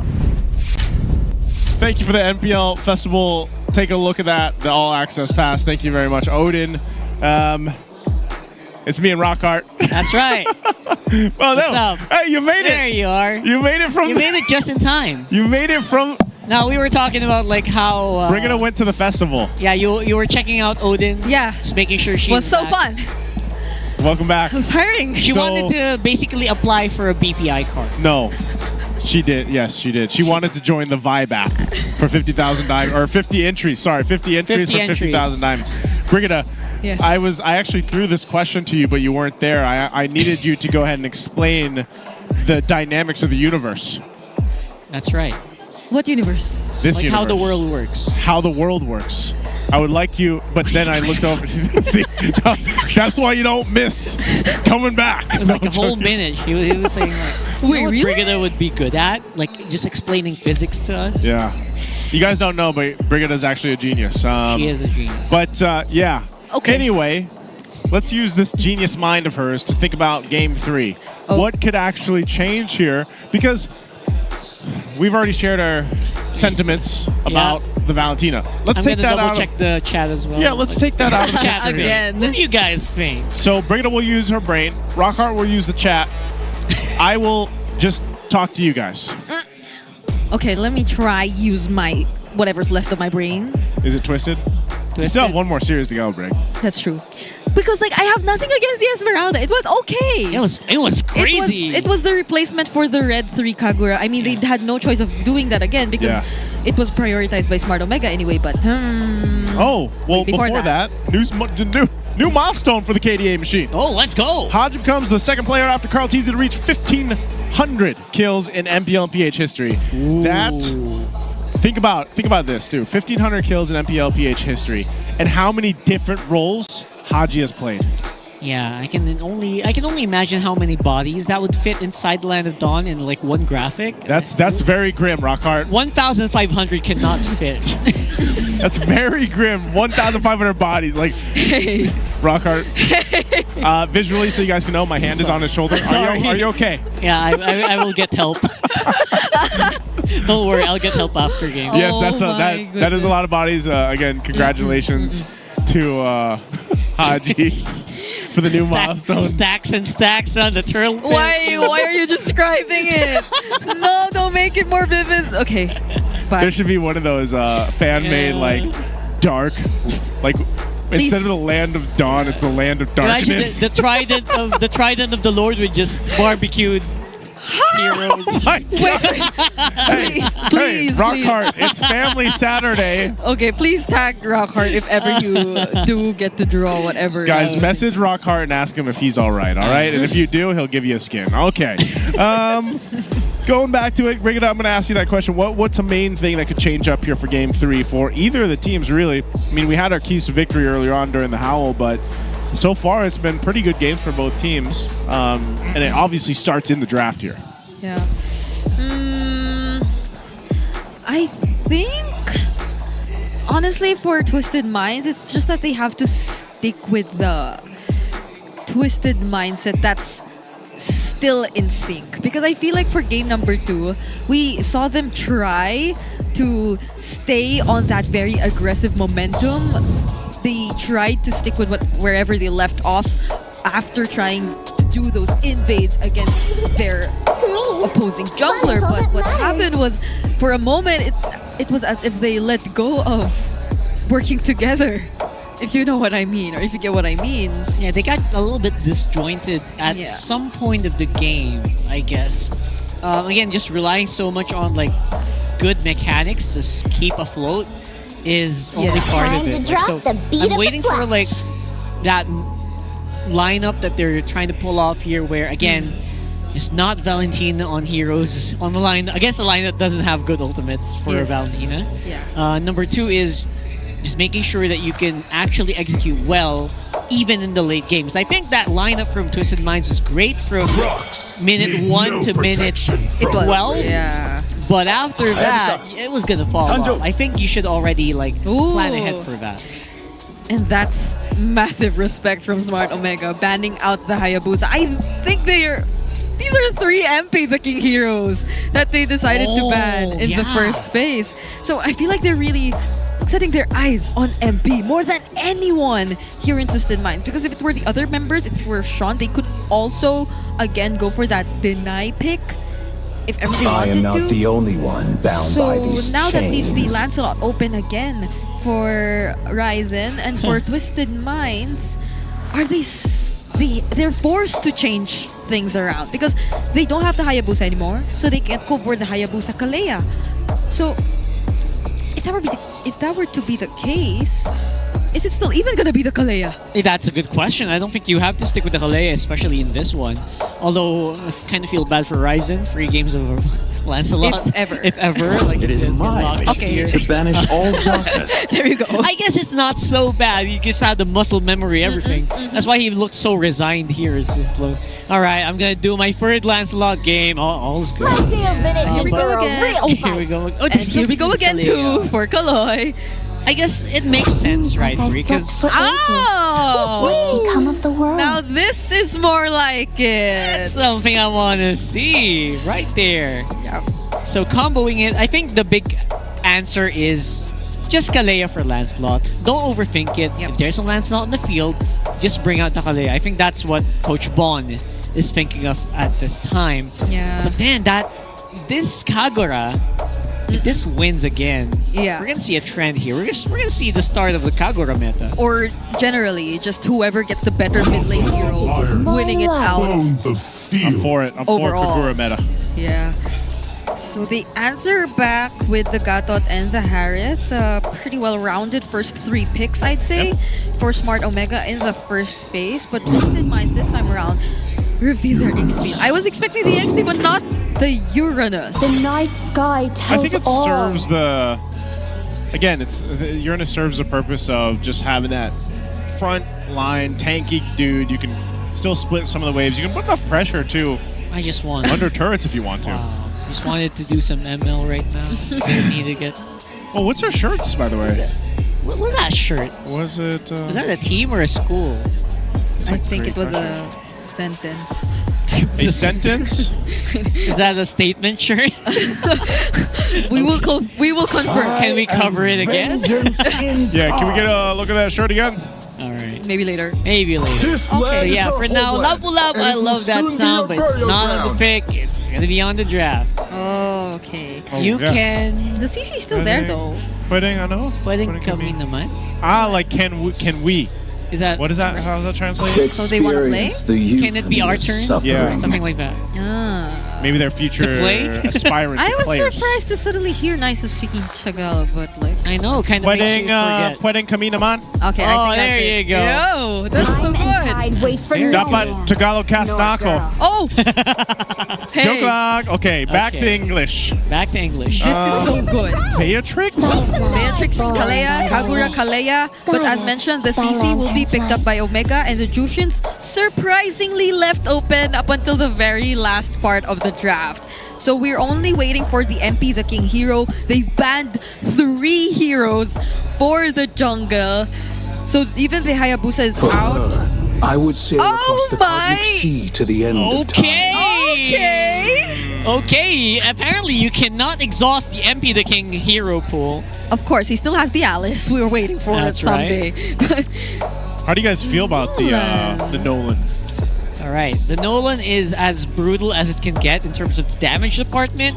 It also is very conditional, but it's so conditional on making sure that the enemy is right on where the rifts are, which is very difficult usually because our players are so used to dodging it out right now. Yeah. But if there's any player that can make it work, I think MP the King is the guy. And this is a Kalea, so he can just keep whoever he decides to target in a certain spot, hold them there long enough, especially if he layers the Tsunami Slam into the Tidal Strike, and then you expect another layer of crowd control either from the Kagura, who could just go in with a Rush Umbrella free stun. So they can make things easier for MP the King here, and that's what we want to see. Twisted Minds being a lot more coordinated because that's what was sort of lacking in game number 2. But Omega, they just have to keep riding on that momentum, especially after they've drafted this lineup, which is surprising to see. The CC, Jushin, Lancelot together in a single lineup. Yeah, so many good picks. Yeah. I don't know, man.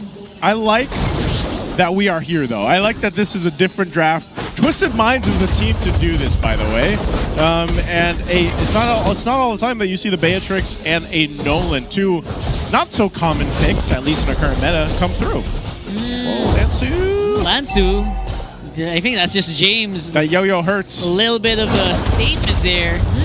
Make sure you're not in front of those yo-yos. Right now, Kaloy is getting yo-yoed around here with Haji. Just, you know, with the Zushin advantage that you have, which is one of the reasons why this hero just gets so banned out as well in our league.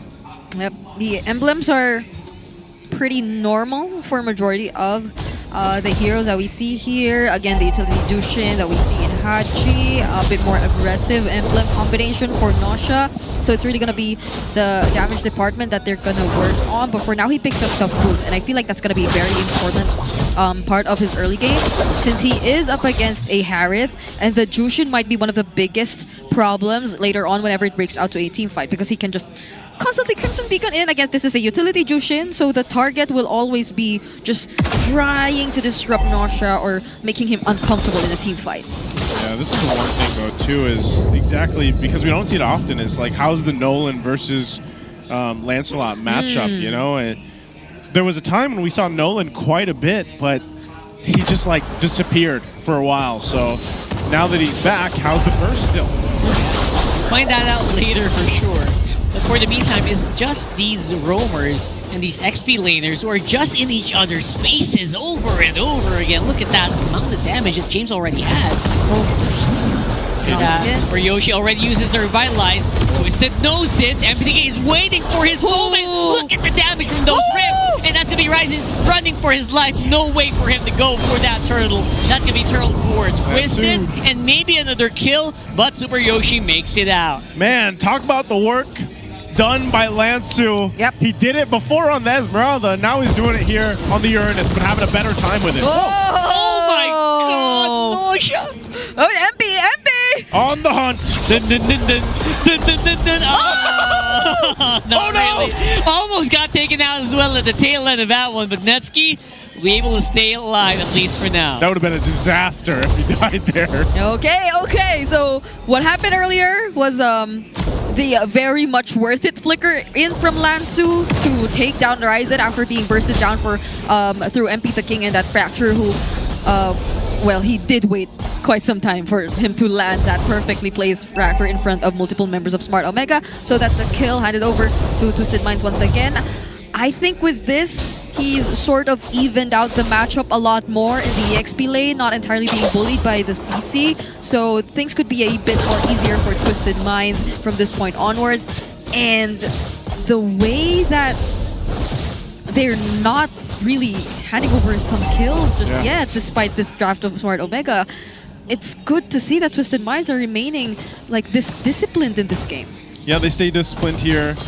It's nothing too crazy that they've done, but they've gotten themselves a little bit of a lead up to this point. Now, the main thing for Smart Omega is they have to play into the match that, yes, Ryzen can eventually pump out quite a bit of damage, but you can see how much early damage here is for Twisted Minds. So it's actually better if Smart Omega decides not to choose these fights, like not force themselves in these fights. Yes. Mostly just delay it to go ahead and play into Netski getting online on the Harith. And you, as you know, you need 2 or 3 items. You know, you need some time for Netski to get there. And Ryzen is more so just that, let's go ahead and grab these objectives if we can, maybe some of the skirmishes, but they don't have as much damage right now against Twisted, but they're going to fight for the second turtle. Oh my goodness. This is going to be so crazy, especially Nosha is here. He's got some big bursts, some big damn, and this MPDK coming out with that turtle. They're dodging that umbrella very, very well. Super Yoshi can't withstand the damage. It's Nosha just going crazy from the back line.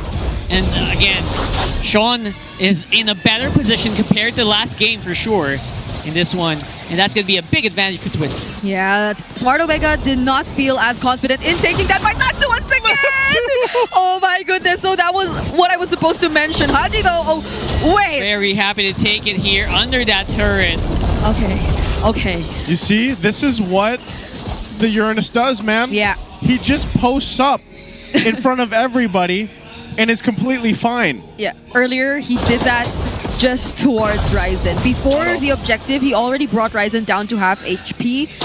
And that was why Smart Omega was not as confident in terms of contesting the objective. And Twisted Minds were just able to go for it. Even though Kaloy wasn't able to land the Tsunami Slam right after getting to spot out Ryzen, because he did commit the flicker and the title strike, but it's just that the iframes came in too handy for Ryzen. He was still able to lead them into the Bennett's range. Oh, hold on, again!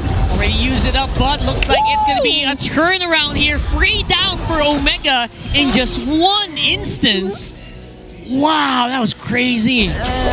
Ryzen's on the run as well. Lanzo is on Ryzen duty right now. This Lancelot cannot do much with the Uranus just hunting him down over and over again. Oh my goodness. See, look at this. Yeah. This is what I'm talking about, man. It's weird because Naja has so much space to work with. When we saw them win game 1, it was the same concept where you have this space provided by your XP laner for the most part. Yes, Kaloy is doing what he should be doing on the Kalea, but it's mostly the XP lanes right now that provide that space for gold laners to shine, and it's just happening faster here. We always, because we don't see the Beatrix as often as some of the other gold laners, you kind of forget how much damage she actually has early on. And paired up with the burst damage of Sean, that's really a lot. Oh, look at this again! Oh, wow. James, this evaporated. See, this is the threat of a Bennett's Rage and the Yin Yang overturn used at the same time. And when you see it coming, how do you even go near to help your teammates? Like, you're just gonna get damaged as well, bursted down by all these sources. You just say big damn, I guess. Big damn! Big damn! Gotta do it like that. Right now, again, Lanzo hunting him down, but this time he has backup. Netski is on the assist as well as Super Yoshi. So that's gonna be Twisted. They're gonna be backing off a little bit. But look at Lanzo, he's already regenerated back up and ready to go. And just Nausea with a free hit on that tower. Wow! Again, James put on half. What is happening? Holy shields are a threat here. Oh! It's gonna be Super Yoshi with the AOG out. There's just no counterplay. Oh, the HG bar is going down at the same time for Omega members here. Ryzen dashing out with Phantom Execute as well. There's just no punchback from Omega. There's no punchback because they can't get through this front line. I mean, I'll tell you what, Uranus is probably the most exciting hero to play in the game right now. Yeah, and I'm wondering how Twisted Minds are able to keep all their HP. There's no revitalize. But it didn't seem as if they felt threatened or damaged by that Zaman force, by Ryzen puncturing in, or by Haji even joining the fight through the Crimson Beacon or through the Lantern Flare. So it's so hard for Smart Omega to find a way to deal with Twisted Minds at this point. That's not just in terms of range, but also in terms of damage output. Yeah, they don't have much to worry about because, like I was saying, the timing here for Smart Omega's lineup is much different than Twisted Minds. Imagine you're, under the 9-minute mark, you already got an 8,000 gold lead. It's not that many kills, for Twisted Minds or just in the game in general, but it's mostly just been these kind of little skirmishes that break out, but it's all one-sided for Twisted Minds because of the pressure that they can put on. And Kaloi's been doing a great job at just using that Tsunami Slam to bring it right in target of Nasha. So all that work gets them this free Lord, basically, to go ahead and push into the base. And remember, they already got the Holy Shields in the mid and the bottom. And this is using a hero that we haven't seen in a while as well. So the way they're doing this so well is just mind-boggling. But you know what? It is a very old MP the King hero as well, right? Like, so much experience he's had already. He's been through a meta where it's almost every game it's a Nolan. So I kind of get it. Yeah. This is already 3 core items in for Nausea and 1 that can be used defensively, the Wind of Nature. So even if Ryzen gets to find or gain access to Nausea, it's not going to be an easy task. Latsu already going in. And there's a potential setup still that can be expected from Kaloi. It's already charged up and ready to go. They're going on that bottom side. Haji's low, has to use Crimson Beacon to get out. And Super Yoshi low as well. He has revitalized, but he's going to get pushed back and taken in by Kaloi's Tsunami Slam. It's going to be a slow burn here, but Omega looks like they are going to go down like a candle in the night. But there's just no minions yet for Twisted. 10.5k gold lead is so scary. Netsky almost taken out with 1 combo. And there goes James on front. He's trying to do as much as he can. Try to delay these minion waves with MP the King. Oh, he's going to get taken out, but Ryzen, that's going to be jungler for jungler as well, going down. He gets the call, though. They can just end it here. It's just them trying to defend. That is going to be the last call here. It's going to be Twisted Minds over Omega today. The Twisted Minds will make it work again. Week 2 showing that they are a force to be reckoned with here in Season 16. A 10-minute game to end the series. Even after what happened in game number 2, that felt a bit too clean from Twisted Minds. And mind you, this is Twisted Minds who was forced to change things themselves. They were forced to bring out the Nolan. They had to react as well to how Omega was adapting quickly to their draft. But props to the coaches, props to these players. It didn't feel like they came from a loss. I don't know, with Twisted Minds, I was asking what the adjustment must be. Yeah. And it was more than just the mid lane, by the way. And it was great to see that you have that Kagura there, but yeah, it was just great synergy shown from them. Like I said, Kaloi really played his part, but man, Lansu too. It's so weird how much presence you have and threat you have on Uranus when you just like stand there. And just basically just flexing an Ionic Edge over and over again. It's just over and over again. It's almost like a taunt, but it also like helps keep you alive. And then if you do take damage, then you just concentrate and you're fine. You know, sometimes it feels like there's just 2 buttons for Uranus. That's why I said he's the most exciting hero to play right now in the game. Like, I mean, I've played Uranus a couple times, and I have so much fun with him because that's what you do. Yeah. And like you're so effective, you know? And this feels different from all the Lapu Lapu games. Like we usually see those aggressive XP players, but this one's different and it works. Yeah. I can't wait to hear from them over on stage. We're gonna throw it over to Hans, Odin, of course, Twisted Minds. Stepping once again right in front of the MPL arena and still undefeated, your winners, Twisted Minds! What a run, 3-0 in the first 2 weeks of the MPL. And hindi lang yan, marami sa kanila ang rookies, and with me is Sean.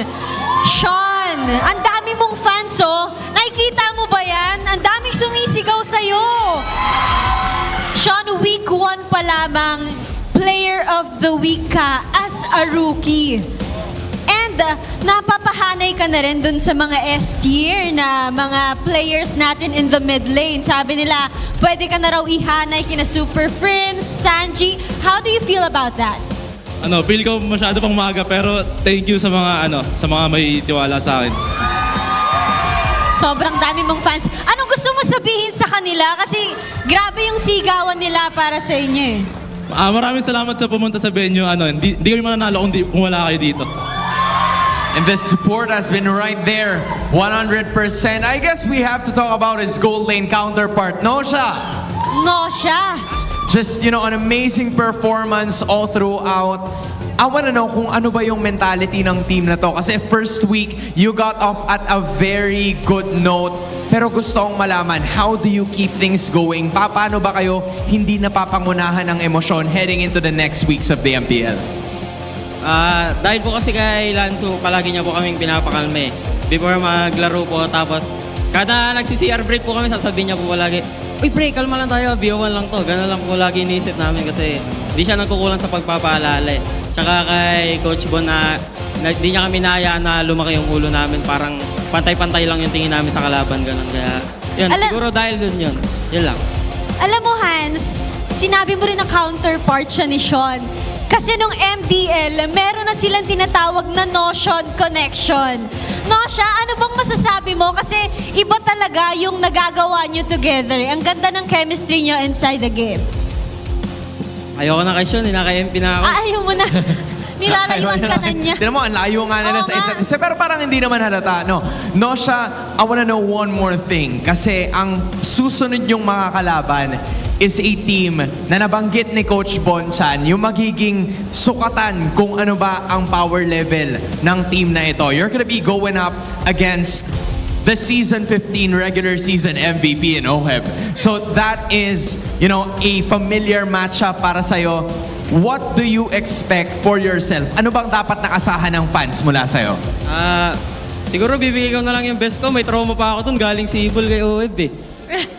Nako, I think Coach Bonchan, that's where you come in, right? That's a major thing considering that some of these boys have had history with Team Liquid Philippines. I want to know more about your perspective. Napakaganda ng first week. And now, Omega brought you to 3 games. What does this say about the mentality of this team altogether na nakita naman natin pagkatapos yung may panalo tong laban?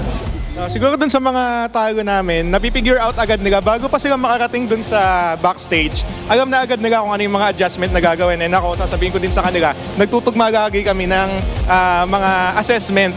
So sobrang smooth ng mga nagiging adjustment namin coming to the next game. And you know, just one more thing, Odin. Coach, this is what you wanted. The next match is what you wanted. Is there any message that you'd want to say to TLPH?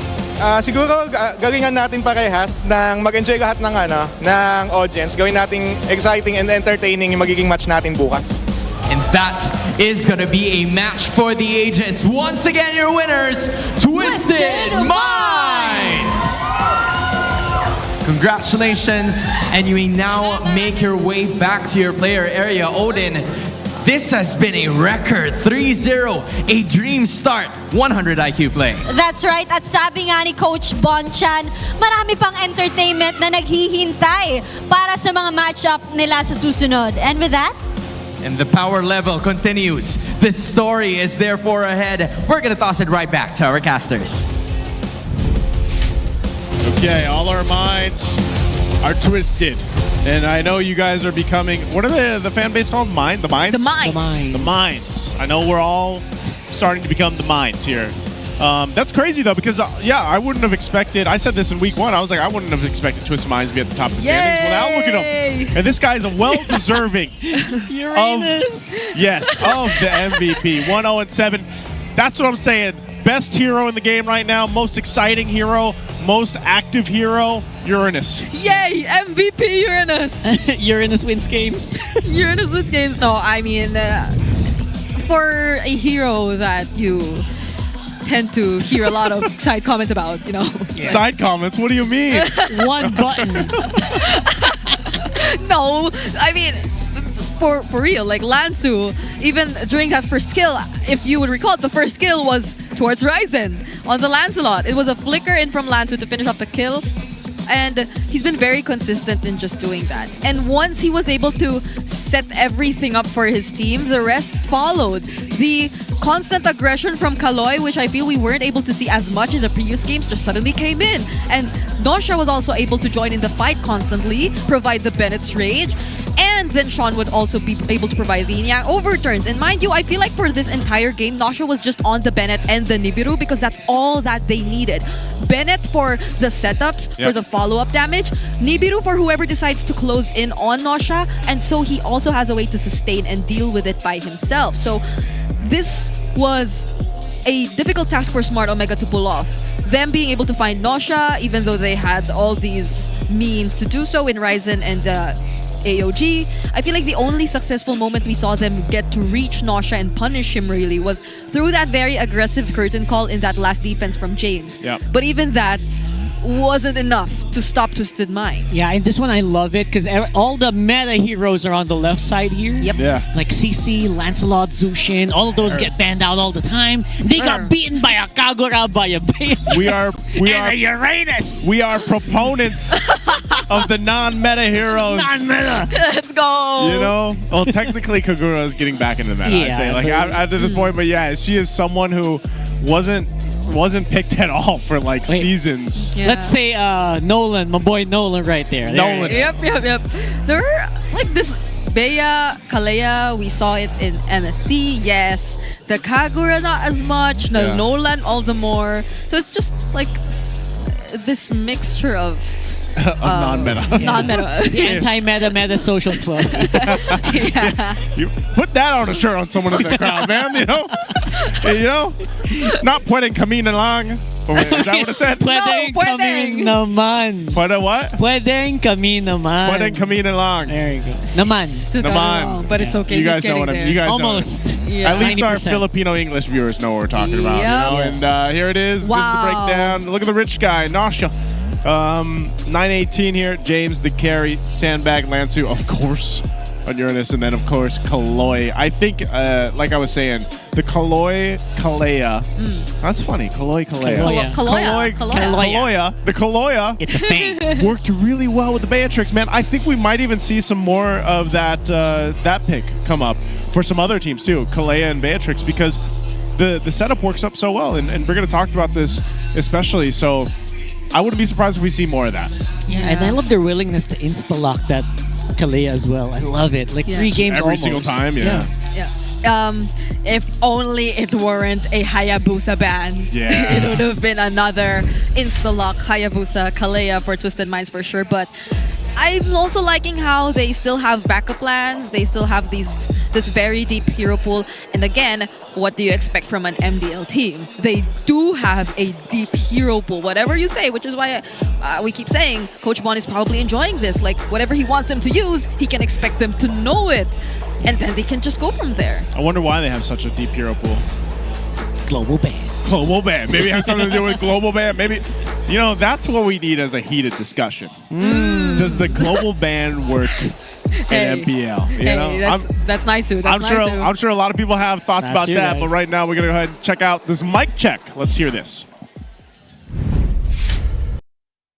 Super low na yung si Ryzen na. Iba na buhat ka, pre. Nagutan na siya, boy. Nagutan na, pre. Kaya niya pa, pre. Kaya pa, boy. Pwede Chichi, ah. Tali kayo, matatali kayo. Chichi, pre. Nabuhat ko, Chichi, boy. Wasak, oh. Kaya ko pa, pre, ah. Kainin mo yan. Pwede gatot, pre, ah. Pwede gatot. Tower. Sige nga, pre. Boy. Tower lock tayo lahat. Can I just say, yeah, same, Brigitte, same. Her chair is slipping down. Her chair was slipping forward, but it's so weird how we have such different mic checks. Depending on the team. Yeah, it's very different. This was prep. Kalma. But yeah, I would love to have a hot take discussion sometime about if you guys think global ban can fit in the professional league. Maybe we have it someday, maybe we don't. But I hope you guys have enjoyed this second series for today. We got 3 games here. Now, we still have one more series ahead of us for you guys to go ahead and check out. And I don't know how that one's going to be. I'm not going to be a part of it, so I'm glad I got to join you guys for these past 2 matches here on the desk. It's been me. It's been Rockhart. It's been Brigitte. We can't wait to see more action here for day 2 of MPL Philippines Week 2. And I don't know. I think I'm getting word that we might have another visit from my favorite animal. Huh? Yes. Can you guess who that is? What? Yeah. No way. Can you give us a clue? I was about to howl. Oh, okay. But I don't know if I can. I didn't hear it, sorry. Is that a howl? I don't know. I can't really howl, guys. Let's do it. All right. 1, 2, 3. Let's go ahead and throw it over to the howl. And what another series win mula na naman sa Twisted Minds, the hot rookies of the season. At gusto kong balikan yung sinabi ni Bentings bago magsimula yung second game. Merong shadow factor daw itong mga rookies na to. At ang ibig sabihin lang yan is, wala masyadong expectation sa kanila. Although nakita natin maraming beses ang Twisted Minds or yung mga members nila from ONIC 9 Lives before MPL, nakaagulat pa rin yung kanilang idinala dito sa ating MPL Season 16. And maybe it's because of the support system. Nandyan si MP The King, Sensui, and the rest of Twisted Minds in the leadership of Bonchan and Eson. Binigyan nila tayo ng kakaibang take sa metagame. At ito yung ating natutunan ngayong araw na to, which is important dahil mukhang yung first turtle setups coming out from Twisted Minds ay panibago. Hindi pa natin ito nakikita masyado at mukhang sila din ang magpapausin nito. Level 2 power spike mula dun sa EXP lane papunta dun sa may gitna. Apat na members ng Twisted Minds ay ipe-pressure yung kanilang mga katapat para eventually manalo sa first turtle na binibigyan nga talaga Twisted Minds sa control sa game. Sa lahat ng games na nanalo ang Twisted Minds, sila ang naunguna sa first turtle at sa lahat ng games na nanalo sila ng first turtle, hindi nila binitawan ng laro at tinuloy-tuloy nila para naman sa kanilang makuha ang kanilang 3 series win streak. Yan po ang mga natutunan natin mula sa Twisted Minds. Patuloy natin ang silang suportahan. For now, maghahanda tayo sa ating Saturday special. Mamaya na yan, kaya huwag kayong alis. Magbabalik ang MPL PH Season 16.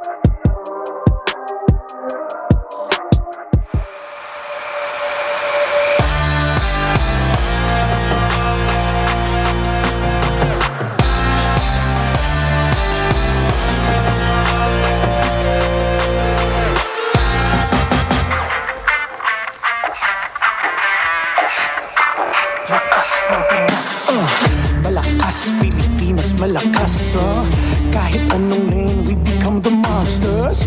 Malakas, Pilipinas, malakas, face the golden sun and repping for the 3 stars. Look at us, to the top, no ifs, no buts, winning any game, para to sa PIN na yes. Di mo matitinag aming bosses sa new level, nasa kalye man o mobile, you know I become a legend. Listen, open fire, we unite, we winners, but with pressure, like diamonds are made of. Switching the lane na parang gera, HP racing made a setup, but kakatang buhat ni Hilda, full dome SS parang Laila.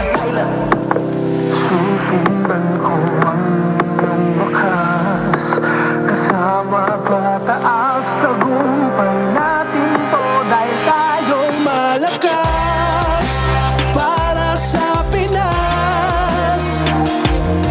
Nasa amin ang alas, hindi to atas, kinikilala sa taas kasi kami ang malakas para sa Pinas.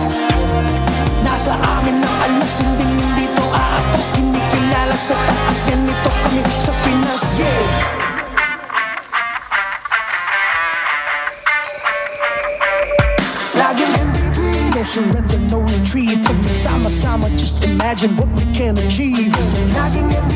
No surrender, no retreat. Living 100 on my all, cause we just cannot be defeated. We are unstoppable, immune and invulnerable. Ready ang equipment, lahat frozen, mala, crowd control. Pakita on the jab, east to the southeast. Taas ang matawa, proud and loud, cause every enemy we devour.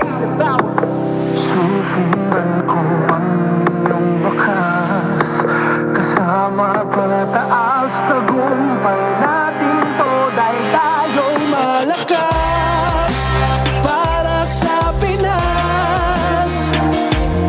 Nasa amin ang alas, hindi to atas, kinikilala sa taas kasi kami ang malakas para sa Pinas. Nasa amin ang alas, hindi to atas, kinikilala sa taas, ganito kami sa Pinas. Lakas, Pinas malakas, kahit anong tumas. Malakas, Pilipinas malakas, face the golden sun and repping for the free stars.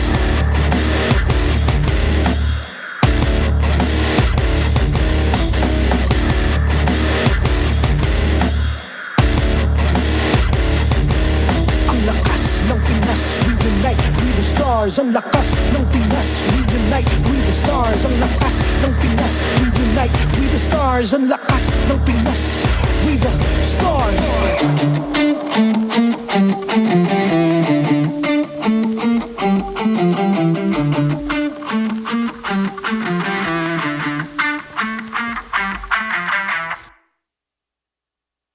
Ay, ang tagal eh. God.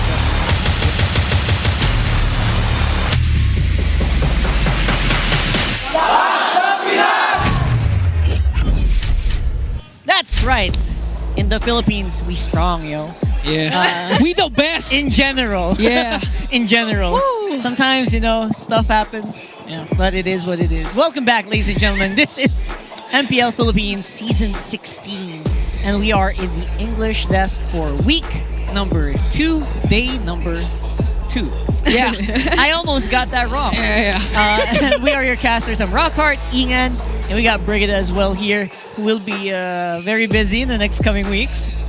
So, very excited for that. Coming soon. See you guys soon. Do they know? No. Okay, good. I just said she's going to be busy. If you know, you know. She got stuff to do. Yeah. But for this one, last match, I hope you guys watched that. That was crazy. Yeah. It's still going to be Twisted Minds on a free 0 standing. Definitely not in my MPL S16 bingo card. Yeah, so the guys, you should comment down below if you predicted this start from Twisted Minds. Because, apart from Renmar, no one from our talent pool actually predicted the strong start from Twisted Minds. Yeah. Am I right? Yeah. These are one of the things where the answer is a solid no, we did not predict. It's not a depends type of question. Especially after what we've observed from teams who constantly or who previously graduated from MDL and then stepped foot into the MPL. This was not the trend. Absolutely not at all. So they've changed how people perceive the graduates of MDL to be now. And actually, if you were to think about it, now so much eyes are on the rookies. But these that we're looking at now, they are not rookies. Yeah, absolutely not. This is ONIC versus RORA here in match number 3. And I think we are going to be in for a treat. Obviously, we see ONIC they look very mad. I mean, not mad, like they look very fierce, ferocious. We can finally say the word gigil. Yeah. Oh yeah. Because it's an official word this time. Yeah. We see the gigil. It's an international rivalry. Yeah. Because basically, these are orgs from seas away. Like seas away. And I would say that ONIC has encountered their own ups and downs. Yeah. We've seen that especially through EWC. But this time around, it does feel like they're on a better slope. They're on a better trajectory. Yeah. And Aurora obviously has a lot to prove in this season. Slowly, we've seen Aurora starting to get their footing, especially after slotting in a Light. He was able to play the Grok and perform phenomenal, but now it's kind of like the big boss version for Aurora going up against ONIC Philippines. They were able to take down Team Liquid Philippines 2-1, and now it's ONIC's time to shine because it's ONIC time. If there's one thing I think we can probably pay attention to later on. It's the fact that Rockhart did mention previously that these orgs, they span outside of the Philippines, and the rivalries that they have, it's not just limited to these 5 players, these 10 players against each other. You could also say the same for the coaching staff, and I feel like that's why we are highlighting these key members of the teams in this graphic right now, because even in the recent MSC, as you've mentioned, in a way, it's not Aurora Gaming in the Philippines, but Aurora Turkey that somehow did impact the way that ONIC Philippines was able to perform their overall run in the previous MSC. It was a bit of a struggle as well, just because of maybe how well Dexter and MTB have already read out ONIC Philippines. So this is also why perhaps we really ask for this reintroduction of ONIC Philippines, because throughout the past few months, it feels like people have slowly adapted to their playstyle. Yeah, the Sigma Jungler in your screens right now. Wait, 0 deaths for 4 games? Is this real? First 4 games, an actual stat. Man, I can't believe it. So King Kong, definitely a big step up from what we've seen in the past tournament here. Definitely looking really good for the Superfan. Yeah, I mean, for most of our community, in and out of the game, King Kong looks really, really good. It's true. You can say yes. That's why, guys, you should also snap a photo of any MPLPH player during specific moments while inside the venue for a chance to win a lot of diamonds. Yep, you can use this graphic in front of your screen as your shot list. And once you snap the photo, again, include these 4 hashtags that you see. And you have only up until September 8th to submit your snaps. So you see King Kong is even one of the sample photos, Carl TZ being the other one. You can take a picture of any player you want. Yeah, fun fact. Actually, it was Inan who took that photo of King Kong during that moment. He was very good in and out of the game. Yeah, Rockhart, the timing of you mentioning that makes me look like a creep, sir. So that's why he says he looks good. Looks good, He knows he But for you guys, if you want to take a photo like that, you can still buy tickets to watch your favorite teams. Just go to MPL PH's website, ph-mpl.com / just kidding, I don't know the full URL. But go to ph-mpl.com for that whole one. Yes. So obviously it's going to be a pretty cool story. Again, both of them are international organizations at this point. ONIC working so closely with Indonesia, and Aurora working so close with Turkey and the rest of the squads. But if you want to choose Doming's moniker, what's it going to be? I want to read this out. A, Doming expansion. B, Doming Nation. That's a very OG one. C, the Doming effect. Or is it D, Doming? Doming Su. Doming Su. If you know, you know. Oh, baby. Where did that last one come from? I want D.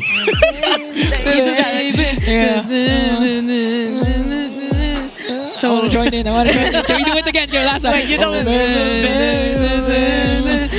If you know, you know. You should know where this reference is. But if you guys had a choice, So I think it's majority D for the panel. Seems to be, because apparently Doming, he feels like he has so much to work towards to really earn the next standard. Yeah. So I feel like we might have to look for a new one that will, sit in better with Mr. Doming type. One that probably is more anchored towards him and what he's able to do, rather than watching out of potentially replicating or being the next someone. Okay, so I can't also get it, right? I can't get where Doming's at, because right now, in terms of stats-wise, it's very redundant. In terms of stat-wise, but never mind. I feel like he does have a lot of catching up to do, right? So a lot of this is definitely going to be reliant on the game that we see today, as our players are going into this stage right now. A rivalry that's felt all over the world. Here come the Sonics. It's Kirk, King Kong, Superfans, Brusco, and Galera. This is ONIC Philippines!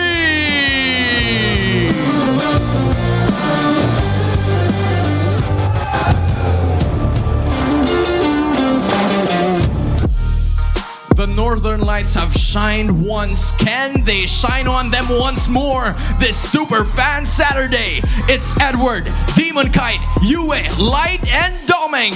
This is Aurora!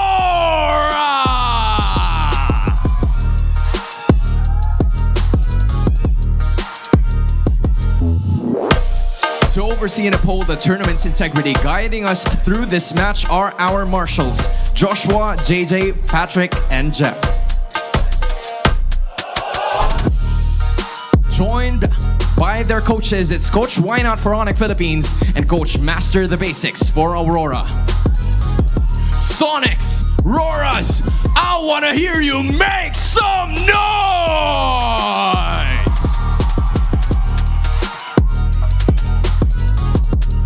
I think we saw them make some Royce because Royce was there. You know, after seeing ONIC struggle a bit in EWC, now slowly they're finding their footing. 2 consecutive sweeps up against top contenders like Team Liquid Philippines and AP Bread. It seems like they're finally coming back to their old form or evolutionizing their form right now as the Superfans, especially since their rotations has been key to how they were able to defeat Team Liquid Philippines. If you're going to remember, King Kong's visits in the XP lane really enabled Kirk to be himself once again as the Kirkitect that makes plays for ONIC Philippines. Yep, and I feel like Aurora really does have to be careful about those potential rotations, but I guess they have a bit more confidence in terms of doing that because the way that Edward has been performing in the EXP lane has been exceptional. I feel like a lot of what Aurora is able to do is anchored on the fact that Edward is able to perform in his lane, and so whenever they are able to ensure that he gets a winning matchup, whenever he gets that very comfortable XP lane pick, then they could really do their own thing in their respective lanes. That's right. It's really going to be crucial to really keep those lanes in check, especially what we're seeing right now for ONIC, right? ONIC, who seems to be going back to their roots, back to their championship form where everyone is just so scared of King Kong, scared of the jungle. What's going to happen? How fast is he going to reach that power spike? And I think Aurora is definitely one of the teams that can really deal with that if we're talking about like just lane for lane matchup. The big question for Aurora comes down to like the team fights. Yeah, I actually remember back in S14, even in M6, wherein there were a lot of talents that were saying that ONIC's like a team built with 5 all-stars. It's 5 Kelras, 5 King Kongs, and slowly we're seeing their individuality shine once again. Yep, it's been a while since I heard that actually. It's from Mirko, right? Yeah, but Your idol, you know. My idol. Shout out to Mirko. Mirko, mahal kita. There.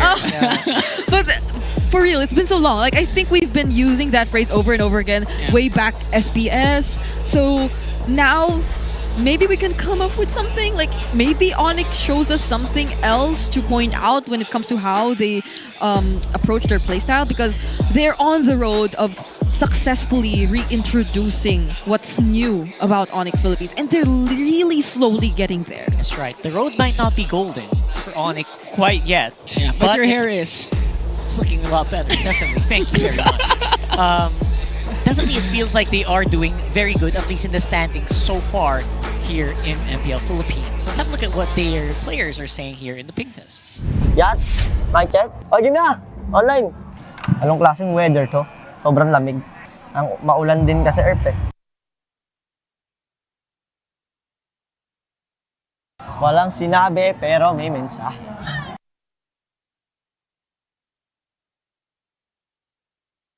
Parang tinatambol yung puso ko. Sakit! Ba't niyo ba yanig yun? Uy, uy.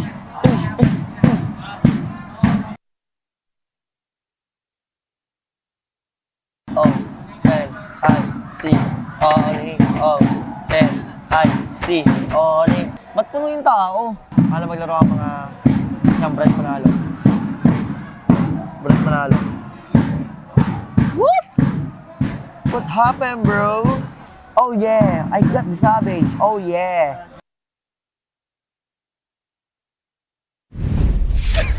I guess that was a challenge on how close they could get without. Oh my gosh. Did you? It was this close, bro. I think I finally found the answer for the community poll. The next moniker of Doming is Doming Light. Doming Light. Yeah. Wow, what happened to Brigida? I didn't want to see. I didn't want to see it. Oh, because it was PG-13. It was PG-13. Very, She's very. 12. It didn't really hit where it. What? Okay, moving on. You want a replay? I'm just saying. You know?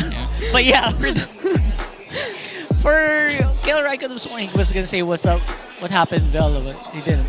That was opening, man. You could have done it. But yeah, that's just what happens here in the Smart Ping test. But of course, these segments just get as fun as they can get. This one, though, very serious and very informative. This is The Howl. Welcome to The Howl. This is Wolf bringing you the Infinix Keys to Victory. It's ONIC going up against Aurora. A team na sobrang init talaga. Like 4-0 in their 2 series na nilaro. That is ONIC. And para naman sa RORA, newly awakened. After nung kanilang slight stumble nung week number 1, nagbabalik na nga sila. So para sa ONIC at kontrahin yung parang slight momentum change para sa RORA, what they need to do is watch out for RORA's gold lane first rotations. At nakita natin yan na ipinanalo ng RORA yung kanilang series versus TLPH, by the way, gamit ang rotation na to. So ito yung kailangan watch out ng ONIC. And also, meticulously pick Superfans heroes. Medyo mahirap to at kailangan ng mahaba explanation, pero ganito lang yan. Para makahanap sila ng perfect na hero na panalo sa lane, nakakaikot pa rin sa mapa, pero at the same time, meron pa rin proper scaling. Ang hirap nun, pero I'm sure that ONIC can find it out. And of course, that's Superfans. Mahaba naman at malaki kanyang hero pool. And now, para sa Aurora, they have to force ONIC to play utility jungler. At alam ko, napanood nyo na ako before na sinabi na kailangan mag-utility jungler ni King Kong para matalo siya. Ginamit ko sa aking former keys to victory, and I think that still isn't gonna change. I think Aurora needs to force King Kong to play utility junglers. O kaya naman yung mga parang funnel core na siya yung bida tapos si Keldra kukuha ng mga fighters or whatsoever. It's difficult, but at the same time, it's needed para sa side ng Aurora. And now, they also have to contain Kirk by forcing 1v1 XP lane battles. Sabihin nating gadlingan ng rotation sa kabilang side ng mapa para sa Aurora at mapareact yung ONIC doon. O kaya naman magpuwersa talaga ng 1v1 matchups na Edward ay talagang maiipit etong si Kirk dun sa lane na yun at hindi maagawa ng moves para sa ONIC Philippines. Napaka-tricky na scenario para sa RORA, but that's also true with ONIC. Kaya naman kaabang-abang talaga ang ating laban. Ngayon, punta tayo sa draft. Man, I love that Wolf actually brought that up because a lot of people were really commenting on how well Kirk played last week, and a big contrast again to the previous performances of ONIC. So we'll see if that's going to be a factor here. They might have to work on that Kirk factor in this game. Especially since in 4 games he already used up 3 heroes, twice with the Phobius and then Badang and the Arlot. So it's really going to be key on how Kirk will perform up against at this point, what is Edward for you guys? Yeah. What is Edward? I mean, it's great that we put so much emphasis on the EXP lane because I think that's really a very important part of this entire match. But right now, we're looking at the head-to-head between the roamers who surprisingly have a very similar hero pool so far. It's the Hylos Kalea that they have in common. Only that Light decided to bring out the Grok once yesterday. It wasn't as successful, but I mean, I think they're still exploring, so yeah. And that win rate obviously is just crazy right now for ONIC because they have not lost, obviously. Yeah. So yeah, exploration for the Grok, how well that can actually go. We also want to see some maybe really niche light heroes like the Kufra making the appearance again. But so far it has been that, right? It has been the Grok. It has been Hylos. I think one thing we also got to observe yesterday was the fact that maybe at this point, now that Aurora's still trying to figure how their playstyle is going to be exactly together, it's best for Light to pick up these heroes, which forces him to play alongside the rest of the members of Aurora. Because in previous instances wherein he went for the likes of the Kalea, he does go for those signature Light plays, those angles which come from very unexpected ones. But it's not entirely what Aurora needs at the moment. So I am not maybe the only this is something one we can bound by expect these heading into the draft chains. because it's officially starting now. So I think the high loss is or will likely be a priority for both of these teams. That's right. Because again, it feels like Aurora is just looking for their identity once more. I'm also wondering, are they gonna maybe bring back some flavor from the past? Like come into that super Ube mode again. These are things that you always want to look forward to when you're watching Aurora play. You know, honestly, at this point, I just really want to see Edward play the Lapu Lapu. Be the Edward. Be the Edward, the bravest fighter so far right now. And on the other hand, for ONIC Philippines, just let King Kong once again shine with the Lancelot. Oh, that's another one. Like, does Aurora willingly let go of the Lancelot again? I mean, I know This teams land have is our tried, homeland, but and it do they will want soon be to? our burial 'Cause ground. I think even unanimously, the talents, everyone would agree that King Kong has been near perfect in terms of his performance whenever he gets his hands on the likes of the Lancelot. So, yeah. I'm pretty sure King Kong is like 60% the reason why Moontoon had to adjust that And hero. hotfix the Lance of the YSS. So yeah, and considering the first series or first few series saw a healthy amount of Lancelots as well. Even despite the adjustments on the Joy, we can't deny the fact that one of the signature heroes of King Kong still, especially in M6, was the Joy. So if back against the walls, there's no YSS, there's no Lance, no Haya, could be an option still for the single jungler. Is that a bait? Oh, Nah, they don't care. They don't care about that at all. At least for the first bit.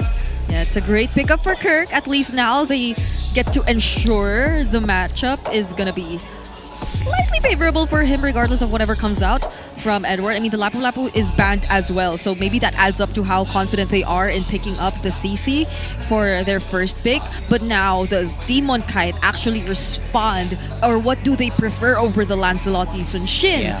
Because those two are still up there, and maybe so is the High Loss if they want to pick it up here. That's right. It's also flexible on that XP because as you can see, ONIC is very hard on banning out that XP lane. Yeah. So it's very clear that they want Kirk to have a good day. But when you do that, there is like a high loss in the field, and the Lancelot will get picked up by Aurora. Oh wow, this is an interesting turn. Aurora instead prioritized the Domenkai hero. Because I saved my nation from falling So apart. they reveal both of their main cores for their lineup already, whereas ONIC will be able to pick up the Yisun Shin for themselves. And do they pick up their mid lane? Because if they do go for the EX, the roam, then that... According to the Howl, Superfans should be the one that's prioritized here by ONIC. So, Selena. and I would assume that Mr. Vogue has some pretty good information. There goes that Superfans hero we're talking about. Yeah, that signature Super Friends that we're gonna be seeing. We don't know what the roamer is gonna be exactly, but it's great to see this paired up with a Yisun Shin again. Because this is how it's always been. Beautiful things can happen with that combo. The squad of ONIC Philippines, still has some sort of trauma up against Aurora Turkey, wherein Rosa just straight up used Selena all. Yeah. How many games was that? 3 or 4? I think 3. 3. Yeah. For 3 games straight. So now they want Selena on their side. Apparently, they know how to play it well, and they're not giving Aurora a chance to actually integrate it into their lineup. I love it. Yeah. A fun fact, Turkey was renamed from Turkey because I will Turkey choose my wants to own change path. to differentiate themselves from the Oh. bird. They intentionally added the E there. Wow. I just wanted, since you mentioned it. We learn new things every day. Yeah. with Uncle Rockhart. They wanted to really separate it. Yeah. With Uncle Rockhart. Nice's daddy, Rockhart's uncle. Oh my. That's true. I am here to make sure that the young ones have fun.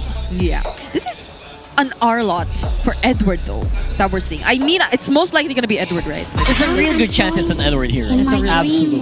Yeah, so the punish is definitely gonna be there. If not even the punish, the endless amount of initiations could come in from those final slash flicker combos, and then you could expect the follow-ups to come through. And it's nice to see Aurora respecting the Lunox as well, because I feel like we've seen the Lunox Harith matchup happen a number of times yesterday. Although in one of those games, it wasn't as favorable for the Lunox. If you would recall, it was Oheb. Yeah. Redtail's been itching for I feel a like real maybe there's a chance we see a high loss still. Yeah. Because they take out those heroes that can deal with the massive HP bars that are part of, or that the R-Lot has. So this could potentially be another gold lane hero that Aurora takes out. But if not, it can also be a roamer perhaps? I would say you can take also out the Gatot. Yeah, Gatot Gacha seems to be like one of the things you want to combo, With obviously. CC. Yeah.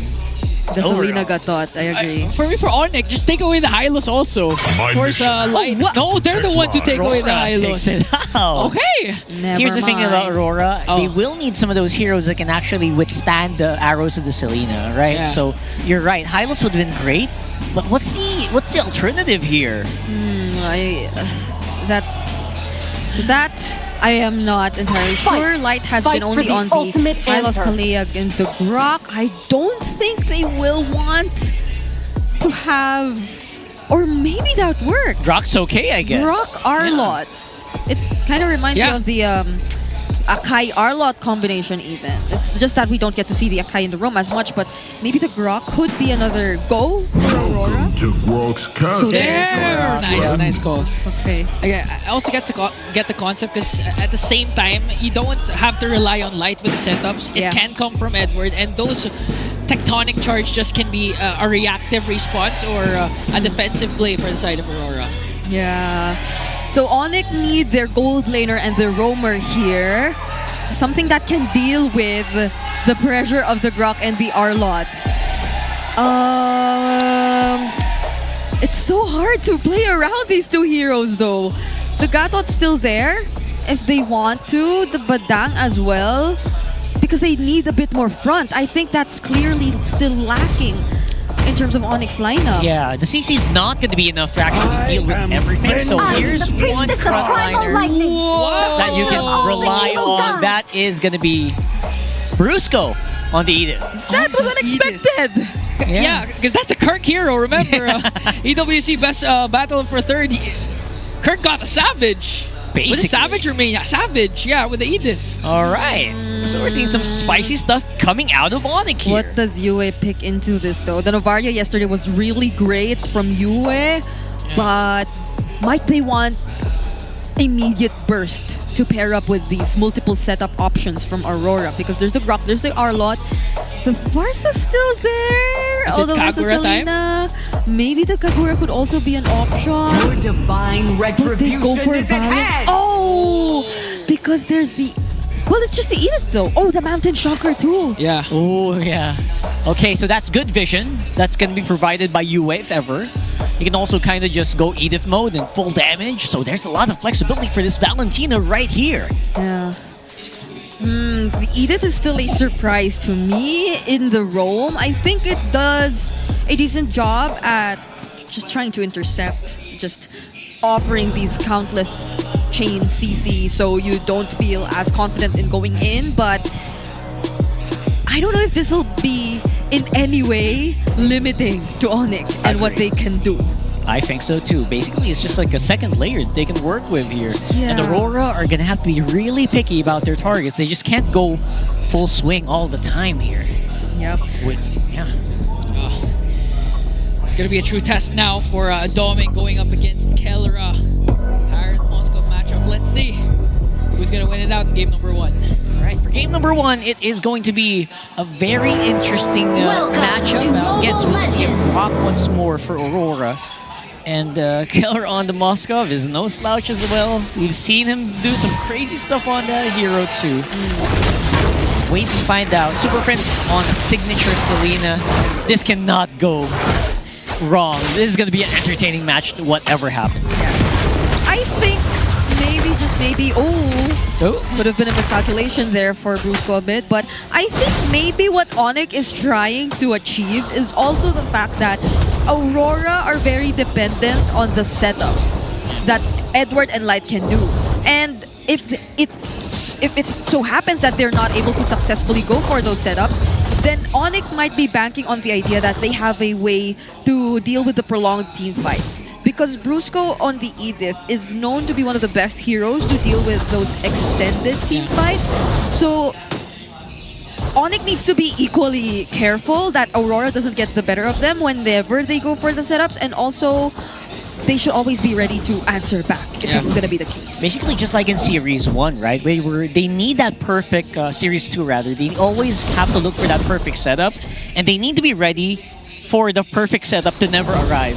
Oh, yeah. So, yeah, these are things that you have to think about. If you're Aurora, can we do that setup? Can we make the big play happen? Can we combo the final slash alongside the tectonic charge? Yeah. And honestly, that's a lot to ask if for a Grok, because basically the tectonic charges paired up with the flicker could be useful, but at the same time it's really hard to pull it off. But again, in Hands of Light could be easy paired up with the final slash coming in from Edward. But so far, a relatively slow game, but things could change right now as the first turtle has spawned.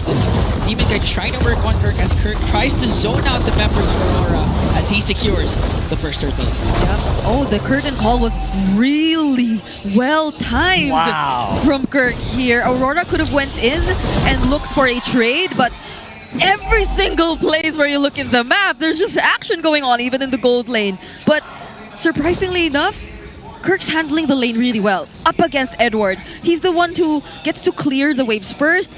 Alongside the support that he gets from Superfans, they're the ones who are able to position first. And it's a clear win so far for ONIC. Yeah, no one's getting caught here as well. So I love that this is basically a decision-making game. This is going to be a decision-making game at the very end of it, because no one's really making like any micro errors. They're not making any oopsie plays. No one's very sour. No sour moves. Sour moves. Yeah. And so far. It's 3 minutes. Give it time. Is that what you're saying? Hey, Light got his level 4. Let's see.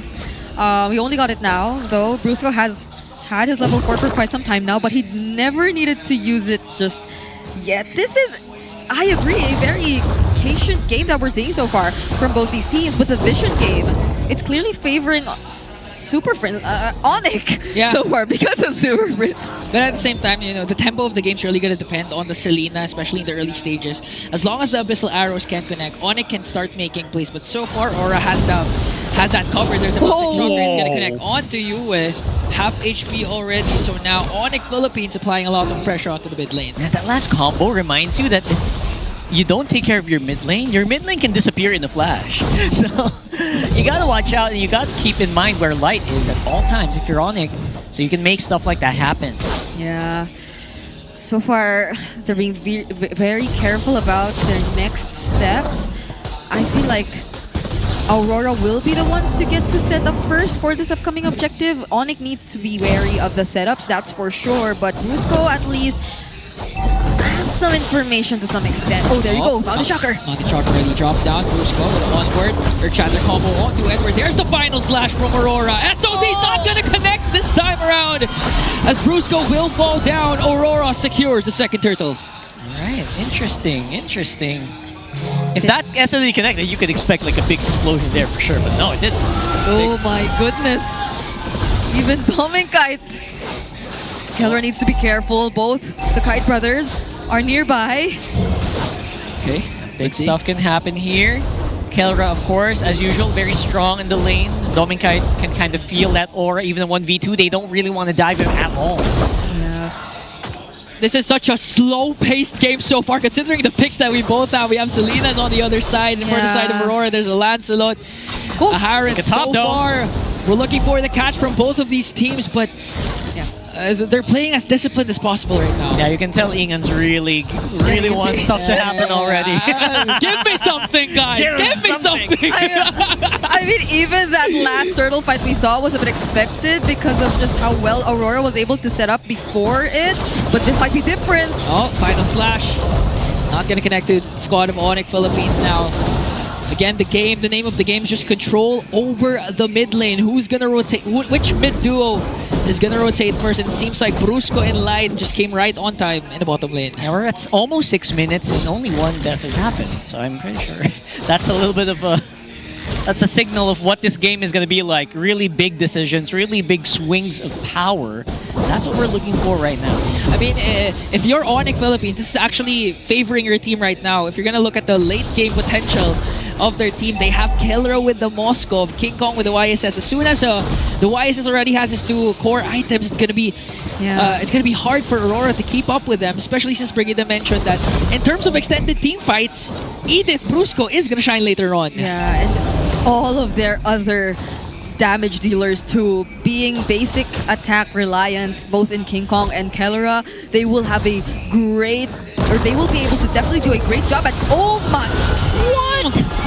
A lot has been expended onto Brusco, but that was a kill Aurora was looking for. Good Earthen Rampart and a Tectonic Charge from Light. to bring down Brusco as Demon Kite secures the turtle. Now the chase is on still. Does Demon Kite want to challenge King Kong for this 1v1? I think he's not gonna overcommit. They got the turtle. There's just something about Aurora ever since their win yesterday. Yeah. It feels as if every single decision that they make is so decisive and calculated. Now, even though we kind of expected ONIC to play it a bit safer because they're after the farm, as of this moment, Aurora is still able to find openings to force fights against ONIC, and that's not what they want, but Aurora are just so good at doing that. Yeah, we're thinking about decisions. They were so decisive. They were very, they were moving with conviction basically in that last one.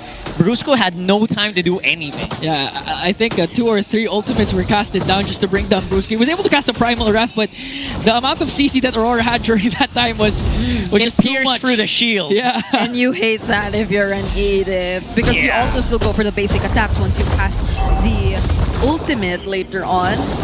So things are looking a bit tricky. This is maybe why I feel a bit iffy about the last pickup by ONIC Philippines. Could you get the idea though? Oh, 1v1 Doming Kite versus Kirk. The vengeance was popped already, but still Doming Kite has all he needs to bring down the Kirk attack.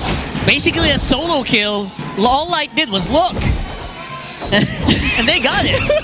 He just looked at it. My goodness, the damage from Doming Kite is too real. The target next might be Brusco, so they have to give away the second tier turret up top. ONIC Philippines struggling to find a response against Aurora. Might as well call him Doming Kid because he's using that Harif very well. That's good. Everything is going so well for every single member of Aurora. No kills for ONIC just yet. 2 of them in the hands of Demon Kite and 1 in Doming Kite. Also, not to mention how things seemingly are okay even despite the Valentina pickup, because there always is that ready Primal Wrath that Yue has. So that adds to the problems. Even though this is Doming Kite on a Harith, they have other sources of damage to throw out to the members of ONIC if ever they do commit. And how does ONIC commit in this kind of situation where Aurora is almost 4K up ahead? Wow, and your big setup is Brusco. Brusco is supposed to be the guy who goes in first, goes for that Earth Shatter maybe, and maybe an onward onto a target, but he can't do that against this lineup. Yeah, because the moment Aurora sees someone from the side of ONIC, may it be Kirk, may it be Brusco, they're not afraid to expend a lot of ultimates just to tear one down for the side of ONIC Philippines. So now Aurora has a comfortable lead, 4.4K. Also has the Lord up top marching, so they might be able to take down all outer turrets with this Lord Siege. Honestly, Doming Kite is so well protected by this lineup too. Just by having Light stick by his side, you kind of guarantee that there will be a way for you to answer back against ONIC if ever they do try to look for the engage. I mean, even if Brusco attempts to go for a Flicker Earth Shatter combo, that doesn't guarantee you a kill. True. Because there could be a counter Tectonic Charge from Light. Even just by using the first skill, that's already a love, but Wow! Clutch Traceless there for King Kong to avoid the Thorn Rose. And as they were able to clear out the Lord up top, no outer turrets left for ONIC Philippines. In a span of 10 minutes, Aurora's lead ballooning up to 5.1. Yeah. It's, I think the Holy Shields that were taken down for both the top and the mid lane.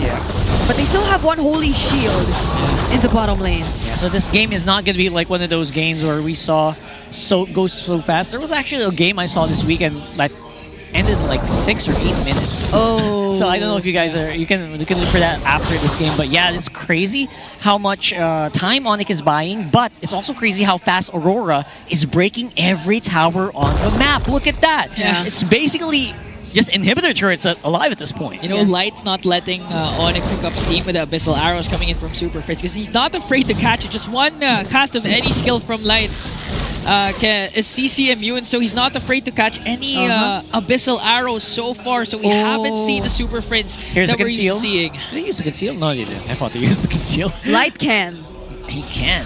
Oh, but he gets spotted out. Never mind. On the side, and again, these traps just make it so hard for Light to actually go in an unknown angle. So that's something that you can look for, especially with the Mountain Chakra online as well. But now it's used up by King Kong. Oh, what's it gonna look like? Oh, the Kirk might be the target. He already popped his ultimate and got slowed down by the retry of Demon Kite. And they get the job done as they take him down. What they wanted was the kill. They even used the flicker from Light. It didn't connect, but it was enough to block his path. So he couldn't find any other escape routes for that engage that Aurora showed us. But are they still trying to go for it? Look at that. Spicy moves from Keller. He's got the damage. He is still a Moskov at the end of the day. Aurora does need to pick up the pace though, because they do not want this to drag out any longer. ONIC Philippines, you could already feel the damage slowly coming in for Keller on this Moskov. He's being farmed up, and King Kong as well could serve the same purpose. So right now, clearly ONIC might be letting go of this, or might try to do something at least. Of course, SOD. No SOD. No SOD. Demon Knight secures the Lord. Kirk might be in trouble here, but is able to get away scot-free as they resort instead to split pushing the top lane. But now Keller has to back off because Dominkite is in the picture. It's an exceedingly clean Lord take here. So, yeah, Dominkite definitely one to look out for. SOD. Where's it gonna hit? Edward still gonna be alive. One-man curtain call really won't matter much, but here comes that stun. And still, Edward stays alive. Could be a different story if the SOD connects, but fortunately for Mr. Consistent, he stays alive. As Demon Kite finally picks up his BOD, this could be an endable push for Aurora if things go right. Yeah, it's a 3-0 KDA for Demon Kite. They also are trying to delay the Lord a bit, and Edward will be able to catch up soon enough. They don't have the Holy Shield in the middle lane for ONIC, so they have to make quick work of this Lord before Aurora gets to do something. Fortunately, they were able to force Edward to reset, so all 5 members of Aurora were really ready to make use of that Lord immediately. But this could be the time. There's a wall, there's a Mountain Shocker. And ONIC Philippines are able to clear. Edward goes in! He gets stuck out, but it's being misery of Kelvin Kirk! Picks up a kill. In exchange for Brusca though, SOD is going to connect, forcing into Dominkite's Purify. Oh, he does go Kelra. inside. He wants to go 1v4. Abyssal Arrow connects onto line and he brings him down as King Kong picks up a kill. Aurora left with 3. They have to back off, but ONIC Philippines showing signs of life. I can't believe Super Prince came in from those angles. He made sure that he was watching out for Aurora and for wherever they were planning to walk through, and that added to how they were finding it difficult to escape.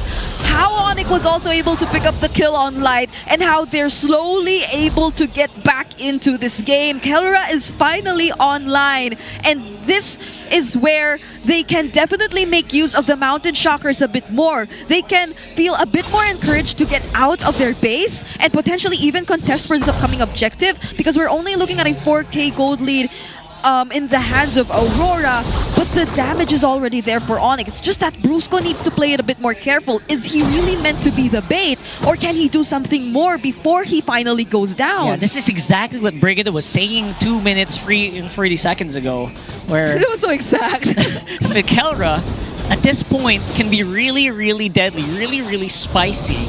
And you cannot, it's coming way too fast. It's actually coming in faster a lot than expected. As you can see the items, Kelra, even at 002, has actually taken so much gold around the map. Yeah, it's the result of continuous split pushes coming in from Keller. Unfortunately for ONIC Philippines, are able to hold on despite, half of the SODs haven't really connected. We've seen an instance wherein they were almost able to kill Edward, but fortunately for Mr. Consistent, it didn't connect. Now this time around, ONIC Philippines has all inhibited turrets intact. They can take this Lord away from Aurora. Mountain Shocker already dropped down. Demon Guy has to back off a Super Prince. Secures the Lord there. We're waiting for the post-objective take of Aurora. Kirk might be the target. Yui has to flicker in, plus gets the Primal Wrath of his own. But Kirk, will he be able to escape though? There's the wall and the mighty swing from Light to bring him down. And he really wanted that kill. Yeah, they didn't let him go, but can they deal with the Lord? Kirk is down, but all the other members of ONIC are still there. They'll respect Aurora well enough to not try and fight back again though. Such clutch decisions that we see from Aurora, even despite that loss in the objective. The way that it was a clear testament to how Keller is well farmed and how he got to damage Demon Kite low enough. And Kirk just doing such a great job at surprisingly being the follow-up. They did not allow Demon Kite to get any closer to the objective. Yeah, and Kirk, in Filipino terms, Kirk is the ally. He's basically the guy. The bait. You're gonna bait it out, so the rest of the team can actually win in that major objective, and it worked out very well for ONIC, despite, again, Aurora having a pretty solid gold lead. Yeah, and for the side of Aurora, credit to how they responded to the post-objective takedown. They were able to isolate Kirk, clutch play from Light to get that earthen ramp. Right? Earthen rampart. The wall. The rampart. The earthen rampart. There you go. To cut off the exit route of Kirk. And with the lead that they established, they were able to pick up the Lord in the river. Oh. So that's Lord wasted for ONIC Philippines. Lord in the river. In the river. We have a pink test. Yeah, that's we have a pink test going on. But this is looking a bit dire for Aurora, I'd say. Like it is, despite them having a 5.5k gold lead. Yeah, the timers are kicking in for how effective their lineup is gonna be. 17 minutes and 30 seconds. 5.5k, it feels like it's 0 at this point. Oh, okay. Alright, we're gonna wait and see. So there is a few setups. There's still some things that Aurora can do here. But the items, look at the items. Yeah. It's just so clear that Kelra doesn't need more. It's so clear that they're already online. This is Kelra, this is King Kong already with their full item builds. They just need, or King Kong just needs to upgrade this Magic Blade so that he gets the full Rose Gold Meteor if ever he's gonna go for that as his last item. But other than that, they're pretty much ready to go for whatever team fight they want to go for. Even Superfans with the Wishing Lantern, wherever he does decide to put those placements, it might even be a very crucial one at that, because if Aurora in a very low HP gets to step on one, then that could mean you go down as well unknowingly. So even the way that they check the brushes and where ONIC Philippines are should be very they should be very meticulous about it, because ONIC has an easier way of finding where Aurora is. So Yue, does he still want to go for the Primal Wrath, or does he switch things up a bit and also go for the Mountain Shocker? Because if it's just the Mountain Shocker too, then what can he do after that? That's a big question. This will be answered. Edward with a swing and a miss. Kirk answers back with his own ultimate. Manages to stay alive. Here comes the Mountain Shocker coming in from King Kong. Light doesn't connect with the ultimate. And no way! Secures the Lord as Kirk also takes down Light. He's trying to push in the middle lane. He has these immunity, but he's going to get taken down by Dominic. Yeah, Dominic still alive. It's going to be a 2-for-1 trade for Aurora, but Kelra steals away the Lord. How unbelievable! For how many times since MSC have we seen Lords stolen by spears of destruction? Oh, Lord sieging in onto the middle lane. ONIC has the numbers advantage. They have the Lord.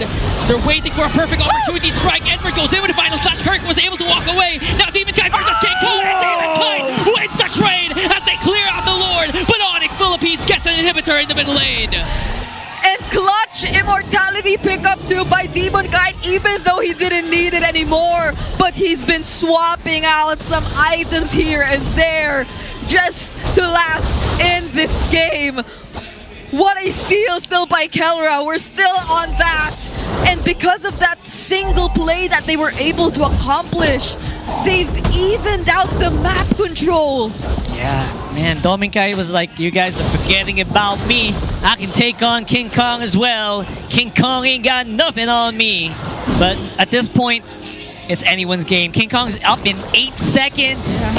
We could see something spicy happen here if they want to, but it looks like RORA is going to back off. They just took the base turret as well.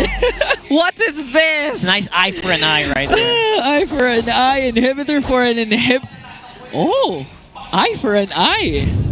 Nice inhibitor for an inhibitor. Oh! I just got that right. Oh my goodness, but this play!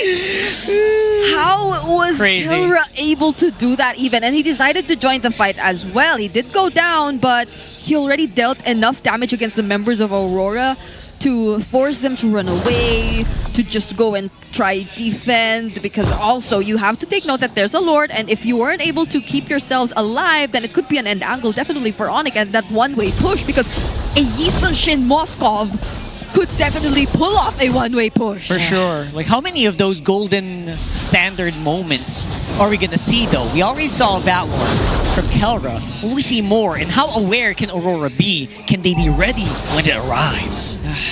Now they have to be ready though, because Lord has spawned. They have good position. But again, we're seeing the Filipino Lord dance once again executed by both teams. Kelra on the split push up top. Abyssal Arrow gonna connect onto Light as Kirk trying to go for Edward. Final Slash already dropped down. Plus the Mountain Shocker. There's a curtain call coming in from Kirk. He wants to go 1v3. SOD is gonna connect. We're just waiting for Kelra's entrance. It's gonna be a retreat battle. Who's gonna get the Lord? ONIC versus Aurora. And King Kong secures it while Kelra still pushing the top lane. Will Aurora make it on time? Demon Kite, Immortality Pop, then gets dropped down. Wait, Winter Crown plays still, but a shutdown for King Kong. And Superfans has been watching out for all other members of Aurora. They literally had to walk their way back to the base, and they only have 4 members for this upcoming defense. Lord now sieging in the mid lane. Light doing his best to delay the push of the Sonics. Kirk got isolated once again, forced out the Salmon Force from Bombing Kite, but look at the damage of Kelra! Spear of Misery gonna connect everything, connecting for the Sonics as they take game 1! That's as ONIC as you can get, showing us their dominance in game number 1. Finishing it and reversing it with style. Not how you start, it's how you end the game. Wow. ONIC was just too aware of their conditions. Too aware. They were too aware of what needed to, what had to be done. They did not force fights. They tried to avoid it even as much as they can. They had the right tools to stop Aurora if ever they wanted to. And as much as Brusco didn't have that much of a great time, it was all worth it in the end. Because if you only keep getting Brusco, then that doesn't amount to anything really. Because they were investing all of their resources not on Brusco anyway. It was on King Kong, it was on Kelra, who were quiet for the most part. That's why Ingan couldn't play by play, but I wanted to work, guys. Speaking of Kelra, my goodness, that last one, do you guys see that SOD?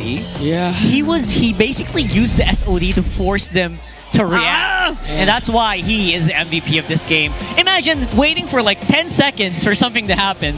The whole arena froze. Is he gonna go in or not? We're waiting for the entrance. And again, I think you called it as well. Like, when's he gonna go? When is he gonna go? It just goes to show that it's not just about physical abilities. Also, MLBB is a mental game. It's a mind game. It's a mind game. And for this guy alone, Kelra was a mastermind in ONIC Philippines comeback, getting a Game 1 MVP. I admire how composed they were able to remain all throughout. Even despite that dominance Aurora was already able to establish. I mean, look at that.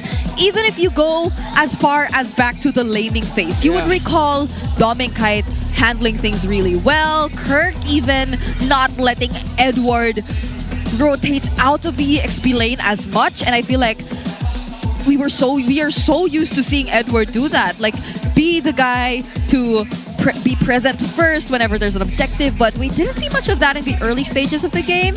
So ONIC was successful enough to do that, but Aurora got to regroup. They got the advantage for a majority of the game, but it slipped out of their hands again. It's becoming a recurring theme. It's like teams that have like a 6K, 7K gold lead suddenly lose out. Yeah, it's like you're at a disadvantage when you have that much gold lead. I know, it's crazy. But again, this was all about like the presence, right? It's all about like how well they were able to deal with that being behind. Yeah, which it makes or breaks the team. Yeah, I guess also the composition of ONIC Philippines. They're actually a ticking time bomb with their lineup. As soon as Brigida mentioned that Kelra has already full items, it's go time, it's ONIC time for ONIC Philippines, and clearly he made a lot of game-changing plays, not to mention the Lord steal. Crazy. Yeah, the crazy Lord. I know, Rockhard, you've been around since Season 1, but I'm pretty sure that's a clip or that's a play that tops your list also. It's funny because it was so far away. I feel like the target was so far away from the Lord. How did it hit?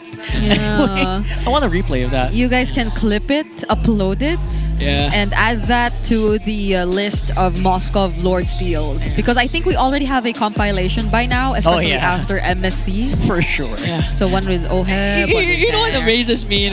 Remember M6, the play from Innocent, the Moskov play. You remember? You were casting that game. Innocent. Before the playoffs, the Innocent play. The Moskov guy. And now Keller actually replicated that kind of play in SPS. Yes. And now EWC, Oheb had an amazing Lord Steal. Now this time, Kelra also replicated that play. It's going around. Yes. They're all learning from each other. Yeah. Probably. And actually, I remember when we interviewed Keller, Keller's actually the guy that actually asks his opponents about things, especially opposing gold laners. That's why he gets a lot of information and uses that to his advantage. He is very open to learning from other gold laners. He's vocal about wanting to learn from other gold laners, and it's also maybe why for the longest time he never considered himself as the best. Yeah. Because he always thinks that there's more to learn about the game, about the micro, about the macro, I guess, and how you just perform as a gold laner in your team. But really, I think he's learned more than enough already. I think this guy just has everything and a little bit more, a little then some, as they say. At this point, it did show, especially against a matchup where he was actually dealt a pretty bad hand. Yeah. At the very beginning, like at least until 8 or 9 minutes of the game, he was just forced to just separate. Yeah. And this is a purified Moskov. So, so he was really forced to play a bit more safe, but 50,000 damage. Ouch. Sheesh. You know, apart from Kelra, I also like to commend Kirk, because Kirk was also phenomenal, especially mid to the late game, where he was... you mentioned it that it came to a point where he became the ally or the bait also for ONIC Philippines, and he was actually able to bait out a lot of ultimates, especially the Zaman forces or even the charge from Light. So it really became a crucial factor on why ONIC Philippines had more or enough resources during clashes. But even then, this is all Aurora, so that's how you know it. It was a comeback. It was a huge comeback. Absolutely. Even in the stats just don't lie. The API doesn't know what happened in the game. Yeah. They just know who got the most gold, who dealt the most damage, who got the most assists, and who tanked the most. And obviously, Light was, oh my goodness. He took so many of those hits. And Demon Kite is our BPI rich guy. Again, he is on the Lancelot, where everyone just plays the Lancelot, just has a fun time overall. But they still lost this one. Yeah. I don't think Aurora ever wants to go through that again. Like, already winning and being so close to winning. So close. But then, finding yourself... I'm sorry, I just have to check something. What? If King Kong actually died that game, I think he did. So in a span of 5 games, it was King Kong's first death. Congratulations. Wow. Congratulations. He gave King Kong his first death in the game. I guess that's an achievement in and of itself. Yeah. Yes. But yeah, again, the win just so eludes the Light so far, at least for now, despite their very good previous game. I think this just proves that ONIC just plays on a different level when they're like super focused, and like when they're not really like, thinking about other things. This is just them right here, right now. Again, Kirk is... They've been vocal about why Kirk was the guy.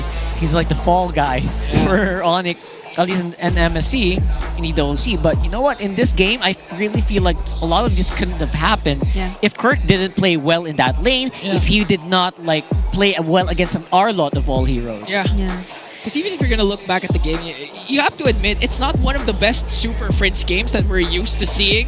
Especially when he has a Selena. So it was a Grok into a roll. What can you do if your arrows just keep hitting someone who's crowd control immune? Yeah, exactly. So that means that it's nice to see other players from the Superfam actually stepping up when it's hard for others to shine. And clearly, Kirk was one of the players who stepped up for this game. Yeah, so it's a way for them to answer back or to recall what was mentioned in the Howl, I feel. Their pressure was enough to limit Aurora and the gold lane rotations. Like, I think we saw much more from them in the EXP because Super Friends as much as it wasn't an aggressive start in such a way that they were able to convert into kills and whatnot, he was still there to apply pressure in the EXP, I feel. And so I think that helped Kirk a lot in terms of limiting Edward as well. But that's the thing. Like, does Aurora want to switch things up a bit in terms of their priority in their timing? Because no, never mind. Because I That's feel a like little hard to the Harith pull is off. already a late game hero too. He already popped off. He already popped off. He has enough sources of damage, but the decisions maybe. Because I was trying to think of how they could have ended it faster, but there That's were a good one. I think there were instances where the setups, the final slashes, the ramp, the tectonic charges were not as precise. Yeah. So I think those also helped in how ONIC was able to bounce back, because they just kept on capitalizing on those failed attempts that we saw from Aurora. And maybe that's also the pressure getting to them, because we all know they needed to end it fast. All that pressure, knowing that your opponent is like a ticking time bomb, like Ina mentioned. Like, I guess that is kind of just one way for them to improve. I think their drafting was pretty okay this time around. Yeah. I mean, everyone got a bit of an advantage in the lane. I think we saw that in the gold graphs, in the item graphs. It felt like they should have had that. Yeah. Again, how do you finish against a team again? On the other side, right? How do you do that against a team that's so good with macro, that knows how to clear these minion waves without suffering too many casualties? I guess that's something that a lot of the teams are still working on even to this day. Yeah. At this point, you know, like it's like the bane of Aurora right now is literally the Moskov in the CC. Because if you're gonna recall their very first game against Team Falcons, it was also the CC and Moscow that was able to turn around the 10k gold lead that they established to come back from that game. So now, apart from that, also like what Brigida mentioned, the late game decision makings really need to be on point for Aurora if they want to commit to an early game, early to mid centric kind of live. Now, they need to be really, really decisive whenever they want to go and pick off fights. Yeah. So maybe not so much on the draft. I don't think I have any hero to really point out. Yeah, it wasn't too crazy. Of the draft of Aurora. No, for me, I beg to disagree. For me, it was a Moscow game, really. Really? For Keller. Even after that Edith pickup, you liked it. Yeah. I didn't like the Edith that much. I really loved the Moscow. That's what I was asking. Like, are you sure? Not the Edith. Brusco, I hoped you picked the Tigreal instead. You know? I'm really biased towards the Tigreal because I love that hero. It's been a while. I don't think we get to see those kinds of the Minos, roamers. right? Yeah, even the EWC, the Tigreal mains, usually in their own regions, they swapped it out, you know? Yeah, because even Kiboy was literally using, I think Padang, was it Padang? Yes. Yeah, Yes. the whole ONIC organization was for was prioritizing. They were annoying. They were annoying. Hey, Nice was saying something in Tagalog. It's very Tagalog. We are allowed to say Tagalog. What did he say? Put it on the shirt. What? Pwede kami naman. Pwedeng kami naman. Kami naman. That was what was written on the shirts of the fans. Why are they the glowing earlier? By the Because way, Why are they glowing? why are they glowing? Gods. What if they're demigods right now? We're just not aware. Hey, you know what? What? That's the skincare for you guys. Yes. Look at how they showed Superfans and Yue right after each other. Oh because my those are the two skincare guys. Again, guys, that's not oil. That's glow. That's the glow. That's glow. Yeah. They've been very consistent in their skincare. I don't know if they've been continuing it. You know, actually, if you're gonna commend someone for his skincare, you have to commend this guy over here. Oh yes, of course. For 16 seasons, he still looks the same. Look, turn around if you see. They look a lot more glowing in the They big screen. do look like they're glowing. So it's not just my screen, not your screen, right? They look like they're glowing. Yeah, because they're heaven sent. These players are heaven sent. Absolutely. Giving us such good MLBB on a Saturday night. Yeah, look at all our audience. Mind you, it's raining so hard outside. Yeah. But By the way, guys, things are fogging up. Stay dry. Stay dry. Stay guys. safe. I guess the cameras are fogging up because of the moisture from outside. Hello! Oh, it's us. Hey! Look at that. Yeah. Okay, so Expect that to be a reel later. That's just how Ian rolls. Someone's gonna clip that. Clip that 100%. I wonder what. Come on, show me again. Show me again. No. Maybe you clip it yourself. Yeah, you do it. You can. Okay, never mind. Let's go. All right. Drafting time, folks. So here in the draft, again, we are not... It's one of those rare times where usually the chat will go crazy about the draft. Yeah. I didn't see them go that too crazy. By the way, what's up, chat? I love talking to Breaking chat. the fourth wall again. I love talking to chat, man. Okay. You're so good at, especially in the draft. I love it when chat drafts. So, chat, what's the biggest first pick for ONIC right now? Yeah, so you have a few seconds to answer. Yes. I also love how they've been banning out XP lane heroes for Edward. The respect on the Lapu-Lapu. Oh, still banned out. Really Consistent. great. Yes. Consistent dance for Mr. Consistent. Oh, yes. Yep. And they have to do that. Like, after what we've seen yesterday, you cannot let these heroes get into his hands. I think it's gonna be CC first pick again for ONIC. Still, I think it's still gonna be the same. So if that were to be the case, what was their last ban for the third? Last ban. I mean, a lot of the other options are still open for the red side bans. Commonly, it was the Jushins, the Lancelot, Yisunshin definitely or will likely be open still. Unless they want to ban out the Baksha. No, they banned the Baksha. So there's the Jushin. Yeah. Let's go, CC. CC first pick again. CC first pick. Does that feel like the big call, the big play here for Mr. Kirk? Let's hear from the crowd. There like we go. Make some noise for yours. It's up to Demon Kite. YSS or I feel like you have to really pick Lancelot at this point. Maybe not give it to King Kong. From King Wonder Kong. why Kirk laughed there. He's like, oh yeah, Kirk again. I mean, CC again. Why did he laugh at that moment? It's fun to play CC though. It is very fun to play CC. Even earlier against the Grok, he didn't have that much of a hard time. Yeah. Because he could just keep bouncing out of those earthen ramparts. I guess you're not so afraid of the Grok if you are a CC, right? Yeah. 'Cause aside from the spell vamp that you do, you know you can't get bursted. Yeah. You can jump over the earthen ramp. To banish all That's what we want to see. Okay, All right. okay, let's go. The trend is changing for Aurora, really. It's them showing their jungler and gold lane in the first two Lindsay has picks. been itching for a real This is a statement from Doming. He's saying my I turn. saved my nation What from if falling they pick apart. up their EXP lane here? For Edward, Although he did last game. He did third pick Arlot. So Yeah. No, that was that second pick. Oh yeah, I think that was red second pick, 3. second pick, yeah. Oh no, yeah. Red free. Red 2. Red 2. So the Arlot is still there. Was it? Okay, now I'm not sure. All right. Arla is... Can you flex it to Rome, though? That's my question. Do we have Light? history for Light's Arla? I don't think so. I don't recall. I don't think Light wants to. I don't think he wants to, yeah. Yeah. As much as Light is a setter Rome, Yeah. that has been his identity. Oh, okay. Yeah, no Arla today, 100%. Okay. Edward got inspired with Lanzo's game. So, this maybe we get to see a much more aggressive Light hero then. If this is gonna be the Uranus EXP lane for Aurora. Yeah, since there is going to be that guy who everyone's gonna have their eyes on. But going up against the Kalea, it's gonna be tough. So I think Aurora right now will be looking at the mid lane heroes again.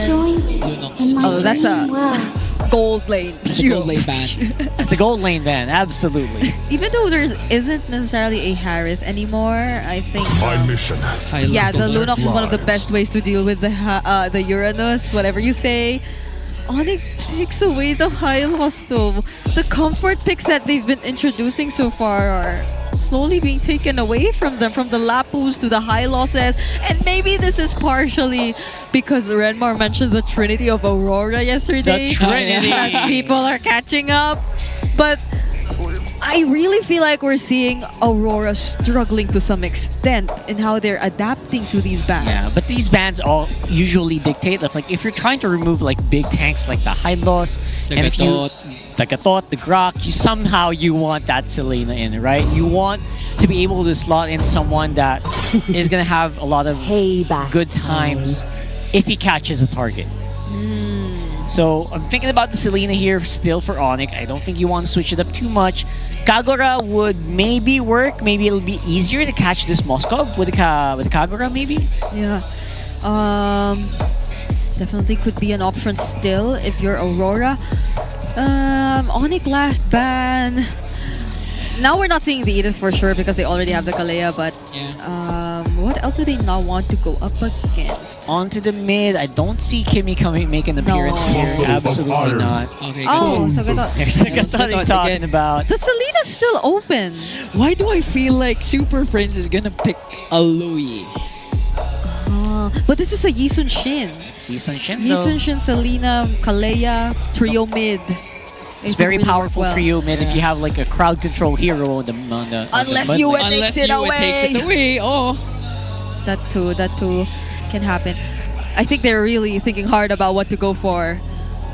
I think the control here is for Yue to just got him lined up in have my maybe a sights. Valentina ready, but here's the Kimmy for RORA. Since you mentioned that you already have a very tanky XP laner, why not have a mid laner that can kind of just go aggressive, and you can get big advantages if a Kimmy is left unchecked. Well, now that you mentioned the Kagura, I think it does work well either way too, because it's a Kalea still. Yeah. And there will be endless ways to poke the members of Aurora. Maybe not just enough to really shred down those tanky heroes, but that's not going to be your role anyway. Yeah, not for the Uranus, absolutely. Yeah. That won't be your assignment in the upcoming team fights though. So, for Kellora's hero, the Moskov is still... no, the Moskov's in Domikite.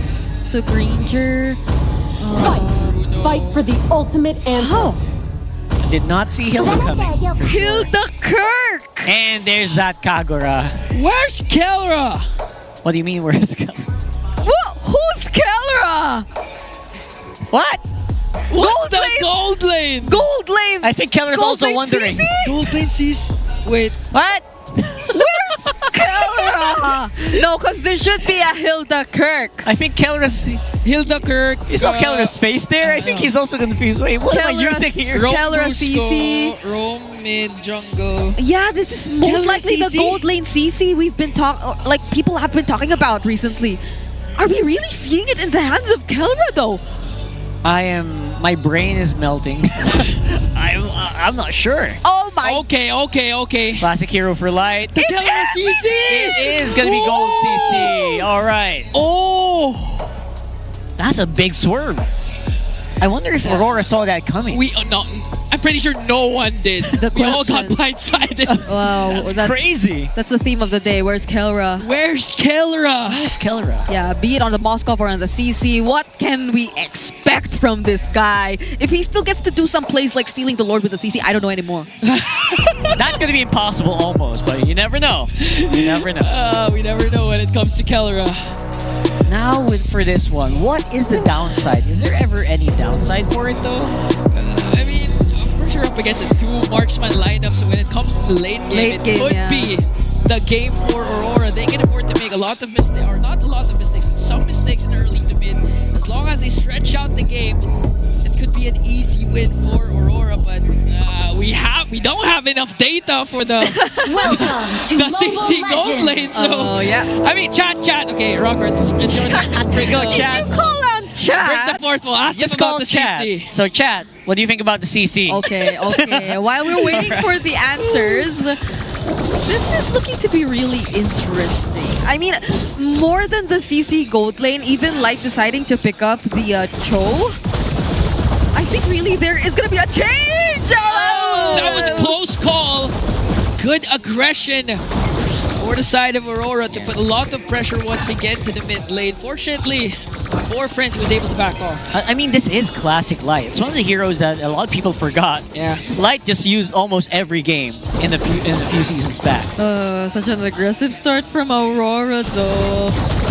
I wonder how well ONIC are gonna play around the CC Gold. Because maybe this is a different version of having a Ruby Gold lane, you know? Exactly. So right now, because the blast already popped. King Kong still alive. Brusco jumps in. Edward was able to purify out and save himself. And now the tides have turned for Aurora, forcing ONIC to back off. Still no casualties, but a lot of action so far in our game. Okay, no more screaming. No more screaming. Exactly.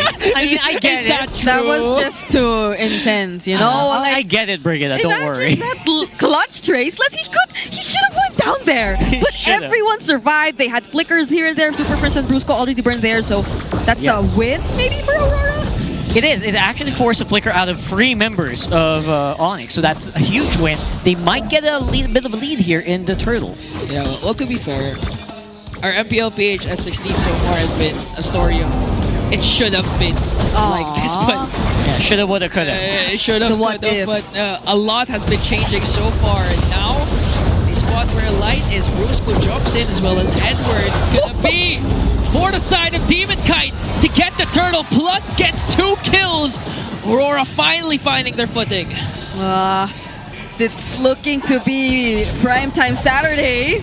For MLBB so far, the way it's looking right now. Aurora getting a really good start in this game, although we aren't able to see much yet, especially from this surprise CC Gold Lane pickup from ONIC.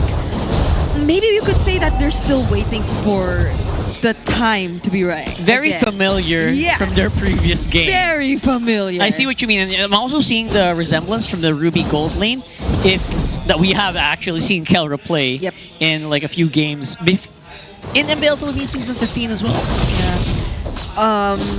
In a way, the crowd control is there. The damage and the overall sustain is there.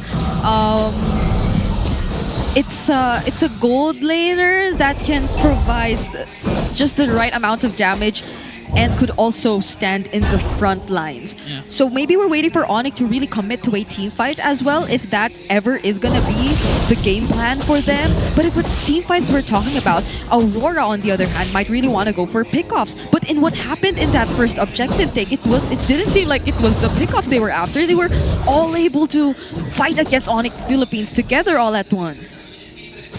In this one, it feels like we might have to wait for Kelra to make a move, maybe a great call. But right now, speaking of moves, first one to move was Brusco, immediately obliterates Light there. So finally a trade for ONIC Philippines. Yep, that's gonna be a kill finally over to ONIC.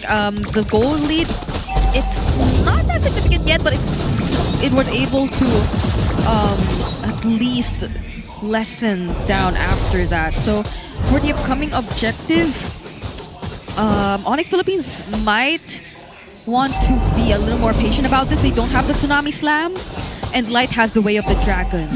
So there could be more setups from Aurora, and it seems like that's why they're being very aggressive about this. Edward got stuck in the middle, but was able to dash out.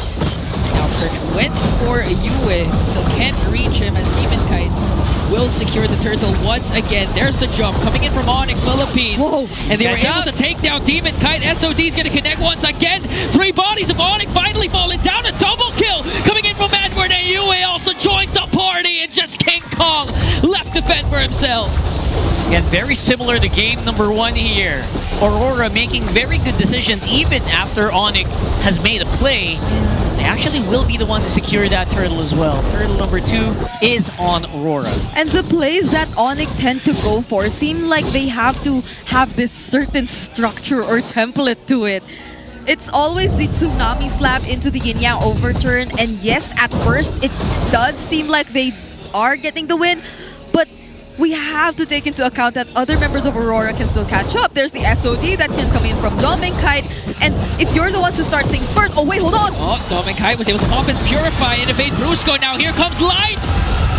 Able to shut down Kelra there. No trades for ONIC Philippines as Aurora was able to defend Doming. Yeah, that was beautiful for Doming. Not only did they purify the crit call, but he also purified the Tsunami Slam. That's 2 for 1. Got a great discount right now. Yeah, so going back, ONIC, we did say that they might want to be a bit more patient in terms of that fight, but they were the ones who started things first, and when they were already able to commit majority of their important resources, then there's nothing else holding Aurora back from just coming in the fight. They had all their resources still intact. Their HP could best come back now and then, because this is a Uranus we're talking about. They have that sustain. The Tro can also generate some shields every now and then to keep himself safe, and the iframes that you can also have through Demon Kite, but ONIC still wants to fight! Oh, beautiful Thorn Rose! But still, Brusco was able to take a Demon Kite. Ouch. That was a skill they were willing to take. Now SOD is going to connect. Here comes Demon Kite. There's stun coming in from Kirk. There's a kick coming in from Light. And they were able to take down two for the side of Aurora. Superfans caught in the mix once again. Kirk wants to back off. That's going to be a 2-for-1 trade. Brusco in exchange of the Kite Brothers. Such crucial umbrella placement. I know, and we're seeing how it's utilized here, right? Whenever someone chases Kirk, Yeah. you're gonna have to keep your eyes open because that umbrella could come out of nowhere. Yeah, and there's always a way for Super Prince to get out of danger. So that's another thing. Even if ONIC seem like they're really playing this so aggressive despite the lead that's in Aurora's hands, it's not that they're losing out big time. They're still able to find some trades every now and then, but Edward, that's boy. a problem. This is the growing problem here for ONIC, but at the same time, you guys know, the moment you get like anti-heal, there's the pull once again from Brusco, but Edward was able to out-sustain it. Here comes Kellera, though. I'm not used to seeing Kellera on the CC. I am not. Absolutely not. Oh, 4.1k gold lead established by Aurora. If ONIC was a ticking time bomb lineup in the first game, clearly now it's Aurora, but they're still controlling the early to mid game. So now the ball is really in Aurora's park. Dominkite's having such a great time. He's freely able to take the turrets that they desire. And imagine this is all on the back of just Edward really standing in front of the members of ONIC. It's not entirely Light doing those flashy flicker way of the dragon setups just yet. And again, he can do that right now, but at the same time, later on, once the anti-heal, once the glowing wands get online, once the sea halberds get activated, that's the time that, you know, Uranuses usually have a problem. So we're gonna wait and see for that, if that arrives with it. Right now, it's 8 minutes and 30 seconds in the game. It's still 5.3k gold lead for Aurora. So ONIC is not quite out of it just yet, but the map is shrinking for them. This is looking a bit too familiar to game one, though. Yeah. So now But the Aurora, difference is Kellera doesn't have a yes, that too. He doesn't have the Moskov. So the late game is, I guess, still a bit more favorable for Aurora, but ultimately execution could still matter in how these next team fights are gonna turn out. But Dominkai, I guess as long as Doming doesn't get caught. Okay. Nice cancel there. Maybe accidental, maybe not. He knows Superfans. He kind of knows. There's a flea. There's the kick from Light. He was able to flicker out. Here comes the traction pulse. Gonna get sucked in and fall in hands of Yue. Kirk has to back off. Crucial kill for Aurora. Right in the spot of the Lord. Super Prince did all that he can just to escape that. The flickers, the placements of the umbrella. But now it's just Aurora clearly winning it out. No single member from ONIC could afford to contest and show themselves in this situation. That was clean as you can get. Basically exhausting a very big resource from your mid laner. Now, Aurora are they're gonna have to find a use for this Lord for sure. I guess the one thing that ONIC doesn't have here from Game 2 that they had in Game 1 was excellent wave clear. Yes. And the Moskov. And the Moskov. They don't have it. Oh, again, ladies and gentlemen, Kellera is on a CC. They're doing a funnel strat. What era is this? ONIC Philippines has to think about the Lord. Traction March pulse. eventually up top. Traction pulse was used there. And you can see just the damage coming in from Demon Guy. Doesn't have to even go that deep to dish out the damage from Aurora. A 2k gold lead in the hands of Yue against Super Prince and a 504 KDA for the Kimi. There goes those defenses. Yeah, imagine the amount of damage you can expect from these two marksmen. and you have a Lancelot. So this is another tri or triple core setup where Aurora has endless sources of damage to bank on in the team fights. There's a curtain call from Kelra as Aurora was able to burst down the top, inhibit the turret. Superfans has to back off. Lord still up, and Aurora got what they wanted. Edward staying in the mix, can't seem to be taken down. Even up against 5, he's still alive, was able to purify out the Tsunami Slam of Brusco. Now Light jumps into the frame. He might be able to get, he got taken down there. That's going to be a 1 for Nuntrade. But Aurora are locking on the base, and they extend the series. 1-1 for Aurora. There's just no going home early on this Saturday night. It's a 1-1. And the crowd is loving it. Woo! I see. Primetime Saturday night it is for this day of week 2. And my oh my, okay. Oh my indeed. First things first, maybe we put down our noise. Okay. With that game, you really have to They needed water. Second. Okay, I see it coming. I see all the comments about the CC coming, but even I don't know why or it's not as how bad it was supposed to be done. I guess it's not as bad as the Masha Gold. Not as bad? Not as bad as the Masha Gold. What do you guys think? There wasn't there wasn't a win streak on the line. Oh no, there is a win streak. There is a win streak. You know, at this point, I'm pretty sure ONIC doesn't care about the win streak anymore. At this point, they're just trying different things. Yeah. Are we gonna say the word experiment? I don't think I want to say it, but I already said it. Okay. I said it, but again, give credit to where credit is due. Yue was phenomenal in this game. Not just you, every single one. Edward was going 1v5 in the Crystal of ONIC. And he's still alive. That was great, because actually everyone was so confident to do that. I saw that at the end because of the Purifies, right? They knew that they could not get eliminated as much as there were so many good sets by Brusco in that game. Purify was the key. This Kimmy had absolutely zero problems in life. Like, I don't think there was anyone in ONIC's lineup who could have actually dealt with the Kimmy who's protected by a Cho who had a Uranus bugging you every now and then. There's just no way. We saw instances wherein Kirk was actually tasked to go for Yue, but again, if you're a Hilda chasing a Kimmy, is that really the best option? No. Chasing a Kimmy, so it was really hard for ONIC Philippines to pull off anything at that point. Yeah, I think everyone from ONIC was like melee range, right? Even their mage is like, it has to go close by. Where's the range? Even their gold laner. Even the gold laner.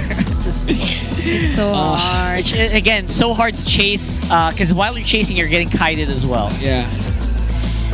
He's not Demon Kite, but he's Wait, how kiting. fast was that game? We'll get to know now. 11 minutes and 19. That was super quick. Okay, I felt like it was a bit longer, but maybe like longer. It was as long as the draft of this game. Oh. Just saying. Did you count the draft? How did you know? We expended every single second of the draft. That's why we got shocked with it. CC? Where's Kelra? Hey. So I guess it doesn't matter too much because there were some moments where you could see Kelra making a pretty solid advantage in his lane.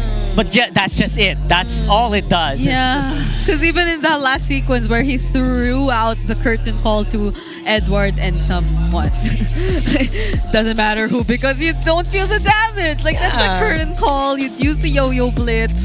But every single, or anyone who gets to receive the damage just walks away and regains HP back. It doesn't feel like it's a Kelra hero. That's what it is. There's no room for good micro. Yeah. Like, what will you micro with a CC? I don't know if it was also for the Moskov even, because like, even the laning wasn't so clear for Kelra. It wasn't, yeah. I mean, it got, again, you don't die in the lane. That's given. But you also don't kill your opponent. So there's no way for outplay. There's no room for outplay for him in that last one. Again, I'm pretty sure that's what everyone is discussing right now. What was going on in their minds there? From that SOD Lord Steel to the Yo-yo time. yo-yo. From a spear to a yo-yo. Yeah. It's a pretty interesting weapon choice. And Edward was... Oh, it was just so free. Who could even answer the... I mean, I would have been more, maybe a bit okay if it was the CC Uranus matchup, but Yeah. it would have been more equal, but... True. Oh, heal the Uranus. What could Kirk do? Like, okay, clear the waves. Big question. But and tried to invade the jungle, but with a lead established by Aurora, it wasn't safe for him to stay there anymore. I'm not gonna even try to justify that at this point. No. I am going to make like an alternate theory where they accidentally clicked it and they just went with it. We gotta gaslight ourselves now. That's my conspiracy theory. Could be. I'm actually leaning towards that theory. Because I saw Keller's face, the face right after it happened. I just don't know. Did you see my face when that happened? I saw your face. I was so... I didn't see your face, but I heard what you said. Where's Kellera? Where's Kellera? That sounds like a good name for a game. Where's Kellera? You draw a whole board of people and you look for Kellera. Yeah. And you no. You draw MLBB heroes in a big illustration board and you point, where's Kellera? And where's Kellera's hero? I think it's harder with the players, with the way their hairs are sort of alike. Everyone has a mullet. Either they have a mullet right now or like switch on to the other channel, the Filipino channel. You'll see their actor there has a mullet. Our casters also have mullets. Umi has a... Oh yeah, that's true. Burrito's kid has a mullet. Why are we involving the children? Yeah, wait. How did we end up to this conversation? No, because you were talking about the Where's Kellera game. You Kellera? gotta draw the CC hero there as well. Oh, but the skin has a mullet. Is this a spoiler? Is this a spoiler? No, the leaks I saw. See? Which is not from me. We all Wasn't it saw just it. the red hair? The red hair one. I'm sure you guys saw it. I hope it's also. the official one. I don't know if it's the official one. I'm just saying. I saw the other one also. We have time. Whatever theories we have on what happened with the These draft, are theories. one thing for sure is majority of the MLBB community is going to have fun because, again, last series of Saturday night, it's going to be a best of three. It's a best of three. ONIC and Aurora. And imagine if Aurora wins. They just defeated S15 champs and S14 champs. Ooh, right? Yeah. That's something. Yeah. Well, That is something. Yeah. I like this. I like the looks of that. And I feel like after that very devastating loss they had against Team Falcons in their I love that debut we're all series. talking very slowly because we're trying to I'm still trying to process what happened. I'm sorry, guys. They're right behind us now, though. They're slowly making their way back to their player room. Sorry, but as you were saying. Yeah. What was I saying? What was I saying? No. Wait. Sorry about Wait. Sorry, I remember the Do you remember what was I? Do you remember what I was This saying? is your second Ingan moment. No, but do you remember what I was saying? No. It was just so funny because we're all so slow. We're like looking at each other like, No, because did that just happen? Chat, what was bringing this?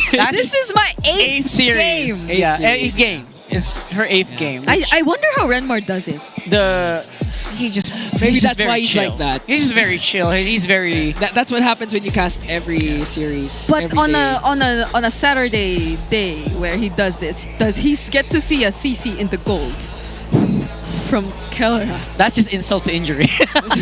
Like you're already a little you're exhausted and you see stuff like this happen. Come on. Renmar, I think I know Renmar enough to know that he has two reactions when something there's an unconventional thing happening. He's gonna say, What? It's an A or B. Huh. Okay, that's his first reaction. Okay. Then, what? Oh, Am I right? I love that. I got the first one right there. Huh. Yeah, that was pretty accurate. Yeah. But I think we're at the point where I guess we can't blame it too much because there are games where Ruby Gold wins. Yeah. So it's just different. It's very in the way that the hero works, it's the same. You kind of lifesteal, you kind of absorb your opponent's attacks so that your other core, in this case the King Kong Yi Shin can do some stuff. But again, it's against a Kimmy in the mid. Yeah, exactly. And again, it's so hard to deal with a Moskov on its own. Yeah, it amplifies the fact that you don't have a gold laner because the opposing team has a Kimmy and the Moskov, so you can clearly see the difference between the compositions. But let's see. Yeah, because even if I try to make sense of it, what was... It doesn't. No. I did not say that. I did not say that. She's just... But like, where? If, right? It's a big if. Where exactly does that lineup of ONIC go online? Is it in the early to mid? Is it in the mid to late? Because I don't think it's even mid to late with the CC as their gold lane. Yeah, you're gonna get destroyed by the Moskov and the Kimmy because of the DPS. What's this? 500 Wow! games. Oh, Mr. Okay, we gotta- Consistent. Okay. Mr. Longevity. Has there been 500 games? And wow, I didn't realize we had that many. It's been so long. What? Yeah, and he's so young too. So How old is Edward? he's like 21 or something. 21? Okay. He just turned 21 or 22. Am I correct me, Chad, if I'm wrong? Yeah, you guys can correct us. I know you have. We have a lot of Edward fans out He there. has more games than days in a year. Wait, was Wow. it games or series? That was Games. Games. I'd be surprised if there were 500 series in the MPL. You know, I'm still surprised that there are 16 seasons of MPL. You still look the same, Rock. Thank you, You but still look the same. Yeah. Wow. just hydrate. That's you a know? compliment, right? It sounds like a compliment. He was laughing, but it sounds like a compliment. Yeah. I never mean any harm. I just want to say hydrate. You guys gotta hydrate too. I know You guys in it's- chat, drink water. I'm trying not to because, you know, we didn't have a break, so...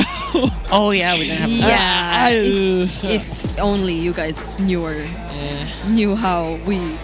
Yes. I really hope that we get like 1,000 games next for Carl TZ. I think he's the one. Oh wait, no, View, maybe. Oh yeah. Yeah. Wait, Edward was second. Third. No, he Third. was the third player to right? Third player to Third, reach right? 500. So it's Few and Carl? Okay. Few, Yeah. Carl, then...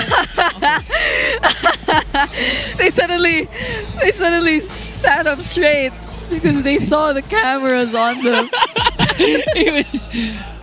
Oh, Kirk. What's that, Kirk? Is that like He's glowing again. He's glowing again. Is that what do you call that? What? Charade of what your hero you're gonna play next? Oh wait. Oh. Is it What gonna be hero is Uranus that? now? What's that? That sounds like a Uranus going around. Is that it? If that actually happens though. If that happens, I would go crazy, and I would love to see Kirk on that hero. We saw Lanzu go crazy on it previously, in the previous series, and I loved what I saw. So, lots of room here for Mr. Kirk to actually... Mr. Kirk. Mr. Kirk. Mr. Kirk. I'm assuming Are we calling all that's of his them real Mr. name, now? right? Yeah. Mister? And he is a Mister. So. Oh yeah, okay, so fine. Oh my gosh. The draft is gonna be a very important part of however this series is gonna turn out. Maybe I might not lean towards the idea that they still want to go for something as unique as that for this draft. For sure. That's... Unless they really want to go in for the cheese draft. Or unless they really want to prove a point. Oh, why are you standing up? Thank you, guys. That's just a preview of what we do. Yeah, We're not that's gonna... how I cast, guys. So I'm Guys, we're not standing gonna up. lie. We're humans. We are gonna stand up when things get hype. We're not sitting here and Yeah, shouting. right now we're standing. If only Right you now could we see are us. standing. So that's just how it is. Okay, here we go. Wait. I love this. I Same love what I'm seeing here. sides. Okay. Yep, same sides. Same. Wow. Okay. So free games, ONIC on blue. Wow. You banned the Kimmy. Okay, so Lapu still on the still block open? for Aurora. In before they start the same draft. It's the same draft rather. Did you say draft? That's so cute. Did I just say draft? Did you say draft? I've never made It's that been a long sound day. before. It's been a long day. It's been a long It's day. been a long day. We saw a lot today. We experienced a lot. Is that what CC Daffy Gold. Duck sounds like? Okay. Draft. Dwarf. See a dwarf. Oh, do you see a wabbit? You know, guys, at least at this point, I want to see Edward Lapu-Lapu. Yes. You have to give Or it even- to us at this point. No. It was banned in 2 games, right? Yeah, second ban of blue side. But it might get banned here. Like I feel like it's a Lapu that should be banned here.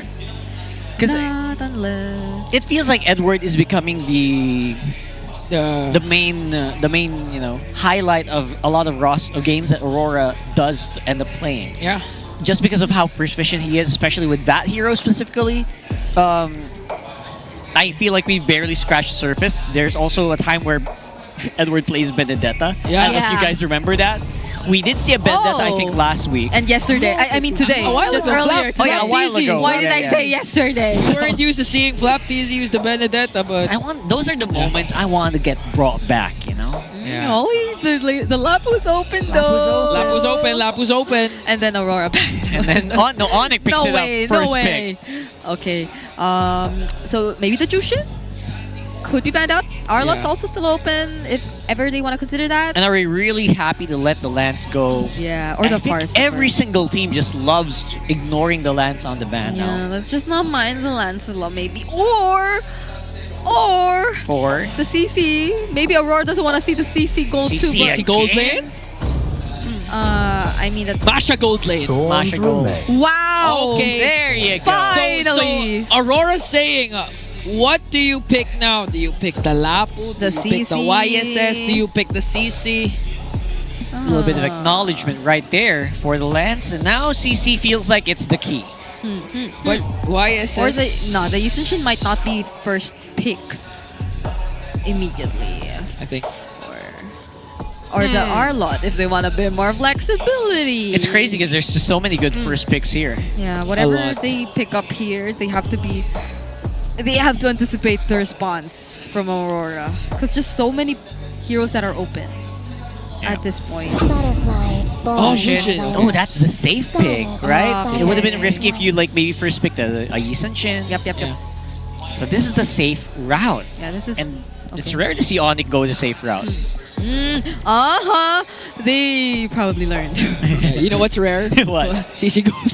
CC Gold lane's pretty rare. I agree. No, but I think, the reason why they're becoming a bit more safer in terms of the way they're drafting now is also because that's what works. Yeah. Like, they did veer a bit too far from what we know of them in the previous game, and we're not being so heavy on the CC. But yeah, in terms of like gameplay, it didn't really reflect what we know of. Give me Lapu! So Lapu, please. Give me Lapu! That's Moscow. I heard Hylos. None of the above. They're not even considering Kalea for this one. This is a light hero. I'm okay with this though. Yeah, I'm okay with this also. Because this is still a huge and a very important hero in the trinity of Aurora and how effective they are. Yeah. But imagine if they get all three. That'd be crazy. Yeah. Moskov, crazy. Hylos, and the Lapu. The Lapu. That would be like Draft Mastery 101. Because I feel like I get what you guys are thinking about this Hylos. It's so good because I think we saw it yesterday as well, how good it could be. Yeah. It slows down the Yisenshin so much. I think that's a lot of people forget. The Ring of Punishment is so good against heroes like this. Okay. Who rely on attack speed. It slows your attack speed so much. Yeah. Okay, now finally locked in for King Kong is the YSS Kirk going to his signature. Kirk, yes. Yeah, Kirk. It's still a flex, yeah. But then Lapu Lapu gets locked in here. Pretty sure. It should be, right? It should be. I can't picture them getting other heroes for now.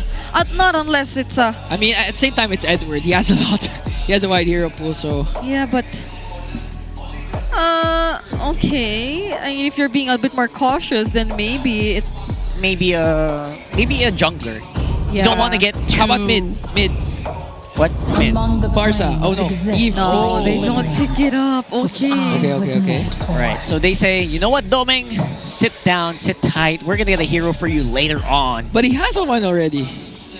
Demon Kite, maybe. Yeah. Sorry, Demon, yes. Yeah. Well, the camera was on Demon Kite.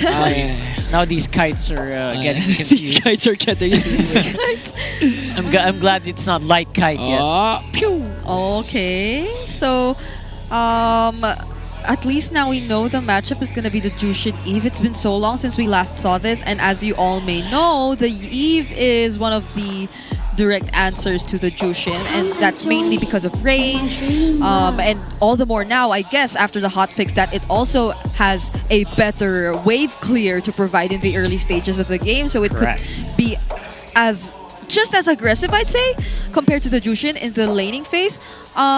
So I think this is going to pair well with the high loss and the space that it can afford to offer later on. But that's cute. Look at that. That's so cute, King Kong. But speaking of King Kong, I think his heroes are slowly running out for... No, I know he won't run out, but in terms of at least the meta. That's true. I think we are not seeing as much of what we used to see, like at least the flexibility in the jungle, right? Yeah, it's only been Lancelot Shin for King Lancelot Kong. Shin, not even the Joy, which is going to be for- his signature hero. For Demon Kite, it's only been the Shin Fanny Lance so far this season. Wait, did we not see a Joy for King Kong yet? King Kong in this season, not yet. Wow. Prior to this match, 3 Lance games, 1 YSS. And not even Demon Kite. He's been only on these banned heroes so far. The Shin Lancelot Fanny. So he is going to be forced to use something new. That's interesting because as much as there are so many heroes starting to get opened up in MLBB, Okay. we see them relegating back into these heroes. What if they go utility here though? But I think even earlier today there was a Nolan pickup from MP. Yes. From MP. You're Maybe thinking that about could be Fredrin? one. Or the Joy that Ingan mentioned. If they want to stick with that, but you don't know what the Brusco hero is gonna be. Like, it can just disrupt you if he goes for the likes of the Badang, The Cho. Cho. Again, Cho's not so good against Eve, but Still there, yeah. still there. You can kind of just get rid of this high loss. But I'm surprised the lap was still open. Oh, that's a good point. They didn't even bother banning it out. They banned out.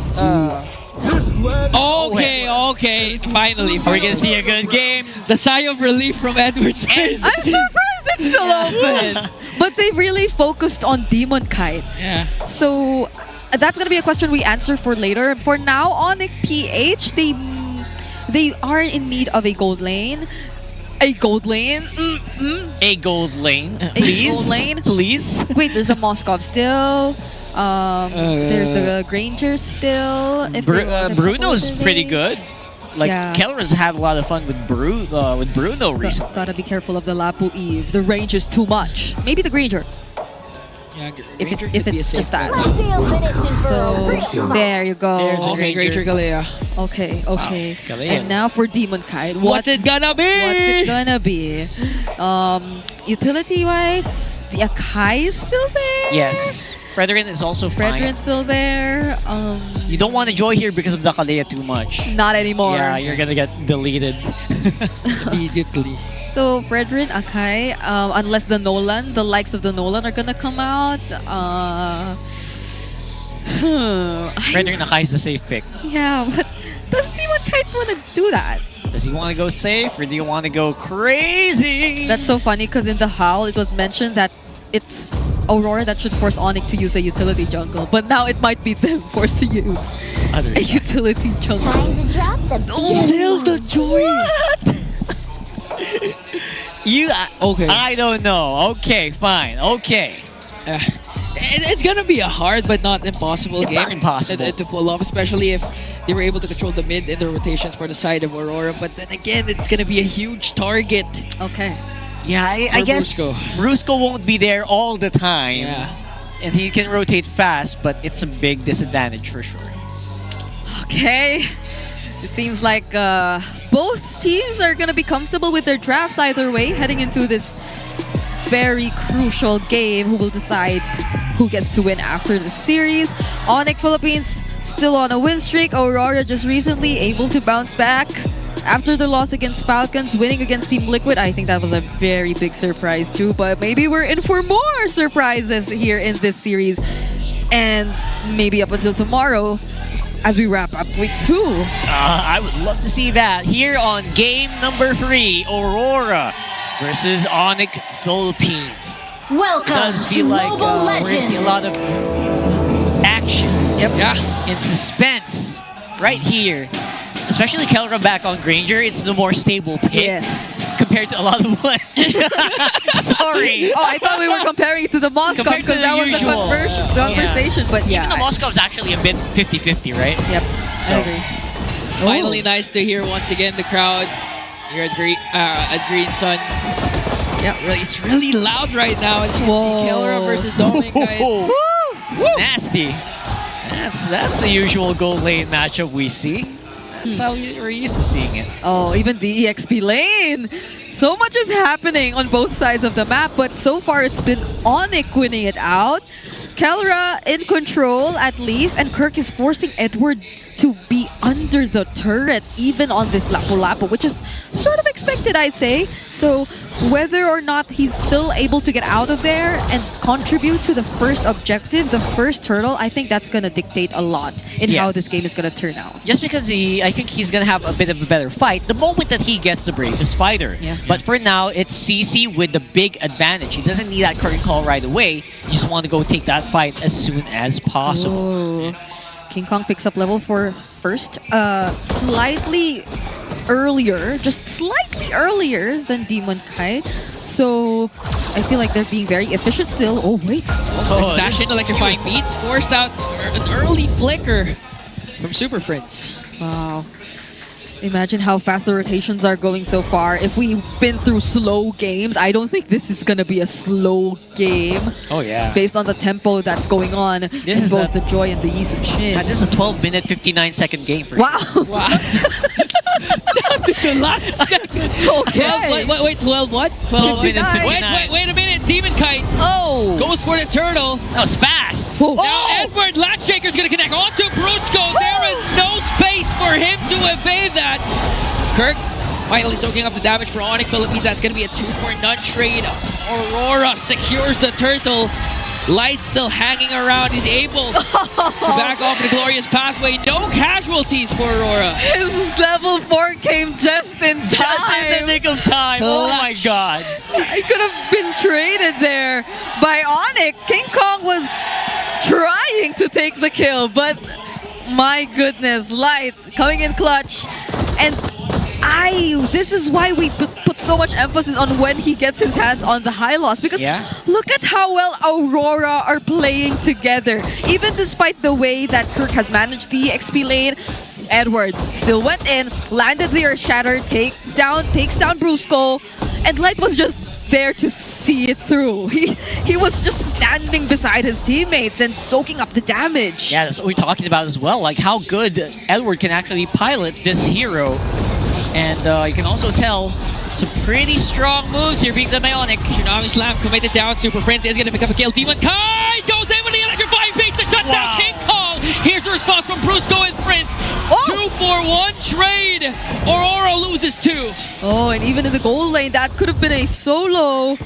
So much action happening in this game. But yeah, Demon Kite badly wanted to take the kill onto King Kong. Definitely will be slowing down the process a bit more for ONIC, considering that Aurora's been the more successful team so far in the team fights that we're seeing. And since Dominic Kite has been managing the lane so well, you don't get to see Aurora and the need for them to rotate as much on the gold lane. So the pressure's all over the jungle of ONIC Philippines and the EXP lane. So they're able to provide more assistance to Edward, help him get out, and in turn, King Kong, we see how he's slowly starting to struggle just in terms of him being able to secure his resources. Yeah, they're not rushing as well, Edward. I just noticed he doesn't go like, what do you call that? War Axe first. He goes straight for the boot, complete it, go for the fight. Brusco jump. There's a Purify from Yue though. Here comes a Sun from Light.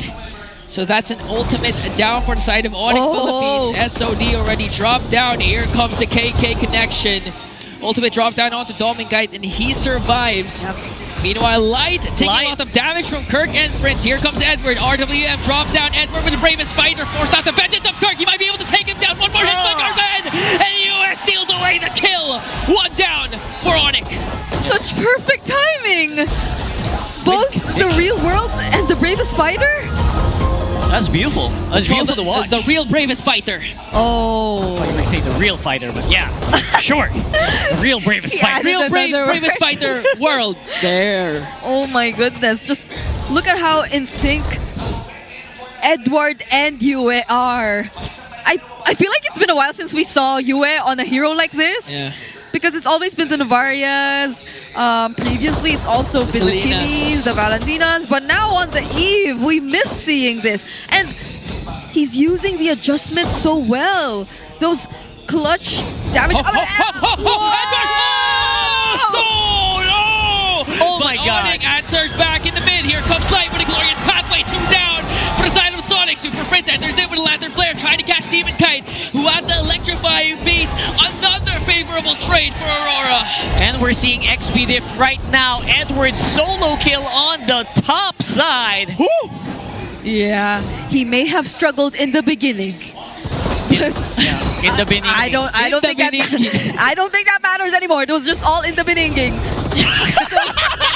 That was the best way to do it.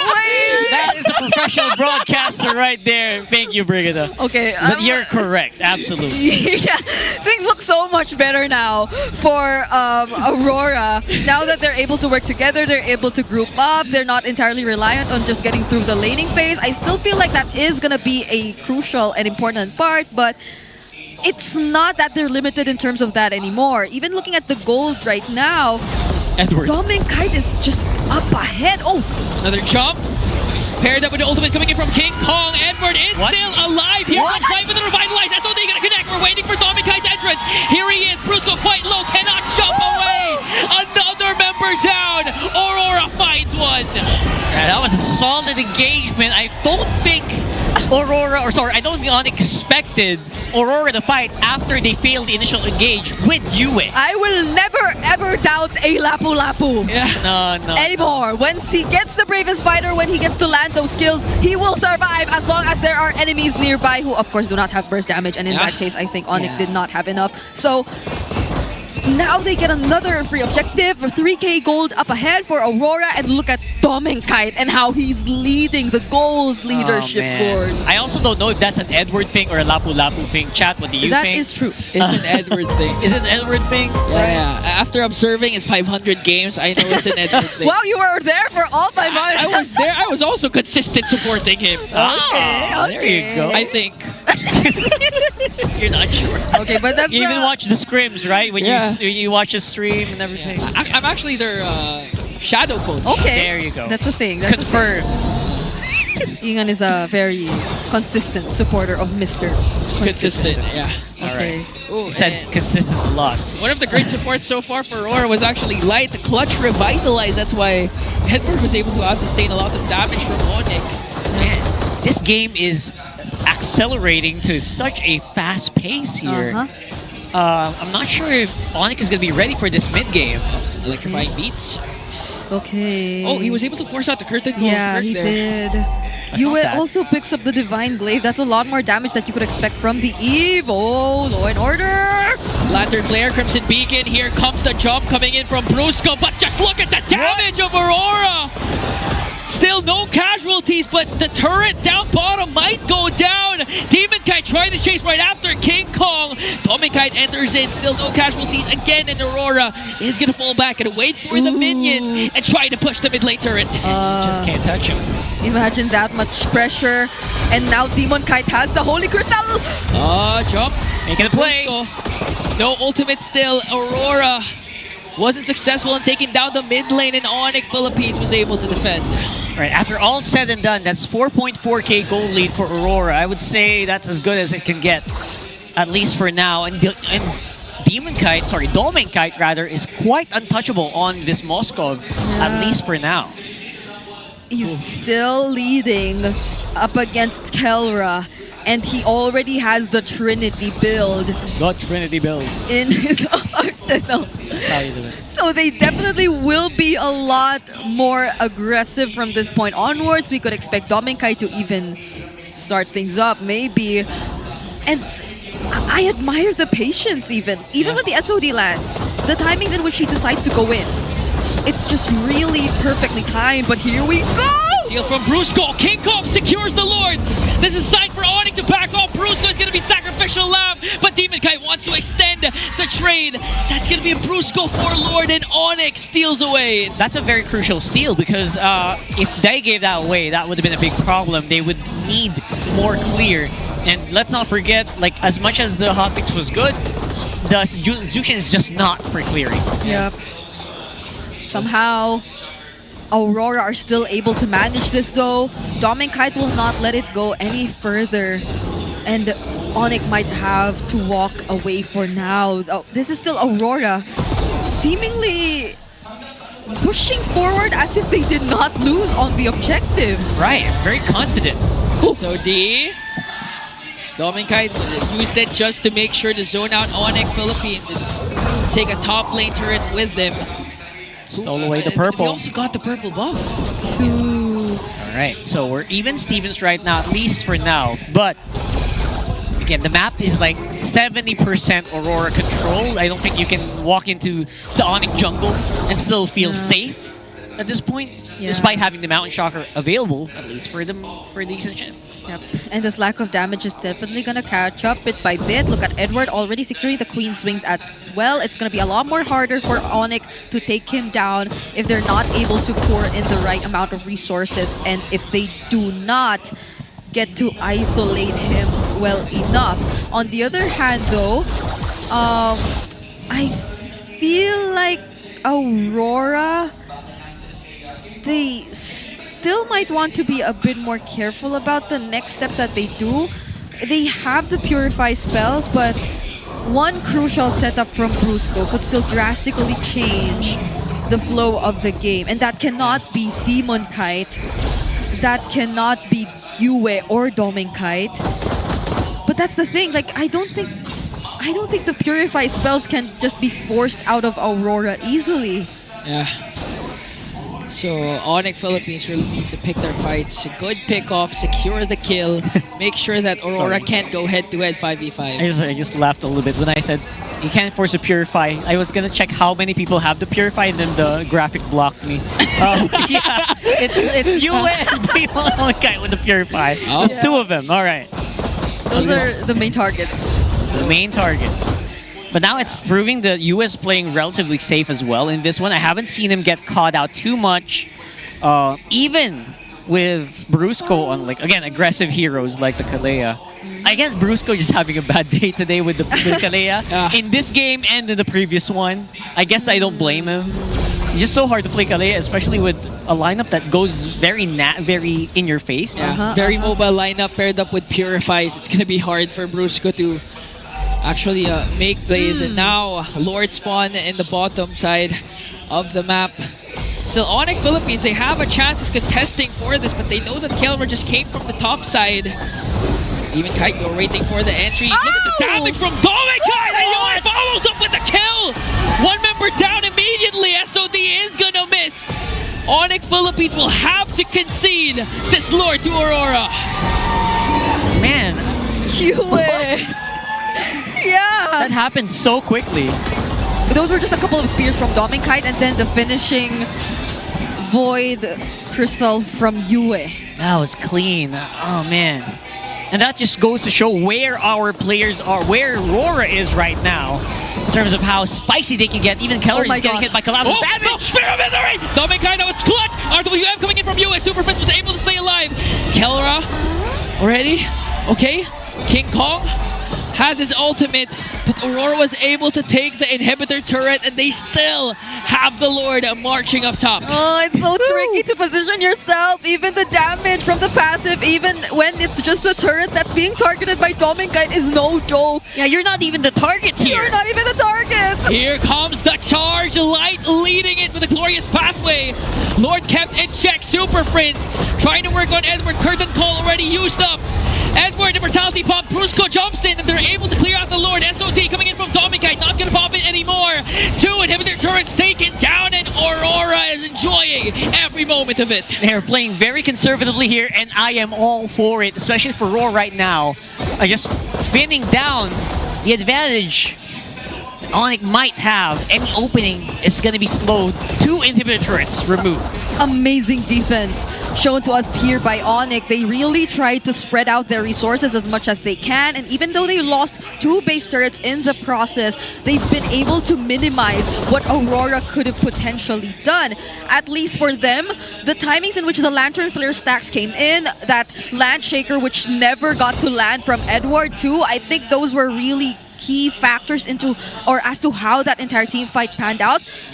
It was only the immortality that they got away from Edward, but still that meant something because it was forced, or it forced them to back away, not play as aggressively anymore, and so we could not expect as much follow-up from Aurora. Not to mention the fact that they also do not have the real-world manipulation in US hands at that time because he was already able to use it previously in that previous siege. So everything just fell into place for ONIC, at least for now, but it could be different if Aurora decides to go for another siege with all their resources intact. Oh, no purple buff again. Speaking of resources, For that's King Kong, yeah. another -1 on the resource bar. Man.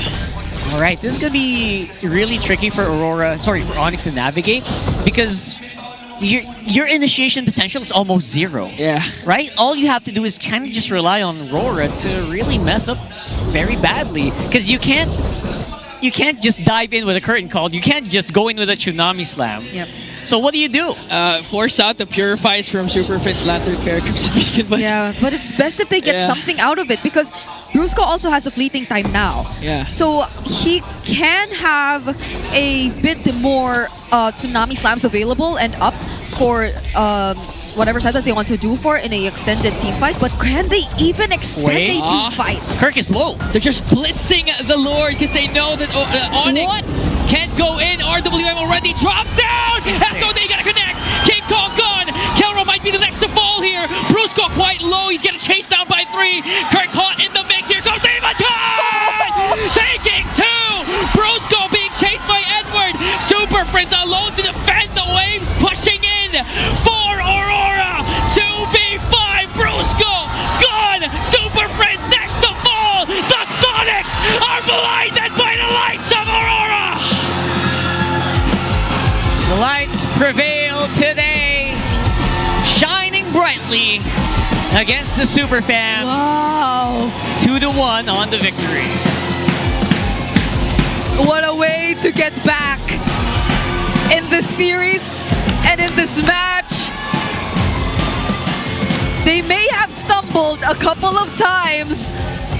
They've been through so many comebacks and they do not want to experience it yet again. Aurora ending it quick and very decisively against the Superfam. They have been through the ringer and back again. Like you guys mentioned, big statements coming in from Aurora, defeating powerhouse teams in MPL Philippines. I just love how the bracket looks right now. The rankings look right now. The bracket? Yeah, the rankings so far. The only remaining undefeated team is Twisted Minds. And that's true. Oh my goodness. Wow. That's going to be a look. That's going to be a looker for sure before we start day number 3 tomorrow. But yeah, I don't know if this was, again, in your S16 bingo cards. Nah. I did not expect Aurora to take out these 2 powerful teams at, consecutive. It's always a great fight when we see these 2 teams go up against each other. That's true. Like there's this sort of rivalry already going on, even when they last met in S14 Grand Finals. Man, Aurora, they really got their revenge this time around. Yeah, for sure. Like their batteries are back. Whatever lights were dimming, whatever fixtures you need to get fixed, they have already replaced all the bulbs, and they're shining as brightly as they can, especially here in week number 2. So I'm very excited to see what else the rest of the season is going to look like right after this one. Man, let's have a look and see what they have to say on stage with Hans and Odin. Roras, I want to hear you. Lights within. 2 in a row for your winners, Aurora Gaming. 2 in a row, and I have to say, Odin, what a match. They got that 3rd game quick. What a week 2 for Aurora Gaming. Talaga namang grabe din ang mga fans nyo ngayon. And meron silang bagong chant. naririnig natin ngayon. And right now, gusto ko makausap ang ating mga coaches. Coach MTB, I wanna ask you now. Kasi nakita natin yung success ng Aurora Turkey with your guidance ng mga coaches ng Aurora Gaming, and you guys defeated ONIC Philippines nung nakatapat nyo sila doon. Right now, ano po yung mga nadala nyo from that experience now that you also faced ONIC Philippines? Siguro marami rin kasi kaming natutunan talaga sa Turkey. Kasi hindi lang naman kami ni Dex yung nag-guide sa kanila. Meron din kasing ginagawa yung Turkey na in-apply din namin. So isa yun sa siguro nakatulong lalo. Kaya natalo namin sila sa EWC, then nagawa rin namin dito, na-apply din namin. And apart from that, naka-contribute ba yon para mas makilala nyo yung galaw ng ONIC Philippines facing them now? I think kaya mukhang magkakilala talaga yung nangyayari sa amin pag magkalabang kami, kasi since I think nabuo yung Aurora, sila talaga yung pinakamaraming beses na naming nakalaban. Kaya tingin ko dikit talaga, walang magiging lamang talaga, laging dikit yung magiging laban yun. Yeah, I mean, there's always some sort of familiarity na kilala na nila isa't isa. Coach MTB, Coach Dex, I want to ask you this question this time. Okay, Coach Dex, hello. I just want to know more about, in terms of the mental preparations. Because again, you probably had one of the hardest schedules in the first 3-match stretch ninyo dahil nakalaban ninyo ang top 4 of last season. And as of this moment, you were able to beat the 2 finalists of last season. What does this say about Aurora? What does this say about this team?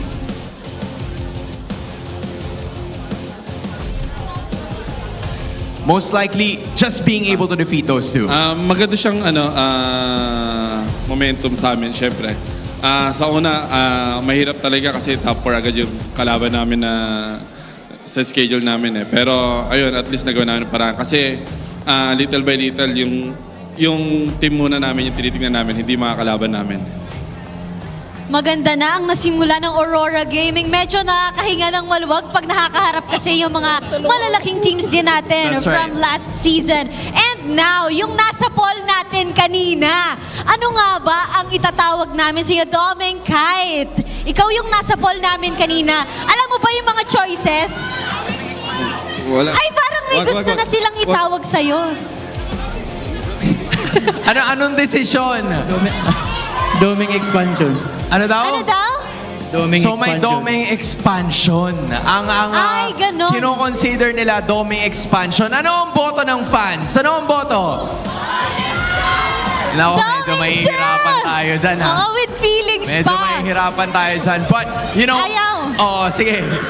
Mapag-uusapan naman yan. Pero Doming, I wanna know more about this one. Because obviously, you wanna carve a name for yourself. Gusto mo na mabigyan yung sarili mo ng, your very own path na nakita naman namin na nagsashine ka ngayon. What should we expect from you para sa Season 16? Week 2 pa lang naman to, so parang ginagalingan ko lang kung ano yung laro ko last season. Parang mas in-improve ko in-improve siya ngayon. And mas disiplinado siguro ako ngayon. You love it. Aabangan natin yan, Hans, kung ano nga bang pwede nating itawag kay Doming Kite. But before we head on back to the casters, gusto ko munang batiin yung naka 500 games na sa MPL Philippines. Edward, ikaw yun. Edward, 500 Congratulations! 500 games. Ang tagal mo na sa liga. Ang tagal ka na naming nakasama. And I wanna know, ano ba yung pinaka-paborito mong era dito sa MPL Philippines? Tingin ko yung Season 8. Season 8? Ano ba yun? Yung era ng Season 7, Season 8, Season 9? Back-to-back, most likely. The-Crown era ba yun? Yun yung back-to-back. Yung The-Crown era. Yung nakalagay sa kahapon, yung may poll na... I like it. Nakikita niya. And as of this moment, I'm sure na maraming sumuporta sa inyo right from start to finish in this match. Edward, anong masasabi mo sa kanilang lahat at sa lahat ng mga nanonood sa bahay nila? Siwe pa rin. Ayan, maraming salamat sa sumusuporta sa amin. And ayan, keep on supporting us and see you next week. Like it. Tsaka Yue, saan pa ba makikita ang ibang mga events ng Aurora? Watch party? Jersey. Tsaka jersey. 5, 4, 3, 2. Note kayo sa watch party ng Aurora. Makita nyo yung details na sa page din. Pati sa BY's watch party. Yan! There we finally have it, an ecstatic win for your winners, Aurora Gaming!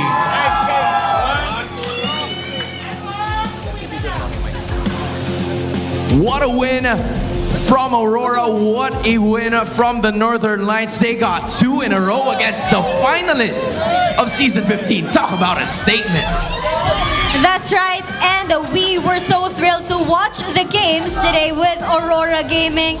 Now, we will toss it back to our casters. And that is why it is more fun in the Philippines.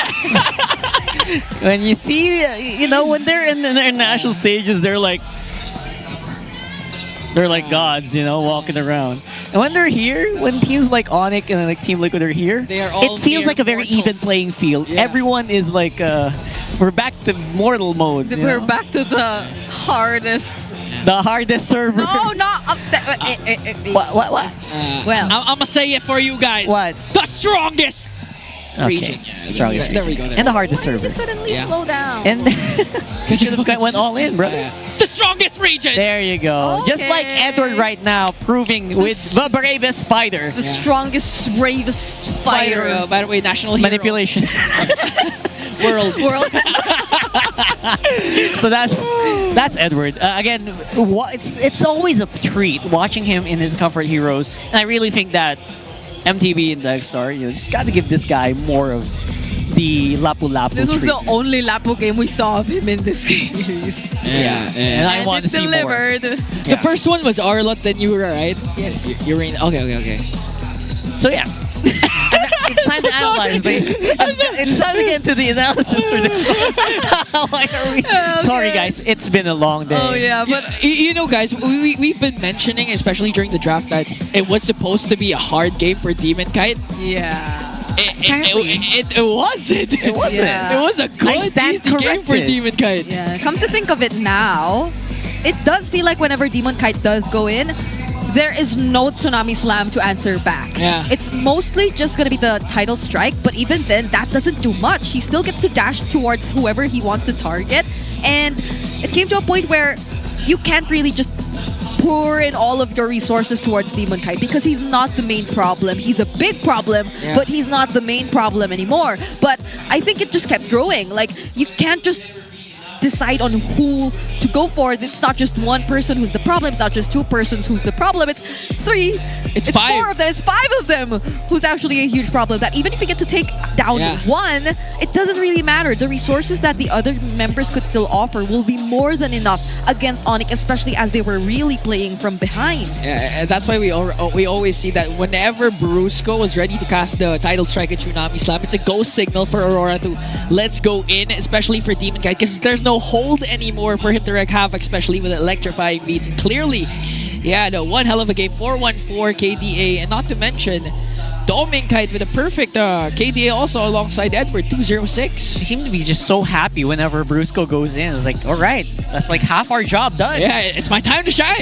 You're already in front of our faces. Whenever Brusco sets up, he said, Aurora says, thank you. Yeah, thank you. Thank you for going to our faces so we can cast our skills and attack you. So I actually like that, and I can't believe that Demon Kite didn't have a hard time, honestly. Yeah. I really was expecting him to, not do those easy assassinations, especially against Kelra and King Kong, but somehow he was able to get stuff done. And I actually like the touch of the Eve. Yeah. Yes. Right? It's so, I don't know, refreshing. Refreshing, yeah, I was supposed to say. I've been waiting to see the Eve, honestly, especially after the hotfix, but I think it was only now that we got, I think maybe we got to see it once. Not so sure, we have to confirm on that, but in the previous game, yeah. It being in the hands of you is totally different. Crazy. It's so precise. I think it's also because they're able to work together so well. Yeah. It was just a joke, but it's true. the real bravest fighter world manipulation is something. Pathway. What? Add the glorious pathway Okay, also. fine. We added. The very last. Yeah. Because you know what? Light decided I want to join that too.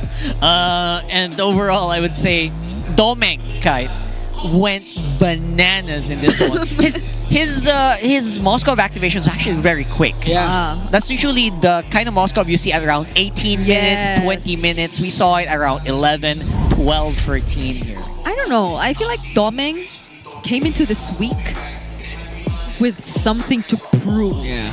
Like there's such a huge jump in the way he performs now compared to week 1. Although it's just been a single series for them in week 1. I still think it's a lot. Like you could not compare it to how we used to see him, or I think you could even include the previous tournaments he's been part of. Like there's just been so much growth for Domeng Kite. It's a big growth, as well as maybe just some new information coming into them from across the land, you know. Again, I think they kind of mentioned there before. We'll hear talking on the mic check. Magbawas. Harapan ko na guys.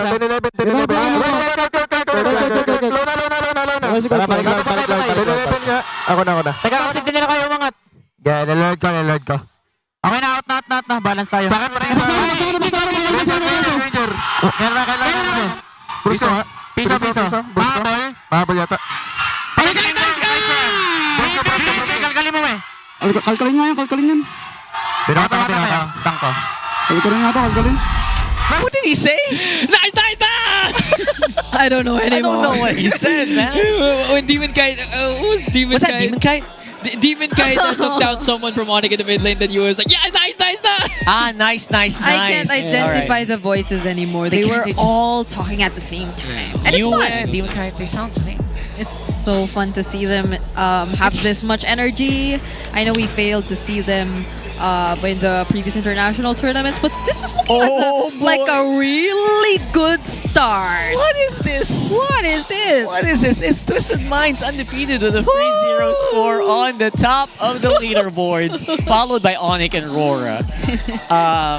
Wow. Let's just say wow. I told you guys, Twisted Minds, the remaining team, was yet to suffer a series loss, but as a Team Falcons fan myself, well, everyone has a point, right? Which is very... yeah, everyone does have a point. Everyone has a point. Even I have a point. Yeah, so what's your point? No, I'm just kidding. Everyone has a point, which is very interesting to see, because I don't think we've seen this happen in a long time. Yeah. It's a very competitive season, as some would say. Like, I think it's been an ongoing argument. Naisu keeps saying it, so you could ask him, but I think it's slowly becoming true. Yeah. And even for Fansik Laban, everyone has a point. Everyone has a point, Everyone has a point. So even the fans are starting to, get better. Because as Redmar mentioned, if you win this tournament, the players get phones, yeah. I want to confirm that. I heard that yesterday, or was that... Yeah, I heard that was yesterday from Redmar, yeah. I'm not sure. I know they got phones now, Last but maybe season. they can get more today, this season. I don't know. Yeah. These are things that you have to find out by going to the venue. So go ahead and buy those tickets. It's ph-mpl.com. If you are close to Makati, it is in Green Suns Hotel. And even if you're not close, come here. We saw some people actually fly in. Because this is technically a hotel, so... And it's near the airport. Yeah, it's near the airport. You can stay here. I think they also have a discount for fans who watch MPL. There you go. So you can check it for yourselves. Make it a trip. So what do you guys think about games today? Totally. Bring it. Just... Okay, let's start with the girl who casted every single game. What you think? It was so fun. Like, we had really long games. We had really fast games. There was no in-between, I feel. And teams just keep changing. So it really keeps you invested on how their journey is going to be throughout this entire season. For me, really nothing set in stone. There's no clear advantage when it comes to matchups. So, again, I agree. Strongest region. Strongest season. All right. That's been Brigida, Ingan, and Rockhart. And we'll throw it over to our good friend. He's got a sound. And ang maganda dito sa nakita nating series is na-prove natin yung dalawang items sa keys to victory ng Aurora. And I think it's very important to take note na parang ganito nga talaga yung way para i-approach yung ONIC. Una, kailangan nilang ipuwersa sa funnel core itong si King Kong. So ano nga ba yun? Well, Yi Sun Shin can be attributed as a fighter core or fighter jungler. Pwede rin naman siyang maging funnel core kung saan yung gold laner mo ay fighter din. So, nakita natin nung game number 2 na pinili nila yung isang CC, the gold lane. And then game number 3 with the Granger na kung isipin yung late game options talaga nila is kay King Kong lang. At mukhang hindi ito nag-work para sa side ng ONIC. In game number 1, nanalo ang ONIC because of that comeback mechanic na meron silang Moskov. But in games 2 and 3 with the drafting na ginawa ng RORA na napuwersa ang ONIC na pumili ng ganitong klaseng composition, dun na nadali ang ONIC. And also, yung isa pang item na natin i-checkan dito ngayon is yung i-explain matchups. It's very clear in game number 3 na kapag hindi nadadalawan si Kirk or kung hindi nakakaikot si Kirk papunta dun sa other side of the map, basta naiipit siya dun sa side niya ng mapa, it's going to be not good para sa ONIC. And Edward took advantage of that, being the MVP of game number 3. Ganon kaganda ang adjustments mula sa RORA at mukhang hindi sila natulog para lang paghandaan yung kanilang mga week 2 matchups. Kaya naman, deserve ang kanilang mga panalo sa ngayon. They can sleep well and mukhang makakabalik na ang ilaw sa RORA. For ONIC, let's see kung paano sila makapag-comeback. But that was their last series of this week. So, what a week 2, day 2. It has been. Marami pa mangyayari sa ating negosyo. Ngayon, papasa na muna natin sa ating mga host, si Hans at si Claudine. This triple header of a Saturday has been nothing short of amazing. Tila nagamit ng lahat ng ating mga fans ang kanilang boses to make sure to keep it ecstatic for day number 2. Tama ka dyan, because today is Superfans Saturday. Kaya naman binigyan tayo ng ating mga kupunan ng may init na laban. Unang serye pa lamang nakita na natin TNC Pro Team versus Team Falcons, where the Phoenix has definitely risen after defeating one of the titans of the league. You know, this goes to show you that we are at a completely different era, right? Dahil week 2 pa lamang, meron ng tigi-isang panalo ang lahat ng mga MPL teams. Goes to show you that everyone is making progress and everyone is looking to go at the top. This season is definitely competitive dahil nakita rin natin ang ikalawang serye with Twisted Minds still being undefeated into the season. And in that last series, it was the ONIC record being stained by the Northern Lights as the spotlight is looking good para sa Aurora to make it 2 in a row. Tomorrow is the last day of week 2 at marami pa tayong aabangan sa ating mga kupunan. And remember, Sunday is Family Day, kaya isama nyo na dito sa MPL Arena ang buong pamilya. Muli, magandang gabi. This is your very own Odin. At ako naman si Hans Galeria. Sama-sama tayo bukas dito lang sa MPL Philippines Season 16.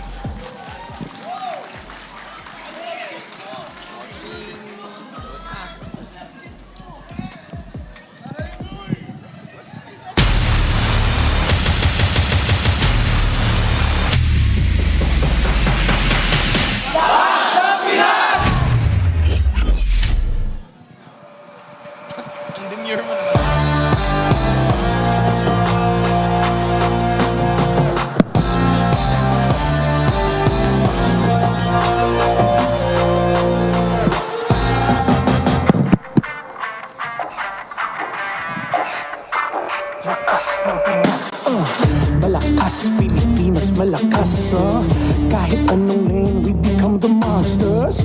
Malakas, Pilipinas, malakas, face the golden sun and repping for the 3 stars. Look at us, to the top, no ifs, no buts, winning any game, para to sa PIN, yes. Di mo matitinag aming bosses sa new level, nasa kalye man o mobile, you know I become a legend. Listen, open fire, we unite, we winners, but with pressure, like diamonds are made of. Switching the lane na parang gera, HP racing made a setup, but kakatang buhat ni Hilda, full dome SS parang Laila. Susundan ko ang iyong bakas, kasama pataas, tagumpay natin to dahil tayo'y malakas.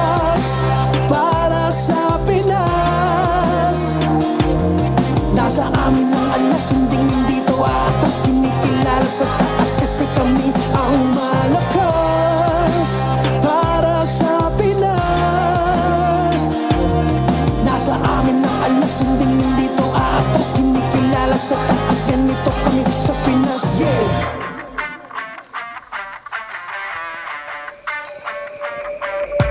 Laging MVP, no surrender, no retreat. Pag nagsama-sama, just imagine what we can achieve. Laging MVP, no surrender, no retreat. Giving 100 on my all, cause we just cannot be defeated. We are unstoppable, immune and invulnerable. Ready ang equipment, lahat frozen, mala, crowd control. Pakita on the jab, east to the southeast. Taas ang matawa, proud and loud, cause every enemy we devour. Susundan ko ang iyong bakas kasama pataas tagumpay natin to dahil tayo'y malakas para sa Pinas. Nasa amin ang alas hindi dito atas kinikilala sa taas